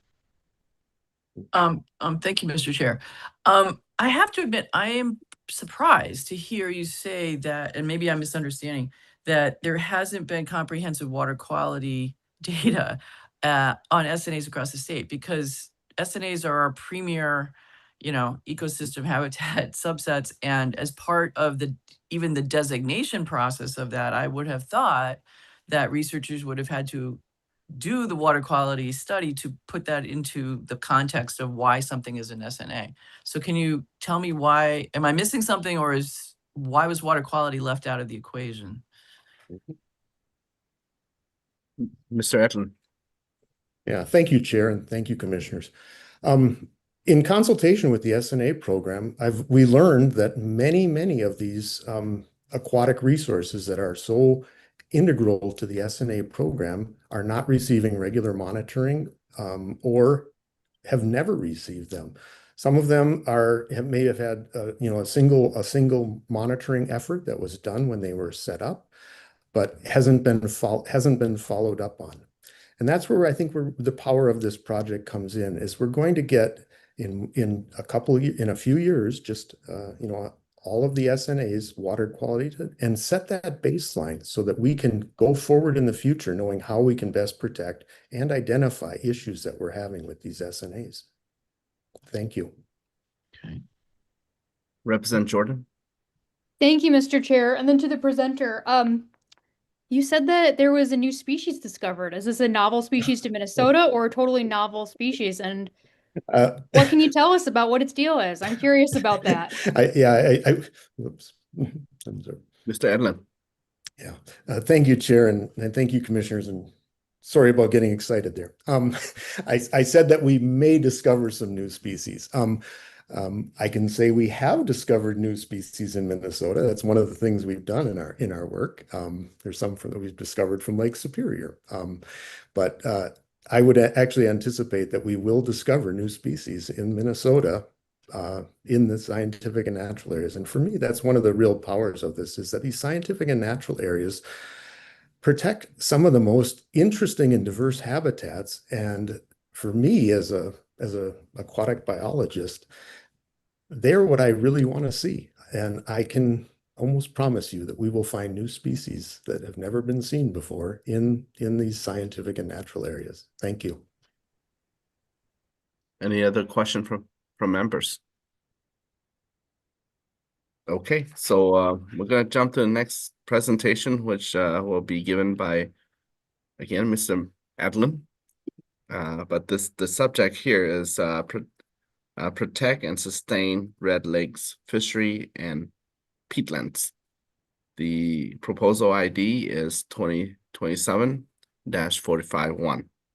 And the category is different now. The category is fish and wildlife. So, Mr. Edlin, anytime you're ready. Thanks. I just switched my background there so folks can see. Thank you, Chair, and thank you, commissioners. I'm still Mark Edlund, the same guy that was here just a second ago, and a researcher with the Science Museum of Minnesota's St. Croix Watershed Research Station. For decades, we've been instrumental in testing, protecting, and partnering to develop management strategies to protect Minnesota's natural resources, especially our aquatic resources. And it's these strengths that we bring to proposal number 451 that's called Protect and Sustain Red Lakes Fisheries and Peatlands. When we think of Red Lake, most of us think of those two big lakes up in northwest Minnesota and on Red Lake tribal lands that are surrounded by the largest contiguous peatland area in the lower 48. You see it in that map there. Others, like this angler behind me who looks suspiciously familiar, think about the amazing fishery that the Red Lakes support with nearly 1 million pounds of fish harvested annually, over 2 million angler hours on Upper Red Lake alone each winter, to a tribal fishery that supports 200 anglers and 30 full-time employees who drive a $5 million fishery that delivers fresh walleye to stores and restaurants and feeds Minnesotans. But when we dive a bit closer, we also know some of the problems that Red Lake and its fisheries face. Testing of Red Lake walleye shows them to continue to have some of the highest mercury levels among our state's lakes. To get answers, we have to go back in time. Historical management around Red Lake includes ditching, which you see down in the corner there, that was done almost 100 years ago in an attempt to open up the peatlands as the final frontier. It didn't work, and unfortunately, that ditching still shows on the map as the aerial image there as crosshatches north and east of the lake, which continue to impact water quality, fisheries, and peatland function because of water quality degradation and increased fire risk and increased mercury that drives those contamination in the Red Lake fishes. To address this issue, we've pulled together a team of peatland, mercury, water quality, and fisheries experts from our Science Museum of Minnesota, the Red Lake DNR's Water Resources and Fisheries Groups, the Minnesota DNR, USGS's Mercury Testing Lab, and local colleges, including St. Olaf and River Falls. We know that earlier monitoring efforts indicated that those drain-like peatlands were the likely culprits, but data were limited in spatial coverage with only 2 years of monitoring for water quality and mercury, and we haven't yet considered how natural peatlands are functioning. We'll use a four-pronged approach to fully understand how different peatlands function, how restoration is best targeted to curtail water quality and contaminants, and we'll show which restoration strategies will be most effective. We'll start with intensive monitoring of 12 tributary streams from peatlands around the Red Lakes. We'll measure current water quality and mercury loads and their impact on the lakes in conjunction with lake-wide water quality and fisheries monitoring that's led by the Red Lake DNR. Second, to connect modern conditions with past histories of water quality and mercury loading, we'll analyze sediment cores near tributary outlets to understand how each area has responded in the past and how recent conditions are affecting them. Third, the Red Lake DNR and our college partners will establish a peatland monitoring network that considers intensively drained, moderately drained, and undrained peatlands to understand modern peatland function and its impact on water quality and mercury outflows, and the historical impacts of drainage, fire, and water level management. And last, we'll test and develop restoration strategies by setting up a before and after test on peatland restorations to measure how well different restoration efforts mitigate water quality and the mercury impacts. In sum, in partnership with tribal, state, and federal agencies, we'll develop, communicate, and implement management strategies to protect Red Lake's water quality, its fisheries, traditional uses, and those peatlands. Through broad outreach, reporting, and publication of findings, we'll inform the public, policymakers, stakeholders, agencies, anglers, even area kids through an existing partnership between the Science Museum and the Headwaters Science Center in Bemidji. We want everyone to understand the issues and help support efforts to mitigate past mismanagement to preserve the amazing resource that the Red Lakes and the Red Lake peatlands provide for all of us. Thanks for your time and continued consideration, and I'd be happy to take any questions you might have about this project. Okay, question members, Commissioner Faber. Good.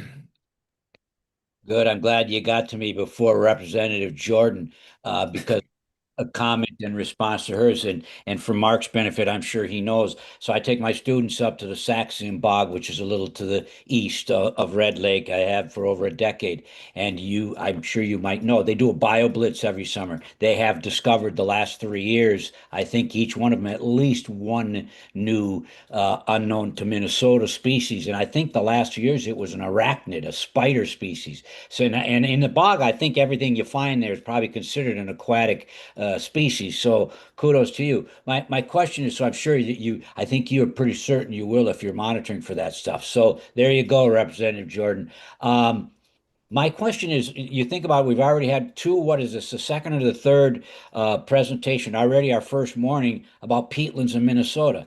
I love peatlands. I love the IBA, the important bird area that the Saxon Bog is. Do you have a simple answer why this sudden, I don't know if you say renewed, because back when we were doing stuff before, it was about ditching and draining and seeing what we could grow there, which is nothing. And now there's all this, which I think is fantastic, because as everybody, a number of people said, and you can confirm that, we have the largest number far and away in the lower 48 states. Is there any particular reason, or is it a matrix of reasons why there's this interest in peatlands? Thank you. Mr. Edlin. Yeah, thank you, Chair, and thank you, Dr. Faber. We have in northern Minnesota, we do have these extensive peatlands, which really are an important part of our state and what they do. They also, as much as we love them, they also cause problems. This historical ditching that's occurred in them essentially has created a conduit to help transport mercury that's been deposited through long-term atmospheric deposition on the landscapes of Minnesota and everywhere. It creates a conduit that brings it into our water.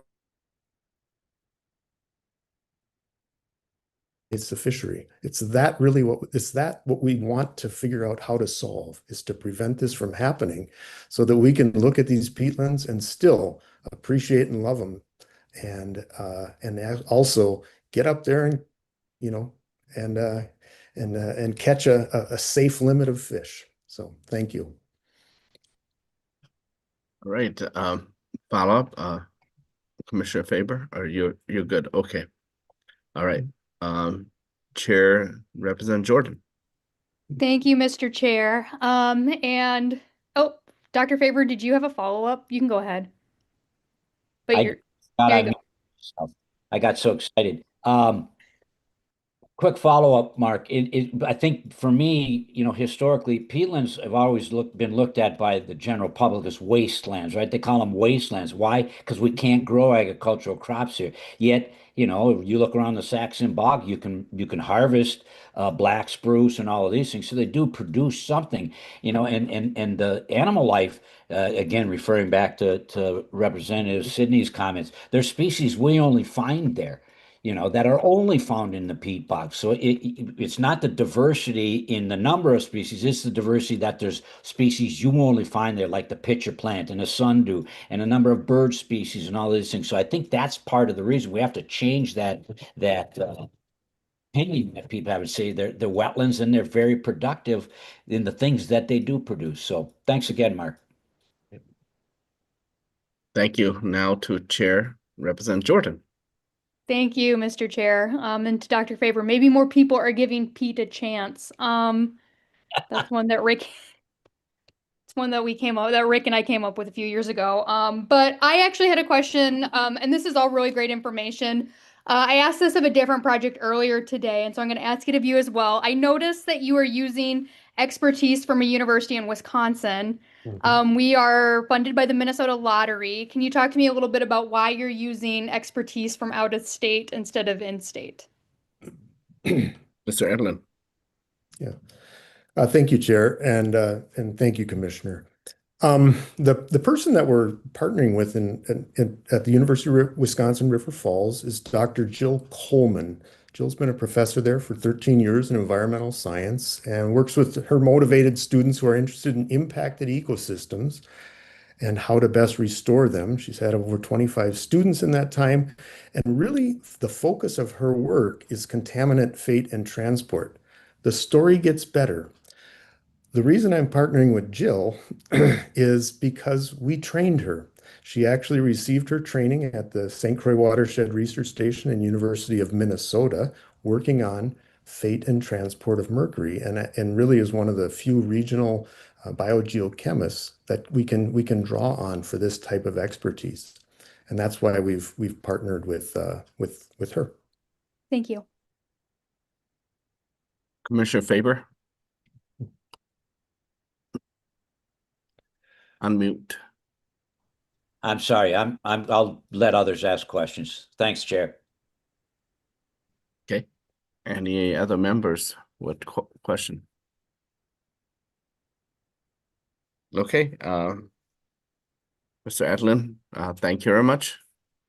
Thank you, if you have Chair. any- Yep, sounds good. We'll move on to the next presentation, Developing Leadership Pipeline for Minnesota Natural Environment. And this will be the educational, under the education and outdoor recreation category. The proposal ID is 2027-083. And I'd like to call Sarah Lemke and Alexa. Hey, Back. we're here. I think our video just isn't working. I think the host needs to let our video on. There we go. Do you have your video yet? Okay, There we there we go. go. Can All you right. see me? We can see you clearly. Okay, perfect. Anytime. All right. Thank you so much, everybody, for welcoming us. My name is Sarah Lemke. I'm the Vice President of Development and Communications and a former alumni at Campfire, Minnesota. I'm joined by Alexa Flipsack. She's a board member and summer camp care specialist.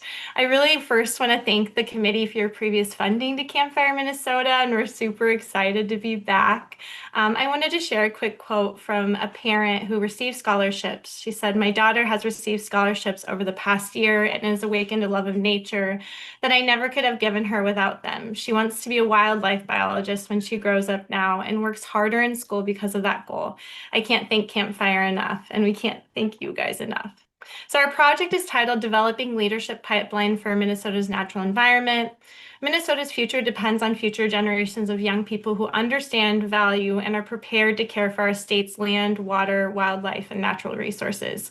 Yet many young people, particularly those facing economic barriers, lack access to meaningful outdoor learning and environmental knowledge and stewardship. For more than 100 years, Campfire Minnesota has been here connecting young people to the natural world through outdoor learning. Each year, we welcome more than 11,000 youth through our 3 core programs: environmental education, after-school explorers, and camp.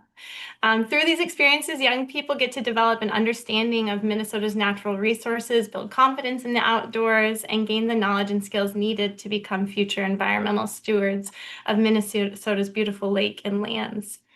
Research consistently shows that early experiences in nature are among the strongest predictors of future nature stewardship, STEM engagement, and conservation-related careers. By removing financial barriers to participation, we are building Minnesota's next generation of advocates for and protectors of our state's land and wildlife. To bridge these gaps, we're seeking funding for youth, regardless of their background, to participate in our environmental education curriculum that's all aligned with Minnesota state education standards at no cost. From 2024 to 2025, we saw our scholarship requests increase by 24%, and every year that continues to rise. To meet that gap, we've increased our private funding by nearly 15% from 2024 to 2025, an ambitious and really strategic jump to meet these needs. As I mentioned, the curriculum is all tied to Minnesota state education standards, and it's collaborated in development with educators and young people. Topics range from animal adaptations, insects and invasive species to soil quality. We maintain a database of 700 schools and educators that have interest in our programming. It'll create access for 18,762 youth over 3 years and increase their understanding of Minnesota's ecosystems. An accomplishment in 2025 was the engagement of 75% BIPOC youth in our environmental education programs, with 50% of our 11,000 annual youth attending with financial assistance. Again, through hands-on investigations of ecosystems, water and soil quality, and we do a ton of nature first, like fishing and boating. Youth get to gain the practical knowledge in order to take care of Minnesota's natural land and understand what all these presentations are all about from the science perspective. I'm going to have Alexa jump in really quick to kind of share her story. Hello, everyone. Good afternoon. I was previously introduced as Alexa, but at camp, everyone calls me Mbappe, named after my favorite soccer player. My first summer at camp was around 12 years ago. I was a bright-eyed camper that was extremely impatient to be where I am today, working here with a fun camp name.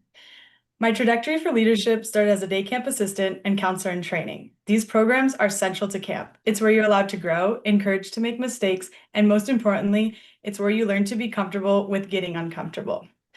After that, I went on to be a junior counselor, joined the Youth Advisory Council, became a lifeguard, a counselor, and today I serve as a camper care specialist, counselor liaison, and youth board member.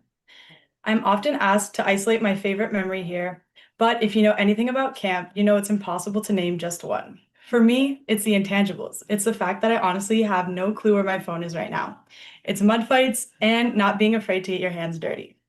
What happens when you take away screens and allow real face-to-face connection to happen? Well, in my experience, you get happy campers.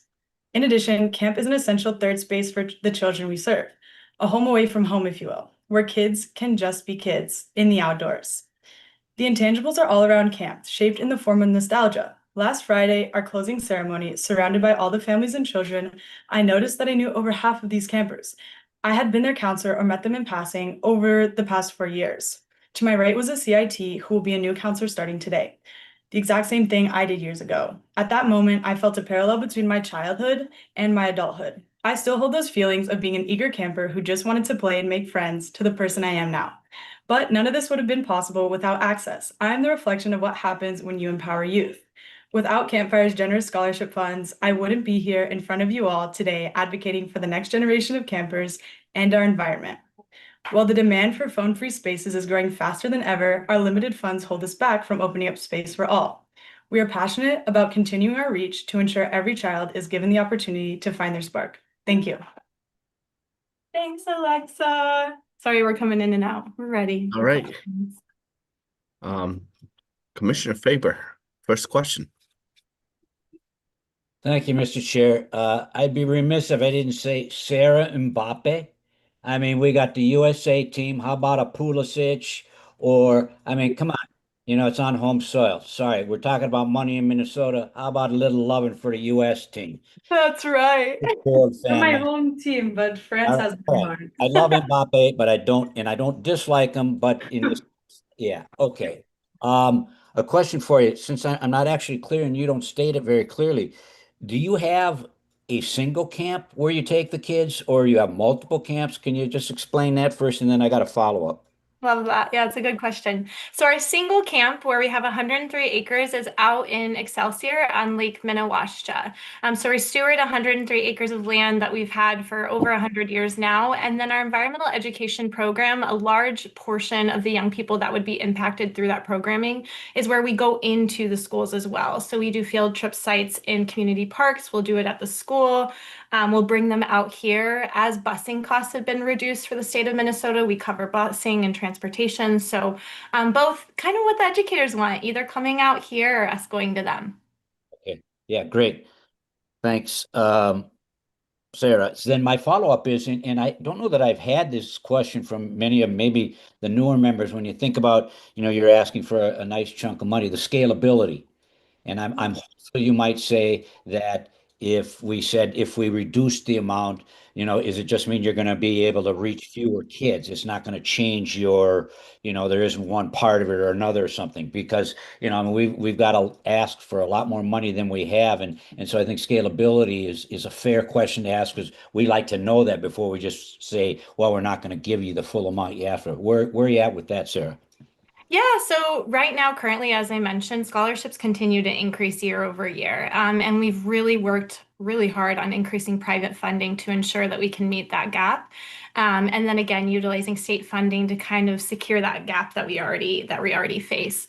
The thing that makes Campfire so unique is that this program, the one that I'm speaking to with the environmental education, has been around since 2017. So we already have deep partnerships with partners who deeply need this type of programming. I think scalability wise, our mission is always to make sure that we can get young people into nature and say yes as much as possible. And that's always going to continue to be our mission. So whatever funding we do receive, please know it's going right to the young people. It's going right to those programs. And we're always going to work incredibly hard on private and government funding to make sure that we can meet that gap. This current funding is really to make sure that we're meeting the need that we have right now. Thank you. Just a quick follow-up. If you might have said this in the presentation, do you have set grades then? Do you do, 12 or do you do, a little here or there depending on the school district? So I'm just like to know. That's a good question. It's pre-K through 12. So we have a pre-K program with Carver County called Stormhawks Nature Preschool, and then we go all the way up to 12. And we do overnights with the older youth. And again, it's in collaboration with every district or teacher, kind of based on what STEM needs they have to meet those needs. Great. Thanks, Sarah. Thanks, Mbappe. Anytime. Thank you. And next person will question it is Representative Lilly. Thank you, Mr. Chair. And I'm just wondering if we can go the other direction of Dr. Faber and if you could scale up, because I really think there's an adventure gap in Minnesota, and yeah, and it sounds like you're leaning into that, and I would just like to see us be bold in this. Yeah, I mean, we would love to be able to scale up. It really depends on and the funding for this, right? We continue to see the need grow, and young people and educators, again, are seeing time and time again how important nature education is for youth for a lot of different reasons. And so we already have that infrastructure to be able to do that. It's the infrastructure is there with the partnerships we've already built and making sure that we can reach those young people. So it really just comes down to the funding. So scalability going up, that's not a concern. Right now, it's just meeting the demand, which is really big. Thank you. Yeah, thank you. All right. Next question will be coming from Chair Albright. Thank you, Chair. I noticed in your budget that you have, this is really a larger project than what you might think of when you look at your total request, but most of the funding you're requesting, probably 99% of it, is going to go to scholarships for kids to get to camp. And then, but I also see that you also have program fees from summer camp programs over 3 years of $6 million. So this is really a supplemental program as I read your budget, because you do have campers that pay for camp fees, but is this project to enable those low-income campers to be able to attend? Am I reading that correctly? Yeah, you are reading that correctly. And if you guys look at that budget breakdown in front of you, a huge portion of that budget is going towards about just over 5,000 campers or environmental education young people every year. So when we look at our 3 core programs, we have our environmental education field trip program, our after school program, and our camp program. The camp scholarship request within our budget is actually the smallest amount of young people because we see such a greater need in the field trip and the after school programming, which is all primarily scholarship funding. And so I don't know if I answered your question directly, but it's ensuring that we can meet the need of all of those. Yeah, Mr. Chair. Go ahead. I do see that breakdown. So there's like 212,000 for scholarships for environmental education, and then you've got scholarships for out of school time, after school explorers, and then you've got scholarships for summer and school break camps. So you have a number of different programs that you're using to try and reach these students as I see it. Yeah, 3 core programs. And then to answer, your original question, camps, there is private pay too as well, right? That kids can pay privately to come to camp. But as we've built up, really again since 2017, as we've built up those environmental education and after school partnerships, we now try to integrate them throughout the entire year, which includes giving scholarships throughout summer camp so that, you see a lot of data and research that shows if kids continue to come back to nature in a safe space, that's going to grow their curiosity, that's going to grow their development in wanting to be an outdoor educator or scientist. And so those 2 programs, the environmental education and after school explorers program, really feed a lot of those scholarships that happen for camp, which would be like summer and then school break camp. And then one last thing. I see in your attachment there, you have a link to which schools that you're addressing, and it looks as though you're addressing about 8 or 10 schools, but they all have at least 50% free and reduced lunch enrollment. And so you're really targeting those areas that have low-income students. So I appreciate all that you're doing to get young kids out into the environment. Thanks. Thank you. Thank you for your questions. Any other questions? Well, I also want to voice my support for your notice of low income and community color. That is very, very important for us to build the next generation of stewards, environmental stewards. And so thank you very much for your presentation as well. So best of luck and look forward to see a strong evaluation from for your group and your application. Okay. Thank you very much. Next is project ID 2027 088, the Minnesota Sustainable Foraging Participant Research and Educational Outreach. This is under the Education and Outdoor Recreation Program. I'd like to call Ms. Schneider and also Ms. Gupta. Welcome. Anytime. Commissioners, good afternoon. I'm Ingrid Schneider, a professor in the Department of Forest Resources. Joining me are my project co-leads, Angela Gupta and with Extension and Adam Landon from the Minnesota Department of Natural Resources. We're honored to join you today for the opportunity to review our project, Minnesota Sustainable Foraging Participant Research and Educational Outreach. We're working together with our colleague, Nibi Ogechida-Ikwe, to braid Indigenous knowledge and Indigenous science with state resources and address sustainable foraging, a critical conservation issue. Perhaps like you and many Minnesotans, you carry a fond memory of enjoying a natural treasure on an outdoor adventure, a sweet wild strawberry or serviceberry or a scrumptious chanterelle mushroom. Perhaps it was a chance encounter, or perhaps you were intentionally foraging, purposefully seeking out a wild plant or mushroom to harvest. For Minnesota's 11 tribal nations, harvesting is rooted in traditional ecological knowledge, Indigenous knowledge, and wisdoms protected by treaty rights and tribal sovereignty. For others, it's a cherished outdoor pursuit. Foraging participation post-pandemic has garnered significant interest and drawn questions about its sustainability and safety.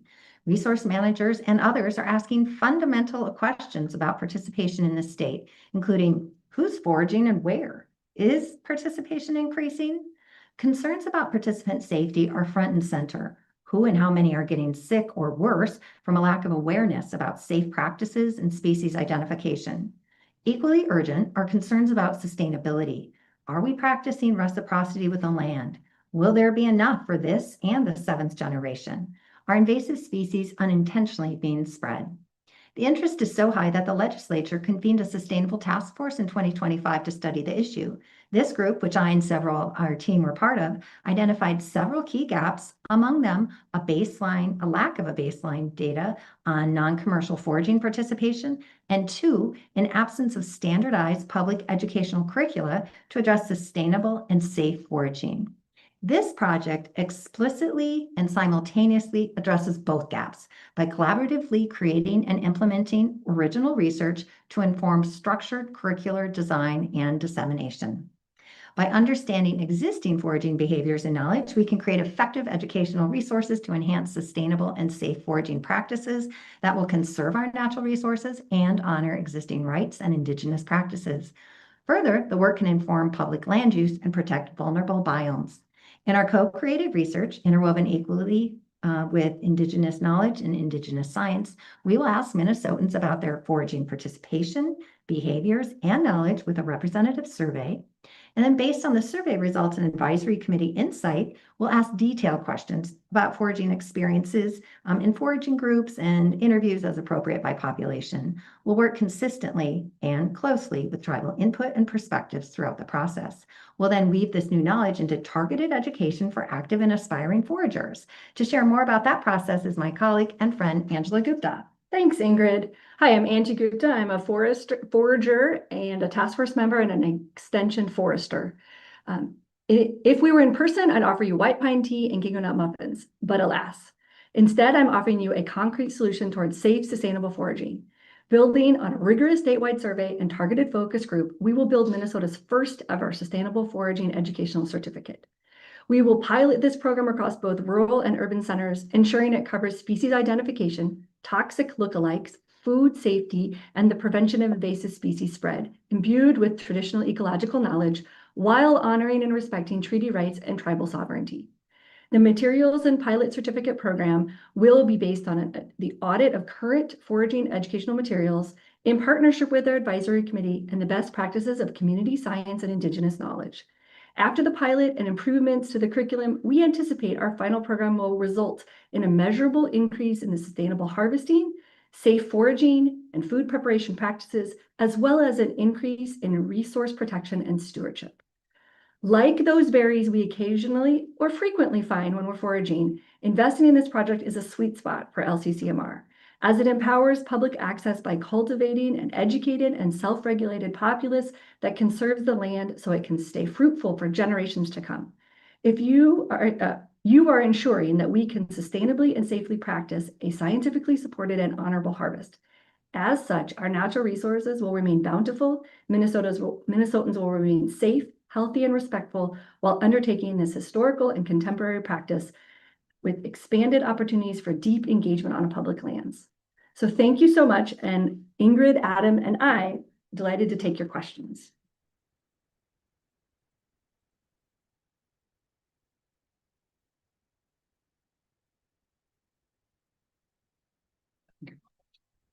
Unmute. Mr. Chair, you're on mute. Thank you very much. Representative Jordan, I said that this time you're ahead of Commissioner Faber, so Great. you go first. Yes, to the presenters, you used AI to create your educational materials for this committee. Do you intend on using AI to create your educational materials that result from any funding that you receive? So thanks for the great question. So the University of Minnesota is committed to using AI responsibly. And so we do that occasionally. When we do that, we try to reference it. And particularly for illustrations, we've now gotten new guidance that is inappropriate for accessibility reasons to include in education. So given the time horizon of this grant funding and the changes of the world in AI, I don't want to completely exclude it as a tool that we might use throughout the project, but it is not a primary tool used in extension education. And we do take a great deal of responsibility to make sure that that is used responsibly, ethically, and environmentally. Thank you for that, Thank you, Mr. Chair. Thank you for that. I mean, many of your colleagues use this exact same illustrator from Copilot. So, yeah, it was really obvious who from the CFANs used it, and it was many of you. And so it was a little disappointing to see. And so I'm glad that I'm hearing that you're not likely to use this. If I can encourage you not to use free versions of AI to create educational materials for the people of Minnesota when you're asking for funding for that, that would be an ask I have. You also did reference the Sustainable Foraging Task Force that the legislature funded. You mentioned that this would fill in gaps. Can you talk a little bit about how, for the record, even though I sit on the Environment and Natural Resources Committee in the House, I've seen zero follow-up from that study. And so I'm wondering how this is going to be different. This is like how we've been investing here. Can you talk a little bit about how this will be different and how this will be used? Sure, I can absolutely try and share a bit about this. So what we're proposing is to address the gaps that were identified by the task force. So I'm not sure where what you're referencing and lack of follow-up, but for this project, we intend to share the results across the state, across the Midwest and beyond, to inform managers who have no sense of really what's happening on the public lands in terms of foraging, and also to guide the educational certificate that Angie and others will be sharing, and that they will be piloting and trying to educate people in various mechanisms and meetings. Okay. Do you have a follow-up, Commissioner? I do. However, Represent- it seems that I have colleagues that also have questions. So if there's time, perhaps we can come back to me. Sure. Okay. All right. Commissioner Faber. You can hear me, right? So I'm not muted. Thank you. My first question was, I'm thinking about, developing this educational material and so on. Is this then going to be something like the Minnesota Master Naturalists and Master Gardeners, something like that, since it's not going to become, at least right now, like something formal? I'm a college educator myself, that we would, that you would be able to then do through extension like you do with those programs? Yeah, thank you for the question, Commissioner. So maybe. So we are going to have an advisory committee, and we didn't want to be too defined in what we use as a model, because we want to make sure we can really take feedback from the foraging community and do that to meet their needs. But your question about the Master Naturalist program. So the Master Naturalist program, the Master Gardener program, both pretty common extension programs. Those are pretty intensive, 40 hours. There's a large upfront fee, 40 hours of training. There's a large upfront fee, and then they're committed to a volunteer component. And this will not be that, right? So if you're familiar with the Forest Pest First Detector program, it might be a little bit more similar to that, in that program has often had a flipped classroom, so online education followed by in-person field day. There's no volunteer requirement. And it's less intensive, but I don't want to tie us into anything specific until we learn from the research and we learn from the foragers. But it will be something along those lines, in that it will be a formal extension material course that you can take, that you can graduate with. We have found in our Forest Pest First Detector work that a patch that someone can wear and put on their clothing is really powerful to give them recognition in the community. So we've included that in our funding, along with a vest, which we also heard from foragers was important for credibility. And so I hope I answered your question. You're in the right space, but I don't want to be too precise until we learn what the audience wants. And if I might just add also, that possibly also addresses the previous question, is that there will be educational modules very readily available for all to access, regardless of how far and how much they want to come. So that would be a direct outcome and access for everyone. Follow up, Mr. Chair? Yes, do follow up. Yeah, my second point, because I read a couple of stories about the task force, and I thought it was interesting that one of the things that, check me if I'm wrong, was proposed was like some sort of licensing or something like that. Because I think, isn't there a concern that people, like with a lot of things, humans are really good at exploiting things? So then if you go from, taking things, foraging things for your own use, to selling them, like they have a couple of TV programs where there's ginseng and people are collecting, and people are paying a lot. You can get the sumac berries because you can make tea, and they got the antioxidants that are good, so people can go out. My students have done that. You got the birch bark, what's the chaga, these sorts of things, which are foraging, right? But they become, then people get them and they sell them in large amounts, stuff like that. Isn't there a concern that things might get over harvested? Yeah, so I can take this. So thank you for your question and your follow-up. So yeah, there is a concern. We heard that really loud and clear from the natural resources professionals that there's this really significant concern about overharvesting and the tragedy of the common. So that's very much part of what the research is hoping to get to. The question about commercial foraging, that was excluded. So we are talking only non-commercial foresting. So foraging for your family, for your immediate utilization, not for resale. And there are different policies and procedures already implemented that we will not touch and we do not aspire to. We will educate about so people know when they might be slipping over into that category, and then we will tell them how to proceed in that new commercial category, but that will not be our focus. So it will be, if you will, like the backyard foragers, those foraging for themselves and for their community. Right. Okay. I'll let someone ask questions. So thank you. Okay, Representative Scraba. Thank you, Chair. I was on the foraging task force along with Senator Foung, and we had a report, we just didn't produce it. We didn't give it out because it wasn't quite wasn't ready.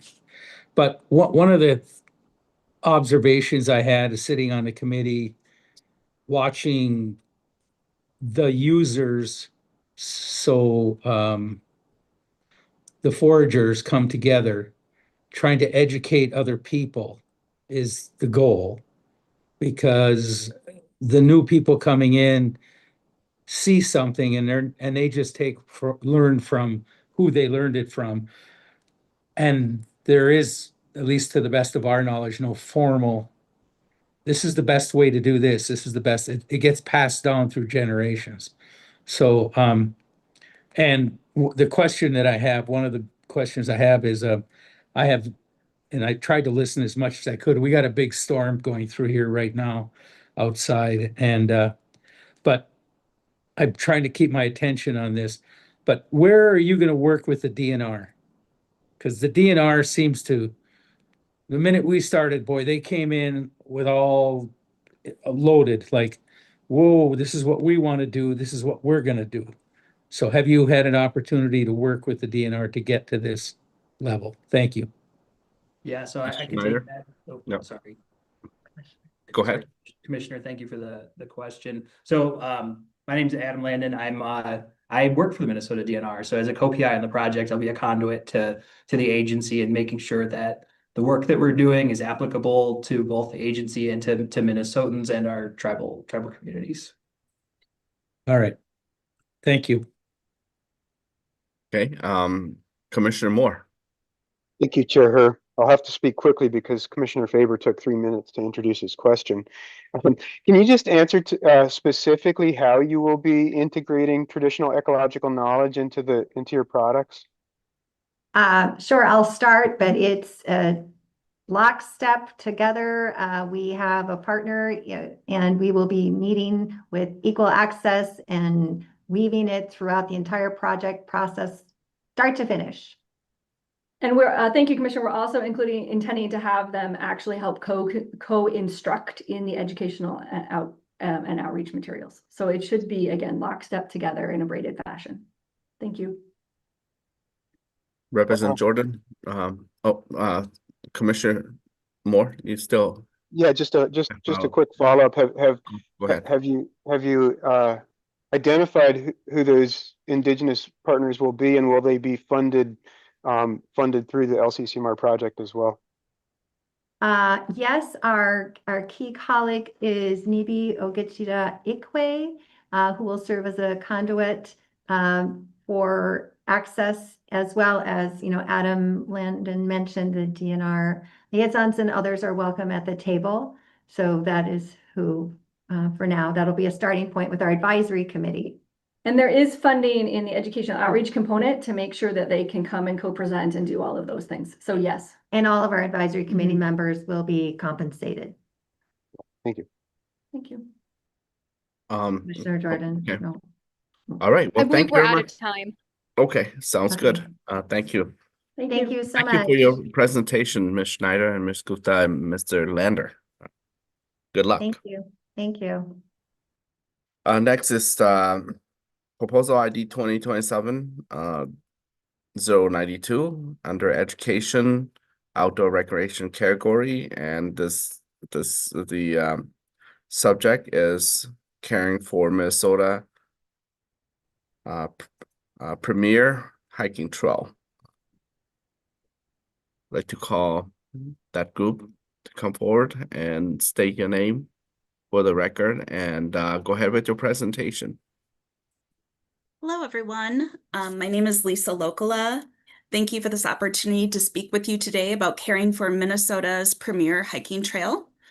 I'm the executive director of the Superior Hiking Trail Association, and the association manages and maintains this nationally recognized 300-mile footpath. The nonprofit coordinates land access and easements with over 200 landowners, publishes maps and guides for the trail, and provides education and outreach on leave no trace principles.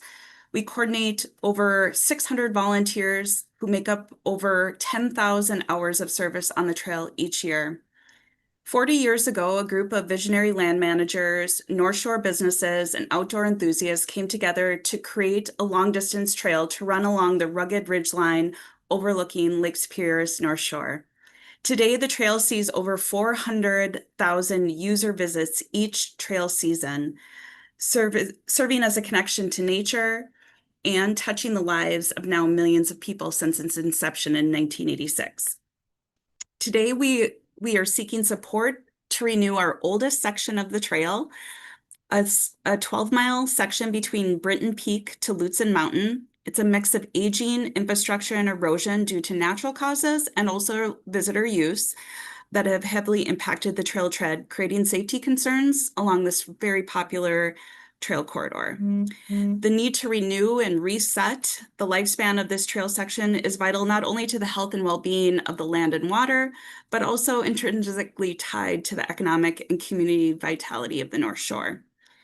Using our existing professional trail assessments as a blueprint for the slate of improvements, our staff, volunteers, professional trail builders will employ modern, sustainable trail building practices that will focus on mitigating the negative impacts caused by heavy use. The solutions include replacing over 3,000 linear feet of new boardwalk, installing over 31 treadwork elements such as drainage, ditches, and water bars, relocating over 4,500 linear feet of trail to a more sustainable alignment, replacing a 24-foot span bridge over Rollins Creek, and renewing 4 existing heavily used campsites. Preparing for the Superior Hiking Trail future is also equally important. Our past professional trail assessments that were funded in part by the Environment and Natural Resource Trust Fund have been invaluable in planning large-scale renewal projects that we've seen over the last decade. The SHT can really attribute the success of our entire trail renewal program to those 5 professional assessments known as the Big Bad 5 that were conducted in 2018. So we are seeking support to assess the next 5 sections of the trail that are in need of attention. Using our asset inventory database, we've identified the new Big Bad 5 sections of trail, but they need further study. We hope to develop renewal plans for each, determining the slate of improvements and considering design and reroute options with your help. Lastly, we want to start what we finished. The Cascade River Loop renewal, which we started in 2024, proved to be more challenging and costly than anticipated, and we're asking for support to finish the scope of the remaining scope of work, which is over 1,000 feet of tread work and over 5,500 feet of reroute, including also 250 step replacements or renewals. On the screen behind me, you can see a section that has recently been rehabbed just this spring. This is an example of what work is still before us. We pursue all of this work in partnership and oversight with our local land managers. In this case, the primary land manager for these projects is the Forest Service, and uphold their permitting and approval processes. This work will be completed by a mix of staff, paid contractors, and volunteers. Volunteers will contribute over 4,500 hours to its completion. It's really important that the commissioners understand that the Environment and Natural Resource Trust Fund is one of the very few funding sources available for the Superior Hiking Trail Association to make these large-scale renewal projects possible. So the Superior Hiking Trail is a space of exploration and education. It's where tens of thousands of Minnesotans start their lifelong connection to the outdoors. And with that level of impact, I hope you see the value in investing state funds to sustain this recreational resource for the next generation. Thank you. Thank you very much. Any question from members? Representative Graba. Yeah, I just want to reiterate, this is one of those northern Minnesota jewels that we've been working on for millennia, like our biking trails and the Gitchigami Trail and various other things that we as residents and citizens benefit, but mainly it's an opportunity for people to come up here and find themselves again. So again, myself personally, I think this is a great project. It amazes me how many people in the legislature, whether you're a Democrat or Republican, that come up to me all the time. Hey, I'm going to do the trail part this week. I'm going to do it. I'm going to, and a friend of mine, she did it last summer, the whole thing, and just in pieces from Duluth, would do so many miles, go home, come back. So I think it's a great project. And like the presenter said, that this is one of their only places to raise money other than privately. So I think this is a good use of our money. Thank you. So Ms. Locola, the picture on your, let's see, on your left or your right, it's a new, it's how it should be, right? And your left is what it Yes. is right now. The after and before, yes. All right. How long does it take it, like when it first set up, for it to worn out to the way it looks today? Well, trail infrastructure can vary as far as lifespan. A lot of it has to do with if there's any unforeseen, issues with flooding, windstorms, et cetera, that could shorten the lifespan. But these steps probably are original. So we're talking about 30 plus years that we'll see. So wooden structures, we primarily use tamarack, sometimes treated lumber. Usually we hope for a minimum of 15. Thank you. Commissioner Faber.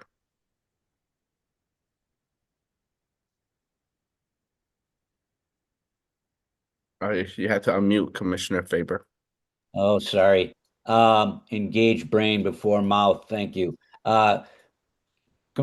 Director Nash, did we not, was one of our site visits, didn't we go on a section of the Superior Hiking Trail, what, 2 years ago? Or was that last year?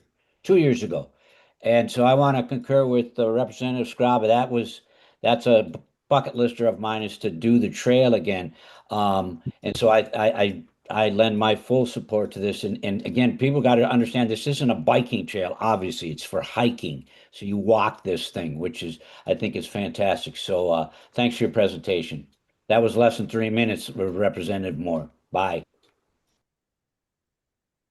Thank you.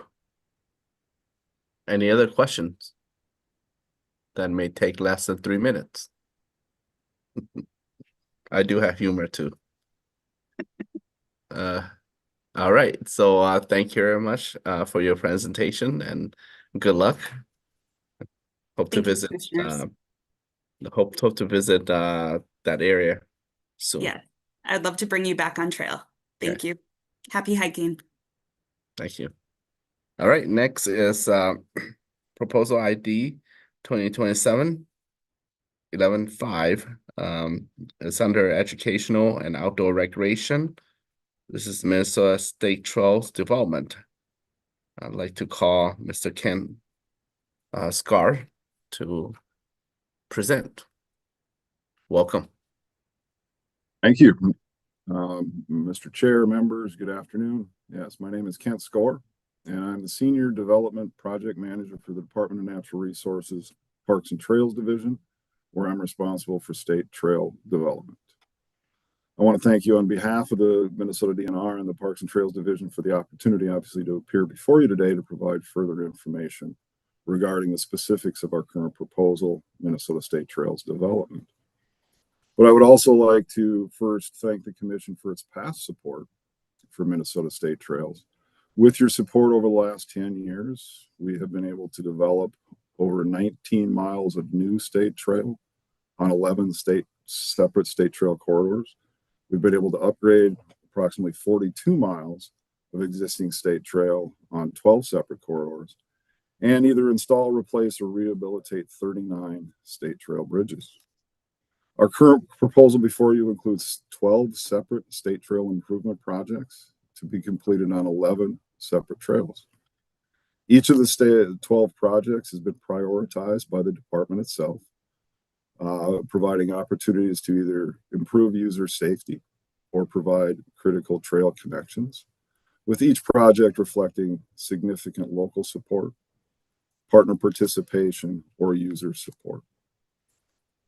These projects include the design or development of 3 new state trail segments and 2 new state trail bridges, as well as the proposed design or rehabilitation of 5 existing state trail segments and 2 existing state trail bridges. Of those 12 projects, 3 have received previous trust fund support that was limited to the engineering, design, and permitting associated with those individual projects. Of those 12 projects, 5 are to be limited to just the engineering, design, environmental review, and permitting. 3 of the projects are to be limited to project construction, and again, those reflect those projects with previous trust fund support. And 4 of the projects will include the completion of all required engineering, design, permitting, as well as project construction. If approved, the required non-LCCMR funding participation for the proposed projects will be provided through a variety of funding sources, but to include federal recreational trail grants, the Minnesota Parks and Trails, Minnesota DNR Parks and Trails legacy funding, and capital bonding. And a brief summary of the 12 projects for you. So the 12 projects include the completion of the required engineering, design, and permitting for the rehabilitation of a former railroad bridge on the Munger State Trail in Pine County. That 150-foot masonry and timber bridge is structurally sound, but needs a new deck, railings, etc. for trail use.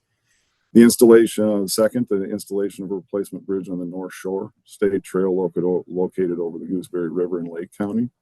This is one of those projects that has received previous trust fund support. Completion of the engineering and design and installation of a new trail bridge over the CP Railroad on the Minnesota River State Trail corridor, approximately 2 miles north of Mankato in Blue Earth County. The completion of the engineering design required for the proposed installation of a new trail bridge on the Cuyuna Lake State Trail. The completion of engineering design, permitting, and construction necessary for the upgrading and improvement of 5.8 miles of the Glacial Lake State Trail located between Spicer and New London in Candy-Ojai County. And the completion of construction only required for the upgrading of a 2.1 mile segment of the Central Lakes State Trail located in Grant County. This is as well one of those projects that has received previous trust fund support. Next, the completion of engineering, design, and permitting only for the upgrading of a 5.3 mile segment of the Glacial Lake State Trail between Roscoe and Paynesville. This segment of the Glacial Lakes is currently only used for snowmobiling, and the extension or the upgrade would allow for a direct connection to the city of Paynesville. Next, the completion of engineering, design, permitting, and construction for the realignment of about 1,000 feet of the Minnesota Valley State Trail in Shakopee, Scott County. In this location, while the trail is not currently closed, riverbank erosion is creating a circumstance where that is inevitable at some point. Next, the completion of engineering, design, and permitting only for the rehabilitation of a segment of the Gitche-Gammy State Trail located between the communities of Schroeder and Tofty in Cook County. The completion of engineering, design, and permitting required for the proposed upgrading of the 5.3-mile-long segment of the Arrowhead State Trail located near or in St. Louis County. In this circumstance, the Arrowhead State Trail, when originally developed 30 years ago, was constructed principally for winter use. The upgrading at this point would provide an opportunity for that trail to be used all season.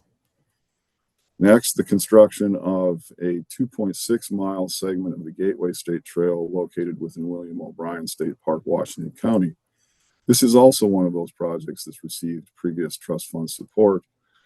Both for the design of the project was underway, but also this project would connect to a 1-mile segment of the trail that's being constructed by the city of Scandia this year that was funded with trust fund support. And lastly, the completion of engineering and design and permitting associated with the development of a new segment of the Milltown State Trail between the communities of Dundas and Faribault and Rice County, which would be constructed eventually on currently state-owned rail corridor. And with that, I want to thank you for your consideration and I'm available for any questions you may have. Thank you. Hey, question, members?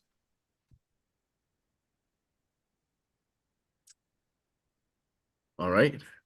Thank you very much. Thank you for your presentation. Oh, we do have one question. Representative Scrubber. I'm sorry, Chair. I had a hard time trying to open this dang thing again.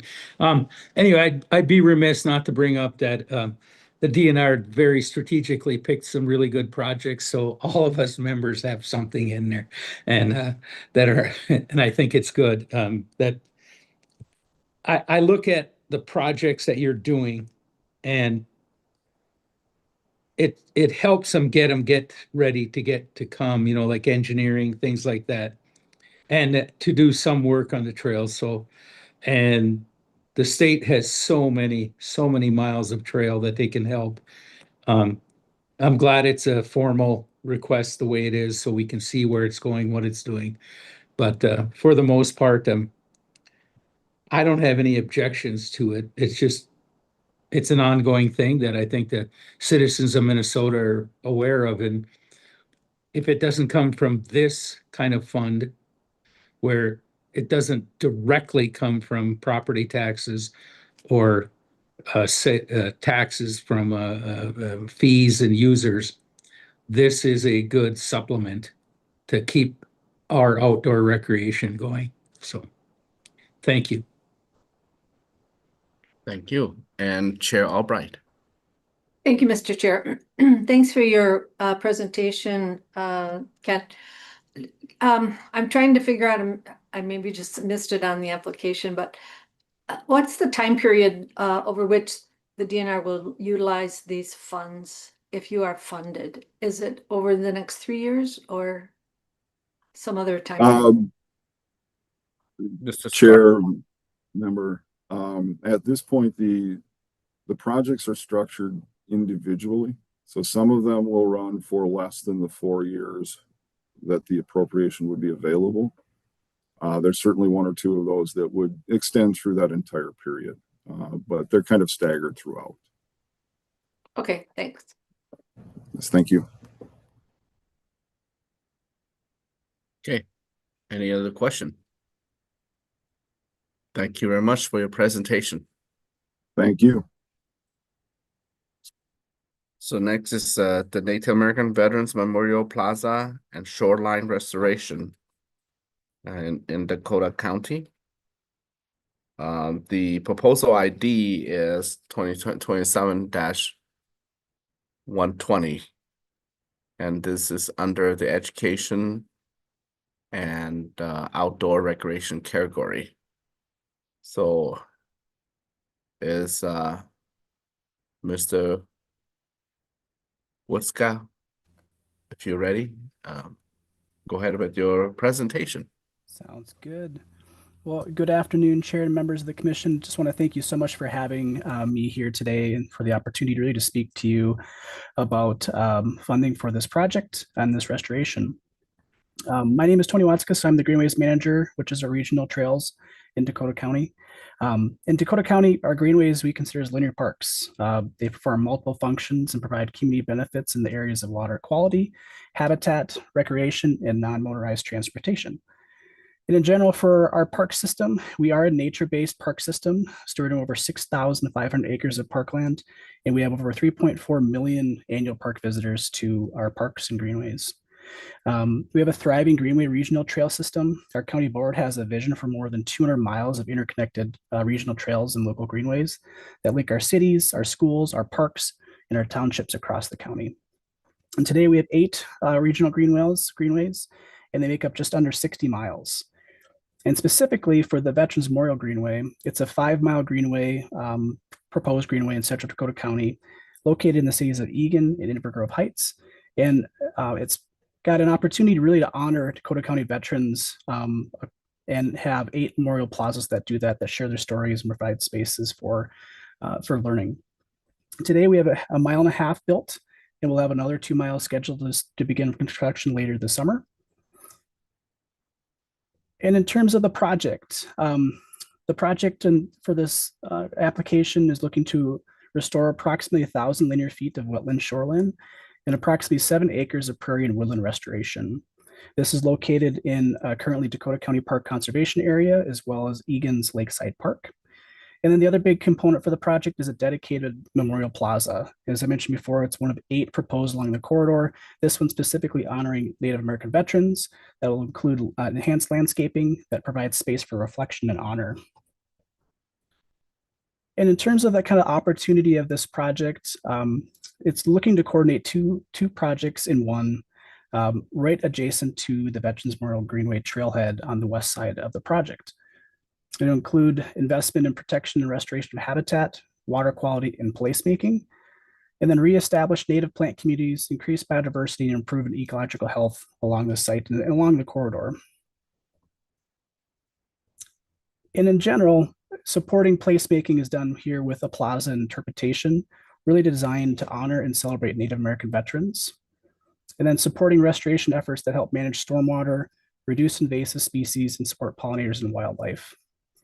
And the big piece too here is to increase connectivity of the restored habitat along the entire corridor. As I mentioned above, our greenways are seen as kind of linear parks, with this being the start of it connecting through the county itself onto the Mississippi River, as well as the Mississippi River Greenway.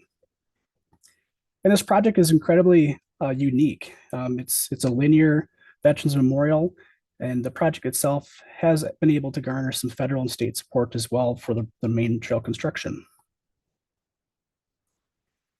In terms of the project, I mentioned some above, but it's looking at 7 acres of prairie restoration of a former pasture and homestead property, about 1 acre of buckthorn woodland management. It's primarily on the fringes of the corridor, 1,000 linear feet of shoreline restoration, and stormwater treatment that'll help with water coming from the neighboring properties. In terms of the process, at least for the restoration, we're going through site prep, native seeding, installing native plants, working with invasive species management, woodland restoration, again, primarily in those fringes, and then establishment management over a 3-year period to get the site restored and managed over that time. And then in terms of the Native American Veterans Plaza, intent is to provide a culturally meaningful space to honor Native American veterans in an enhanced park landscape and backdrop that will support the space of reflection, honor, and celebration. And within this Memorial Plaza, we have about 100-foot natural surface that kind of meanders from the regional trail itself into a proposed 200-square-foot plaza with a medicine wheel at the center and an eagle artistic element. Within that, we'll have interpretive panels recognizing Dakota service members, audio stories, and native plants of significance for healing, honor, and celebration. And this design, as well as the stories, have been developed with consultation from Native American veterans as well as elders to date. And then in terms of outcomes and benefits, we see these projects working together to create and improve habitat for wildlife, increase biodiversity. As I mentioned above, this is a project site of former pasture land. Ecosystem function improvements, including stormwater treatment, stabilizing soils, in all of that intent with the water flow directed to the Mississippi River to the east. Another piece here too is reintroducing and increasing populations of culture significant species. A lot of this corridor is kind of monocultures, invasive species. We have the opportunity to kind of blend all that together with the trail as well as the improvements to improve that habitat. The other piece here too is this area is going to be very highly accessible to the public, and it'll be connected to key destinations in the area like Lebanon Hills Regional Park, Egan's Highline Trail, the Mississippi River, and then eventually to Pine Bend Bluffs. Dakota County has a proven track record of successfully implementing and maintaining restoration projects, big and small. And we have dedicated natural resources staff that have established monitoring protocols, a county board commitment to long-term maintenance of restored acres. And this is not just a one-time investment. We are committed to maintaining these areas for the long term, ensuring lasting environment's benefit in linking conservation, recreation, and honoring and recognizing the service of our Native American veterans and veterans as a whole, and sharing their stories. So with that, I want to thank you all for your consideration of this proposal.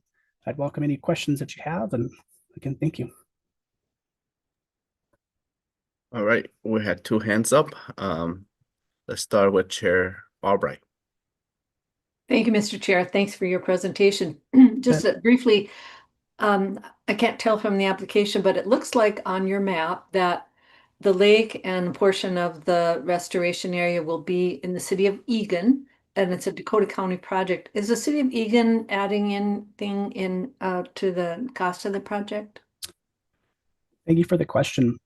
In terms of adding cost to the project or value to the project for an investment, not at this time. We are using Lakeside Park for the corridor of the project. We've had easements for the actual regional trail itself, but we'll be collaborating with them really as the shoreline restoration work occurs, and then getting their feedback on kind of infiltration and stormwater requirements as it comes from the neighborhood. So at least for an investment piece, no from Egan, but certainly a lot of collaboration with the city of Egan. Thank you. Mm-hmm. Okay, Commissioner Beeman. Thank you, Mr. Chair. I'm familiar with many of Dakota County's greenways, but not this one in particular. I think you said it was 5 miles, it will be 5 miles long in total. Can you say where it starts and ends and how it relates to Lebanon Hills Regional Park? Yeah, absolutely. So the beginning of the project is along Dodd Road in Egan. So it's probably about a half a mile north of Cliff. So Cliff and Dodd. It'll be connected to Lebanon Hills Regional Park via the Lebanon Hills Greenway. That's currently under design right now. Should be under construction next year. And then it goes from Dodd Road all the way across US 52. It connects in with the Mississippi River Greenway, just to the south of, or just to the north of Pine Bend Bluffs. So, and it's relatively new. Okay. Mr. Chair, just follow up. So it will link into the trail that goes to along Pine Bend there, that goes all the way out to Shars Bluff eventually? That is correct. Yep. Okay. Yep. It'll be kind of that central linkage. And the other piece too, within Egan itself, it'll connect into the Highline Trail in Egan, which essentially takes users from Dodd Road all the way to basically 35E. So there'll be a local and regional connection from, all the way to the west side of Egan to the Mississippi River and the Mississippi River Greenway. Okay. Good. That's a good linkage, important linkage. So thank you. You bet. Any other question?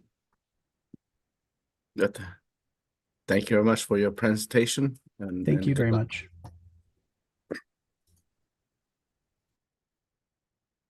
So next is indigenous practice, modern thread, brain training and CWD by Dr. Wolf. This is under the category of education and outdoor recreation. The proposal number is 2027-124.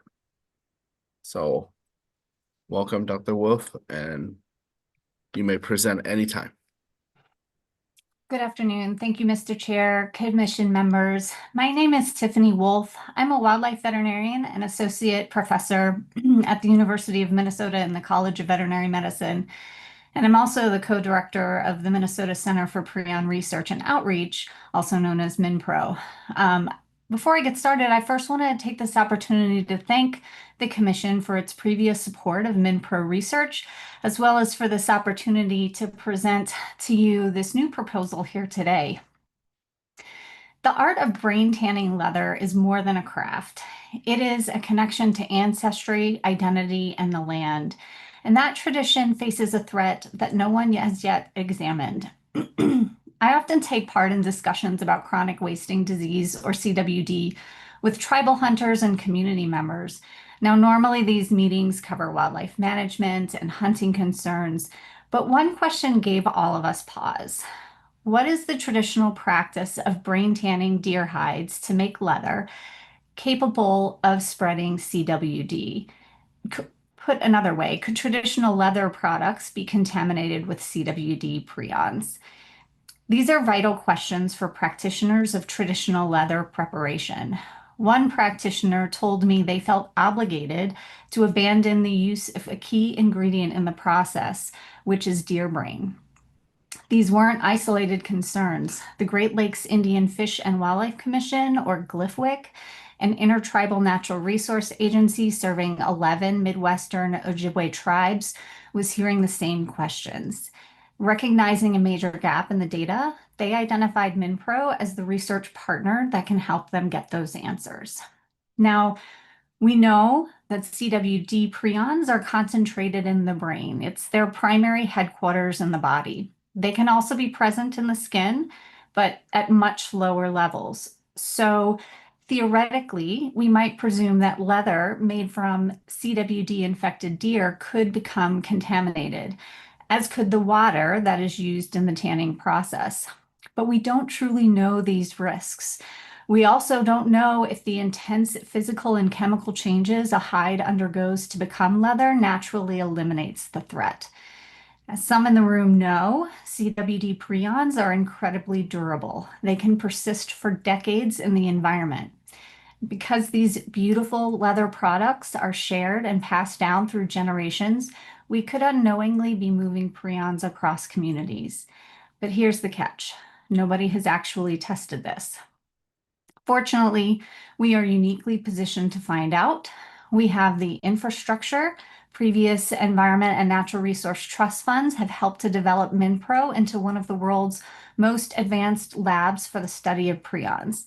And we've been working with colleagues across the country to obtain the requisite hides and brains to conduct these experiments. Advanced apologies to our University Admission Committee. These are not the normal brains we recruit to campus. More importantly, we have a foundation of trust and strong collaborative ties. With early GLIFWIC and university support, we've already recruited an exceptional Native graduate student who is passionate about merging her cultural roots with her graduate studies on this project. We also have the full backing of tribal leaders across the Midwest through the Voight Intertribal Task Force, and we're already working with tribal partners to identify and connect with brain tanning practitioners to learn and understand the process and transmission of traditional ecological knowledge.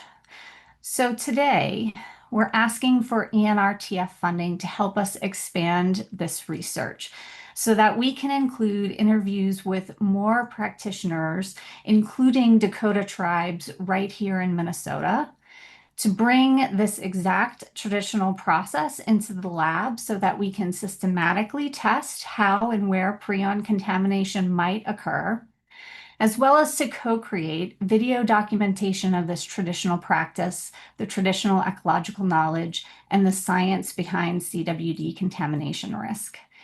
In this project, we will merge cutting-edge science with traditional wisdom to co-develop best practice guidelines. The value of this work is clear, ensuring that a beautiful cultural tradition can safely endure. And so with that, I would be happy to answer any questions from the commission.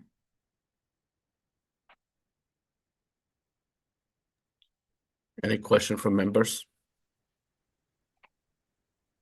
Commissioner Beaman. Thank you. And I don't want to get too graphic about this, but this really surprised me. I had no idea what brain tanning existed. What does the deer brain do to the leather? I mean, how can you just give a brief description of how that works and why use the brain for that purpose? Sure. From my knowledge and my understanding, hearing from some brain tanning practitioners already, this is a long traditional practice. The understanding of what the brains do is that there's some chemical change to the hide that occurs that causes a staining of the skin. And that combination of chemical as well as some physical changes to the hide, there's a lot of pulling and pulling that happens through this process. That all works together to produce both the beautiful coloration as well as the soft texture that results. And I was hoping I'd get to do a little show and tell here. These are some products that I have from working in another Indigenous community that just kind of shows what some of these end products can look like. Thank you. Commissioner Moore. Thank you, Chair Herb. I think this is an interesting project. I'm more curious about the experimental design side of it. Will you be able to test sort of a known positive CWD brain tanning a piece of leather and actually test the leather for it? Or how will you go about detecting prions in tanned leather products?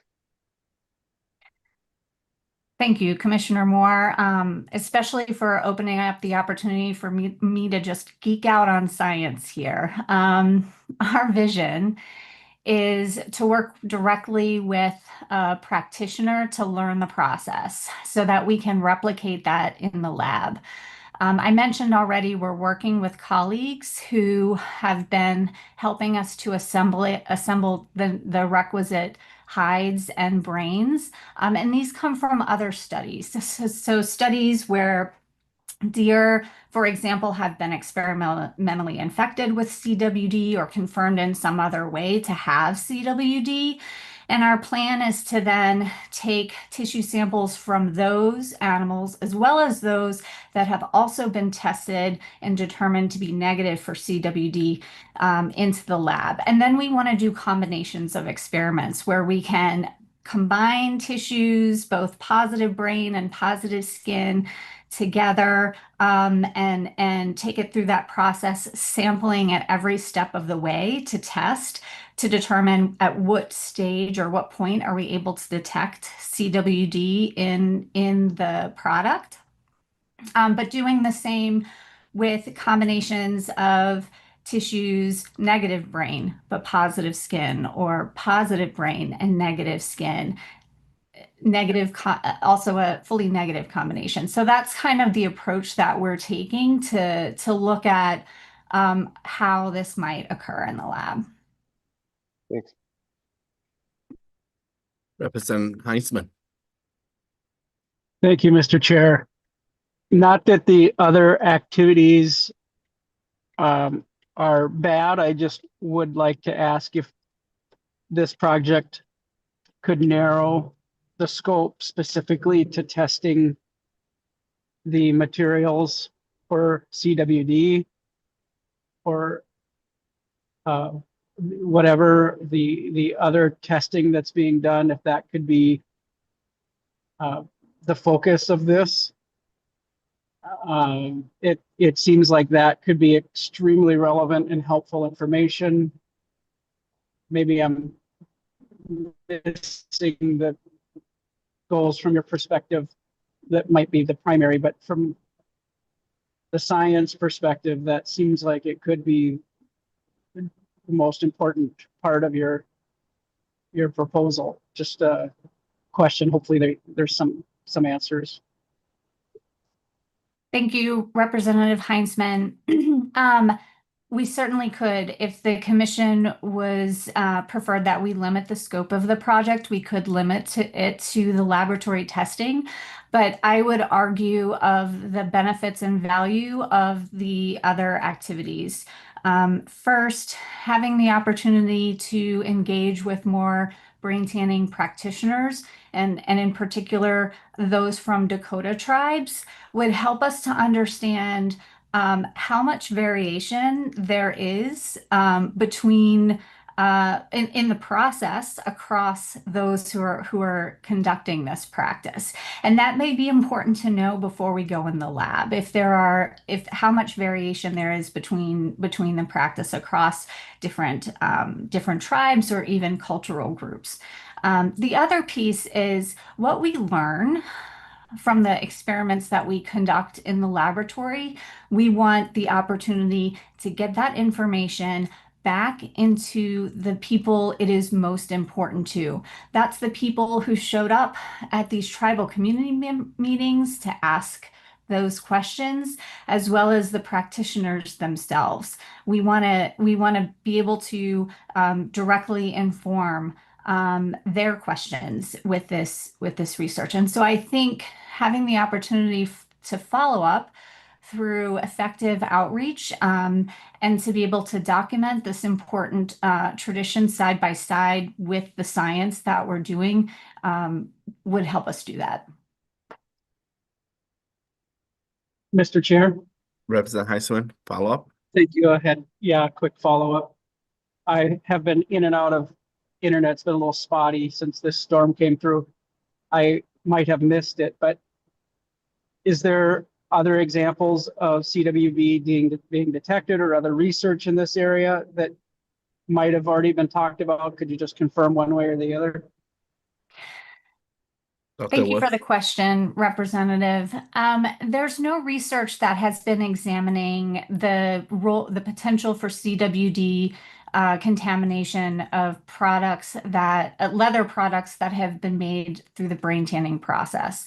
There is CWD research that demonstrates that we can find CWD prions at their highest concentrations in the brain. We know that from other science, but we also know that prions can be present in skin as well. And so that's the science, that's the information we have from other projects, but we want to combine it together to ask this very specific question about this particular leather making process.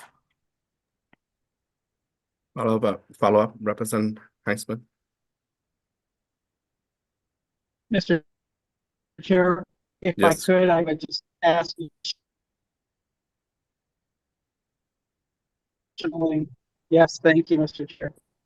Is there any other matter you're aware of? Representative Heisman, probably due to the weather there.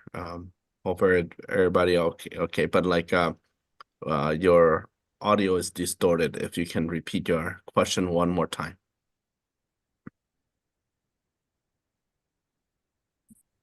Sure, I'll try again. If it doesn't work, we can move on. I was just wondering if there's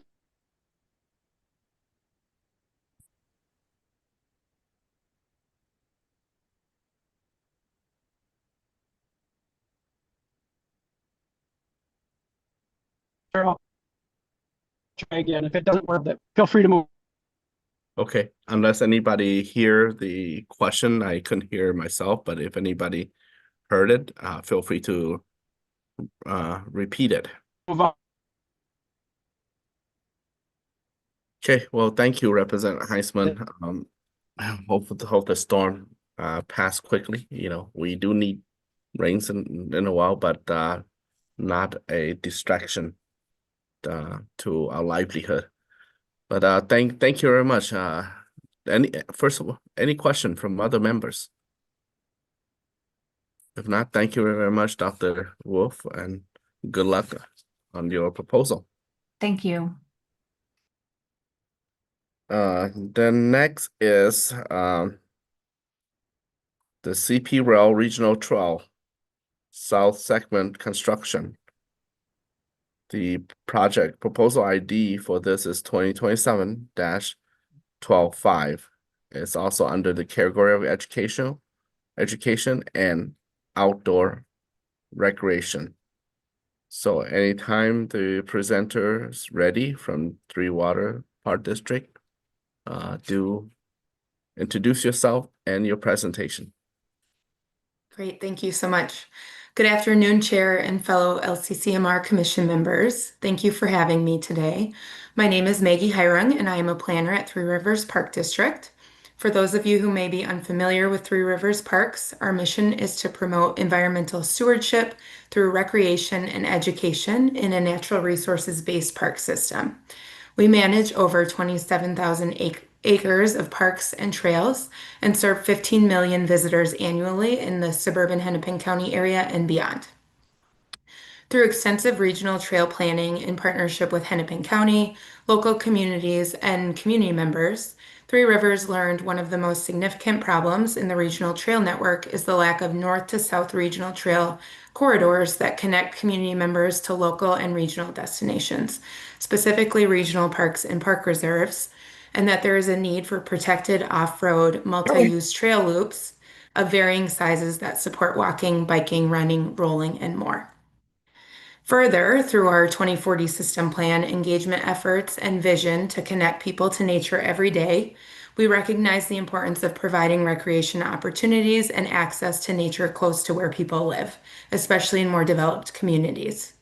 The CP Rail Regional Trail South Segment Corridor, which is in the highly developed cities of Edina and Bloomington, with pockets of high natural resource areas such as Highland Park Reserve and the Minnesota River Corridor, has several deficiencies that impact pedestrians' ability and/or willingness to travel to these nature-based areas via walking, biking, or rolling.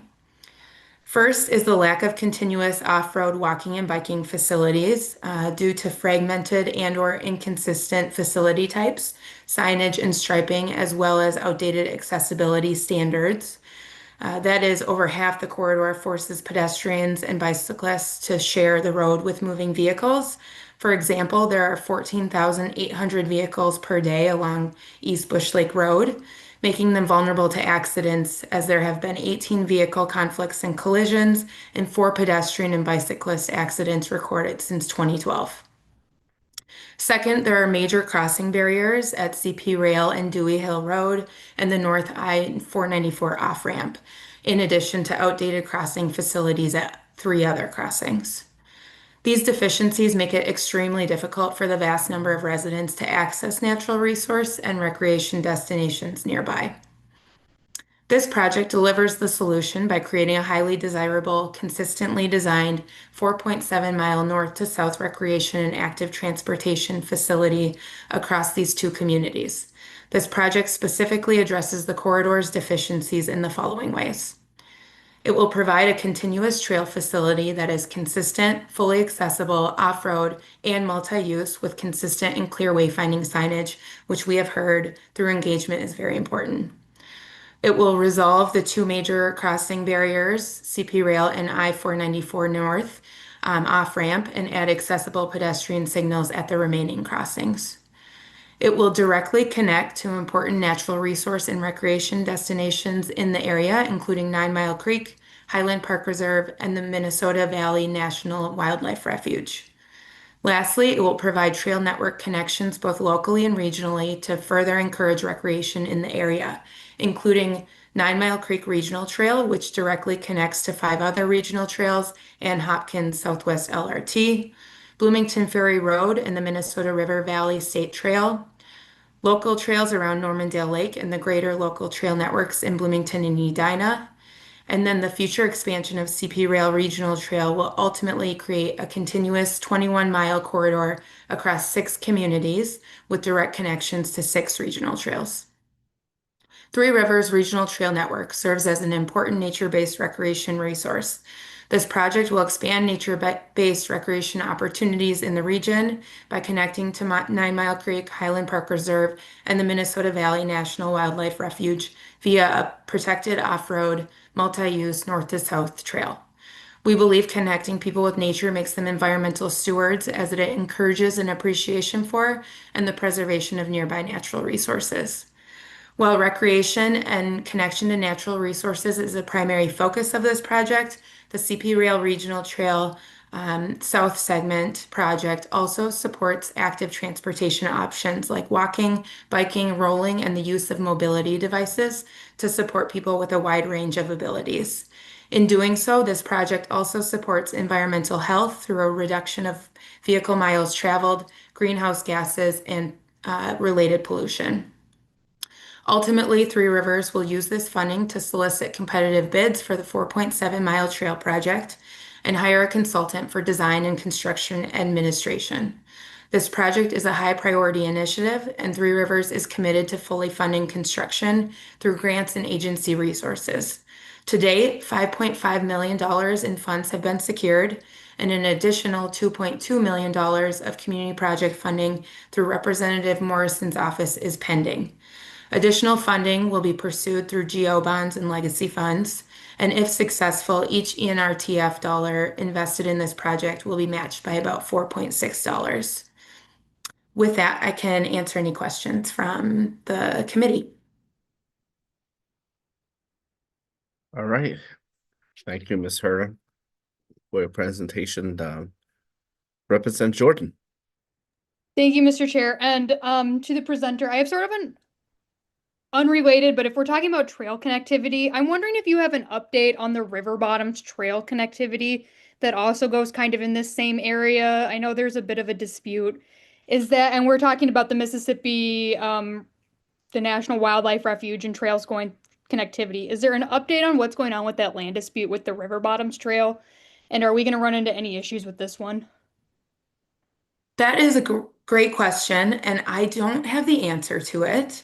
But I would be happy to talk to my peers and get an update and then share it out with LCCMR staff. Yeah, Maybe that would be just great. me even. It might Okay, just be a me yeah. thing. But that Okay. is the River Bottoms Trails is my favorite, so hope we can figure that out. Thanks. Yeah, I can touch base with my fellow peers and see if we have any updates in that regard. Thanks. All right. Any other question? Okay. Well, thank you, Ms. Herron, for your presentation, and best of luck. Thank you. Have a great day. All right. So up next is Ms. Ann Gardner. She will be talking about the River Learning Center.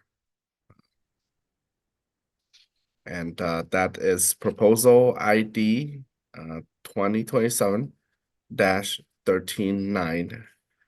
This is another education outdoor recreation category. All right, for the city of St. Paul. All right, welcome. Thank you. Can you hear me okay? We're here just fine. Great. Good afternoon, Mr. Chair and Commission members. My name is Ann Gardner. I'm a project manager with the City of St. Paul. I'm joined by project consultants Sierra Lance from 10 by 10 Landscape Architecture and Sam Ulbikson from Full Circle Indigenous Design. We are grateful to be here today to share about the project proposal to restore 5 acres along the Mississippi River for outdoor education and learning opportunities for programs led by partners and recreational staff from the City of St. Paul, National Park Service, Wilderness Inquiry, and others. Each year, these programming groups work with hundreds of school-age children and community members to teach about the birds, animals, and aquatic species and human impacts within the watershed of the Mississippi River, a river of great economic, environmental, and cultural significance. This project expands the programming opportunities in the eastern part of the Twin Cities, where adjacent neighborhoods are disconnected from the river, and the project will restore and heal a place of great significance. The site is a highly degraded and altered landscape within Bedote, the sacred birthplace of the Dakota people, near the confluence of the Mississippi and Minnesota rivers. The site is across from historic Fort Snelling and Witatonka or Pike Island, and within the Mississippi Flyway, an important migratory path for hundreds of bird species. The site is also within Mississippi National River and Recreation Area, or MNRA, a national park in the Twin Cities area, which draws hundreds of national visitors each year.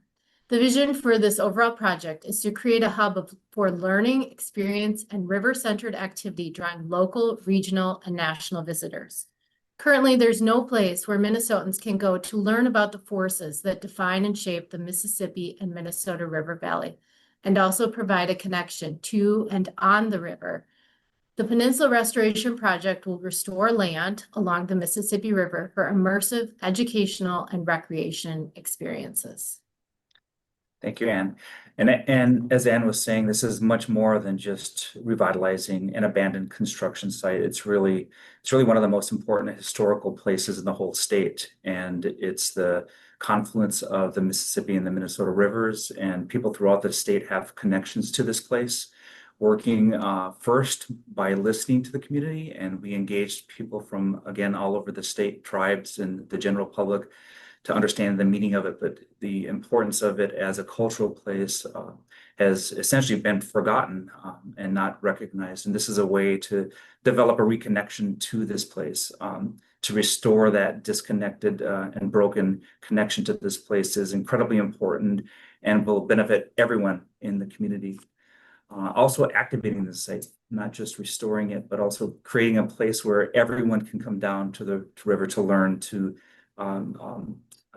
understand the critical meaning of this. And again, that impacts everyone around us, activating it through culture, through education, through recreation. I'll talk a little bit more about how the landscape will allow that.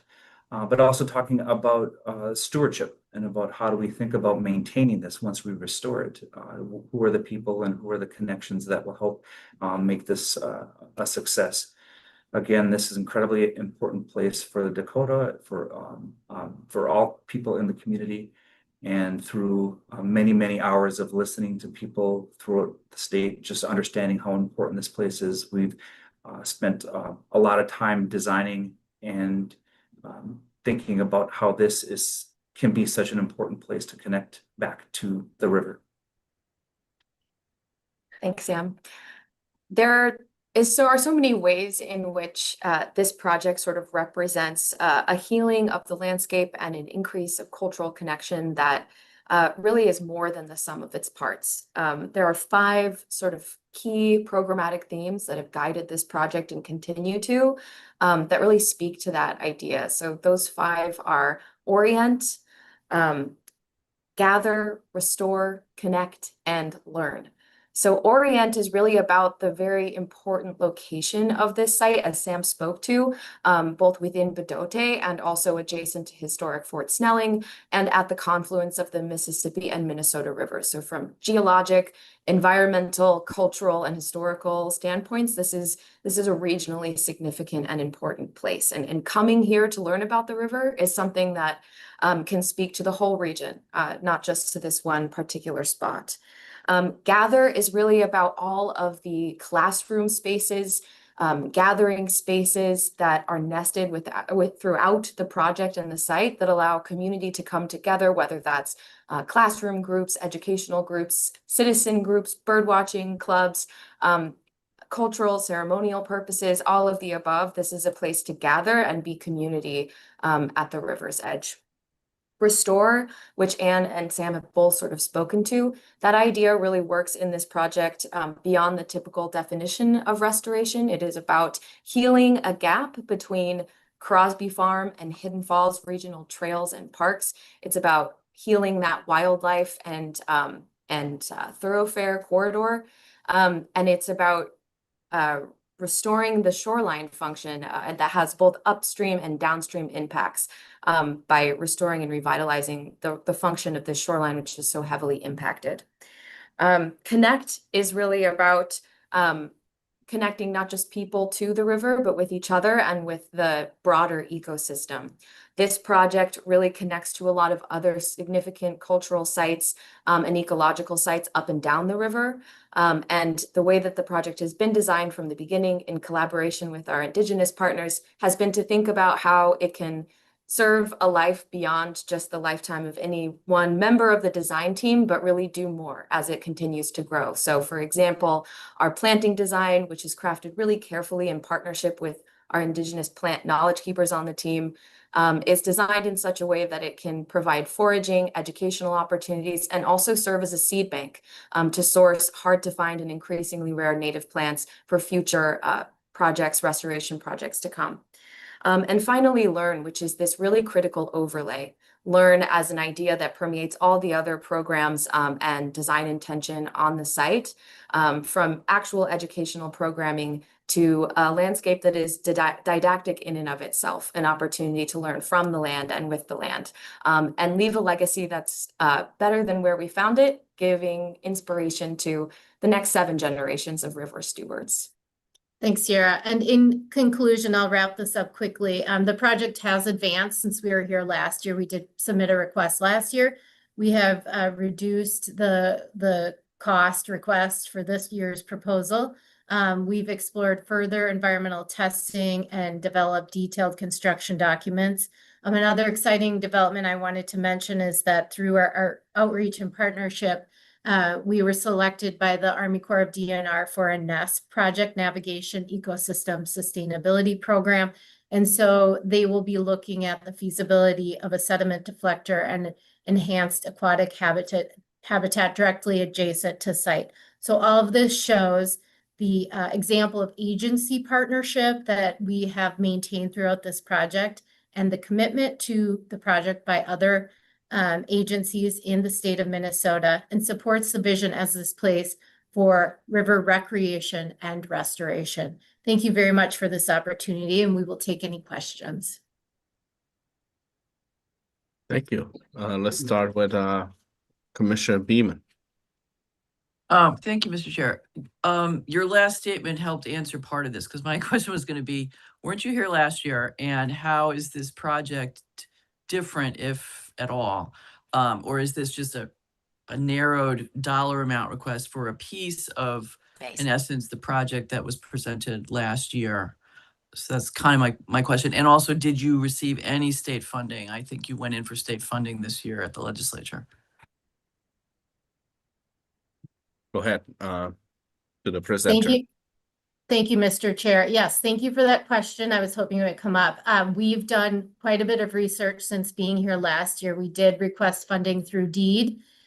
We did go for state bonding dollars, and we have requested additional environmental cleanup funds from the county and are considering an EPA grant as well. So we're looking at as many sources as we can to help with the environmental cleanup. The application, and so far we have not received funding from those requests. We have pared this proposal down by essentially looking at half of the amount of land but prioritizing the river's edge. So again, we heard people want to touch the river, they want to have access to the river's edge. So we are prioritizing the restoration and regrading effort to focus on that river's edge to bring people there and be able to implement and activate the site with programs as a first step. Okay, thank you. Representative Scrubba. Thank you, Chair. Is this located in Fort Snelling, or is this by Fort Snelling? Presenter. Yeah, the confluence. Thank you, Mr. Chair and Commissioner. Yes, great question. It is directly across from historic Fort Snelling and Witatonka or Pike Island. It is within the Bdote area, which is the confluence area. So our consultant team has done quite a bit of study of the landscape as it's changed over time. So the site is directly across it and looking at those areas. And I'll see if my partners want to reply at all to the significance of that. Is that private land or public land? It's owned by the city of St. Paul. It's within the regional park. So it is a city-owned piece of land, but it will be managed by partners, and we intend to bring in Indigenous partners as well. So it's the Crosby Farm Regional Park, that area? It's directly adjacent. Correct. It's right between the end of Hidden Falls Regional Park to the north and Crosby Farm Regional Park to the south, or downriver. Yeah. Got it. Thanks. Any follow-up? No, it's just so I'm trying to follow everything. I have my layout here. And you're doing, is it the building and the engineering, and is it in the floodplain? Is it out of the floodplain, that sort of thing? Where are we with that? Presenters. Thank you, Mr. Chair and Commissioner. We are looking at a 25-acre site as a whole for this project. And over the last 5 years, we've had various plans for looking at the development of the site. The peninsula area we're referencing is a portion of that site, but it is where the education programming will take place. And it has the river is on 3 sides of the peninsula, 2 dredged bays that are not historic, and then the river corridor itself. So the this proposal is for looking at the restoration of the peninsula area, again, where the focused programming will take place. Do you have anything to add? Go Yeah. So the buildings that are included in the full design vision for the River Learning Center, the Mississippi River Learning Center, those aren't part of this specific request, but those are designed at a resilient above the flood elevation, above the floodplain to be resilient. And the whole site is sort of designed as one integrated piece, but we've broken it down in order to be phased to take these steps, with the most critical piece happening first, the shoreline restoration, access to that shoreline, and cultural educational programming there. Thank you. Good, thanks. Well, any other question? Well, thank you very much for the presentation. I just have one little question. Like, I was just assume to get there, you take Shepherd Road, right? Or what's the more direct route to get there? You would go along Shepherd Road, and there are entrances. If you see a sign for Watergate Marina and Magnolia Blossom River Cruises, that's the entrance from the bluff top, and it's you go down about 90 feet to the area where you can access the river through Crosby Farm Regional Park or at the Watergate Marina entrance. So that is part of our project to make sure people are aware of its presence. It's an incredible site that I think is a little disconnected from the urban community at this time. So that's part of our intent. And if you're walking or on bike or by foot, you could be coming from the Farm to Falls Trail from Crosby Farm or from Hidden Falls on foot along the river and enter the site as well. Thank you very much. I'm very familiar with that area. Just trying to reorient myself, from the road to where it is, and appreciate your answer. And also appreciate you take the opportunity to restore the location for outdoor engagement in the future with our young people. Thank you very much. Thank you for having us. Thank you all. So next is I believe this will be our last item presentation today. If I'm wrong, please correct me, Director Nash. But the proposal ID is 2027 582 under education and outdoor recreation category. This is building climate resilient conservation leadership in Minnesota. So I'd like to welcome Ms. Ocho, or if she's here. Yeah, yes, I'm here. She is here. Good afternoon, Mr. Chair and Commissioners. You're right. My name is Janelle Ochoa. I serve as Environmental Justice Director at COPAL, and today I'm presenting the proposal 2027-582 building climate resilience conservation leadership in Minnesota. First, I would like to introduce a little bit about COPAL. COPAL is a statewide organization that builds community power through education, leadership development, and community engagement. Throughout our Environmental Justice Department, we work to ensure that Latina and BIPOC communities have equitable access to environmental education, outdoor recreation, and opportunities to participate in conservation and stewardship in Minnesota natural resources. To understand why this project matters, let's start with the challenges that we are addressing as organization and as community. Too many BIPOC families in Minnesota grew up in fewer opportunities to experience parks, green spaces, and the benefit that comes from spending time in nature. Research shows that access to parks and natural vegetation can improve health outcomes and quality of life. Yet, Minnesota's 1.3 million BIPOC residents often face barriers to accessing these spaces, and only 11% of visitors to Minnesota state parks self-identify as BIPOC. Barriers such as education, cost, the language access, and lack of cultural relevant programming continue to limit participation in outdoor recreation and environmental education. In response to this gap, COPAL began organizing outdoor environmental education events in 2023. Since launching this work, COPAL has hosted 42 outdoor environmental education events and engaged more than 1,400 participants across Minnesota. More than 90% of the participants reported that they had never visited places such as the Fort Snail Inn, beautiful place by the way, Whitewater, or Minneapolis State Park before participation in our programs. And what happened next is really what demonstrated the true impact of this work.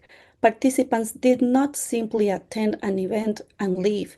They brought families and friends. Some of them became COPAL members, and some joined to our Environmental Justice Committee to help organize and lead activities to protect our ecosystems in Minnesota. One memorable example occurred in Whitewater State Park, where community members participated in bath monitoring project led by the Minnesota State Parks, and participants helped collect data supporting conservation efforts for Minnesota's bat species and saw themselves as contributors to conservation and natural resources stewardship. But also we have seen that a lot of families come together and see the green spaces as spaces where they belong to. Those experiences taught us an important lesson.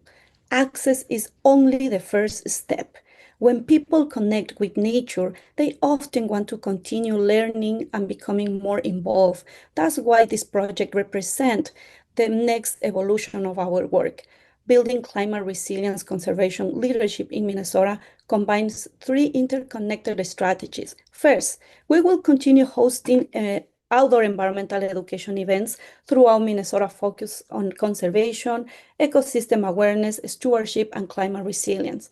Second, we will align one annual Environmental Justice Academy cohort with this project. Participants will complete a structured 6 to 8 weeks environmental education curriculum led by community-based technical experts and participate in field-based learning experiences at parks and conservation sites. We expect to engage at least 30 participants throughout the Academy over the grant period, creating a pathway for participants to leadership. The third one is related to conducting an annual college tour, reaching approximately 300 students each year at colleges and universities across Minnesota. Through presentations and interactive discussion, students will learn about conservation, stewardship, environmental education, and climate resilience while exploring pathways for future leadership. Together, these three components will create a leadership pipeline. Participants move from experiencing Minnesota natural resources to understanding them, to helping them, to protect them. We believe Minnesota's natural resources are strong when everyone has the opportunity to experience them, learn from them, and help protect them. This project helps ensure that more families and communities become part of that shared responsibilities. With that, thank you so much, Mr. Chair and Commissioners, and I'm really thankful for the time and consideration, and I will be more than happy to answer any kind of questions. Thank you very much.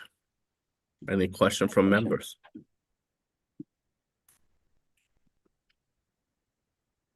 All right. Okay, Representative Gilman.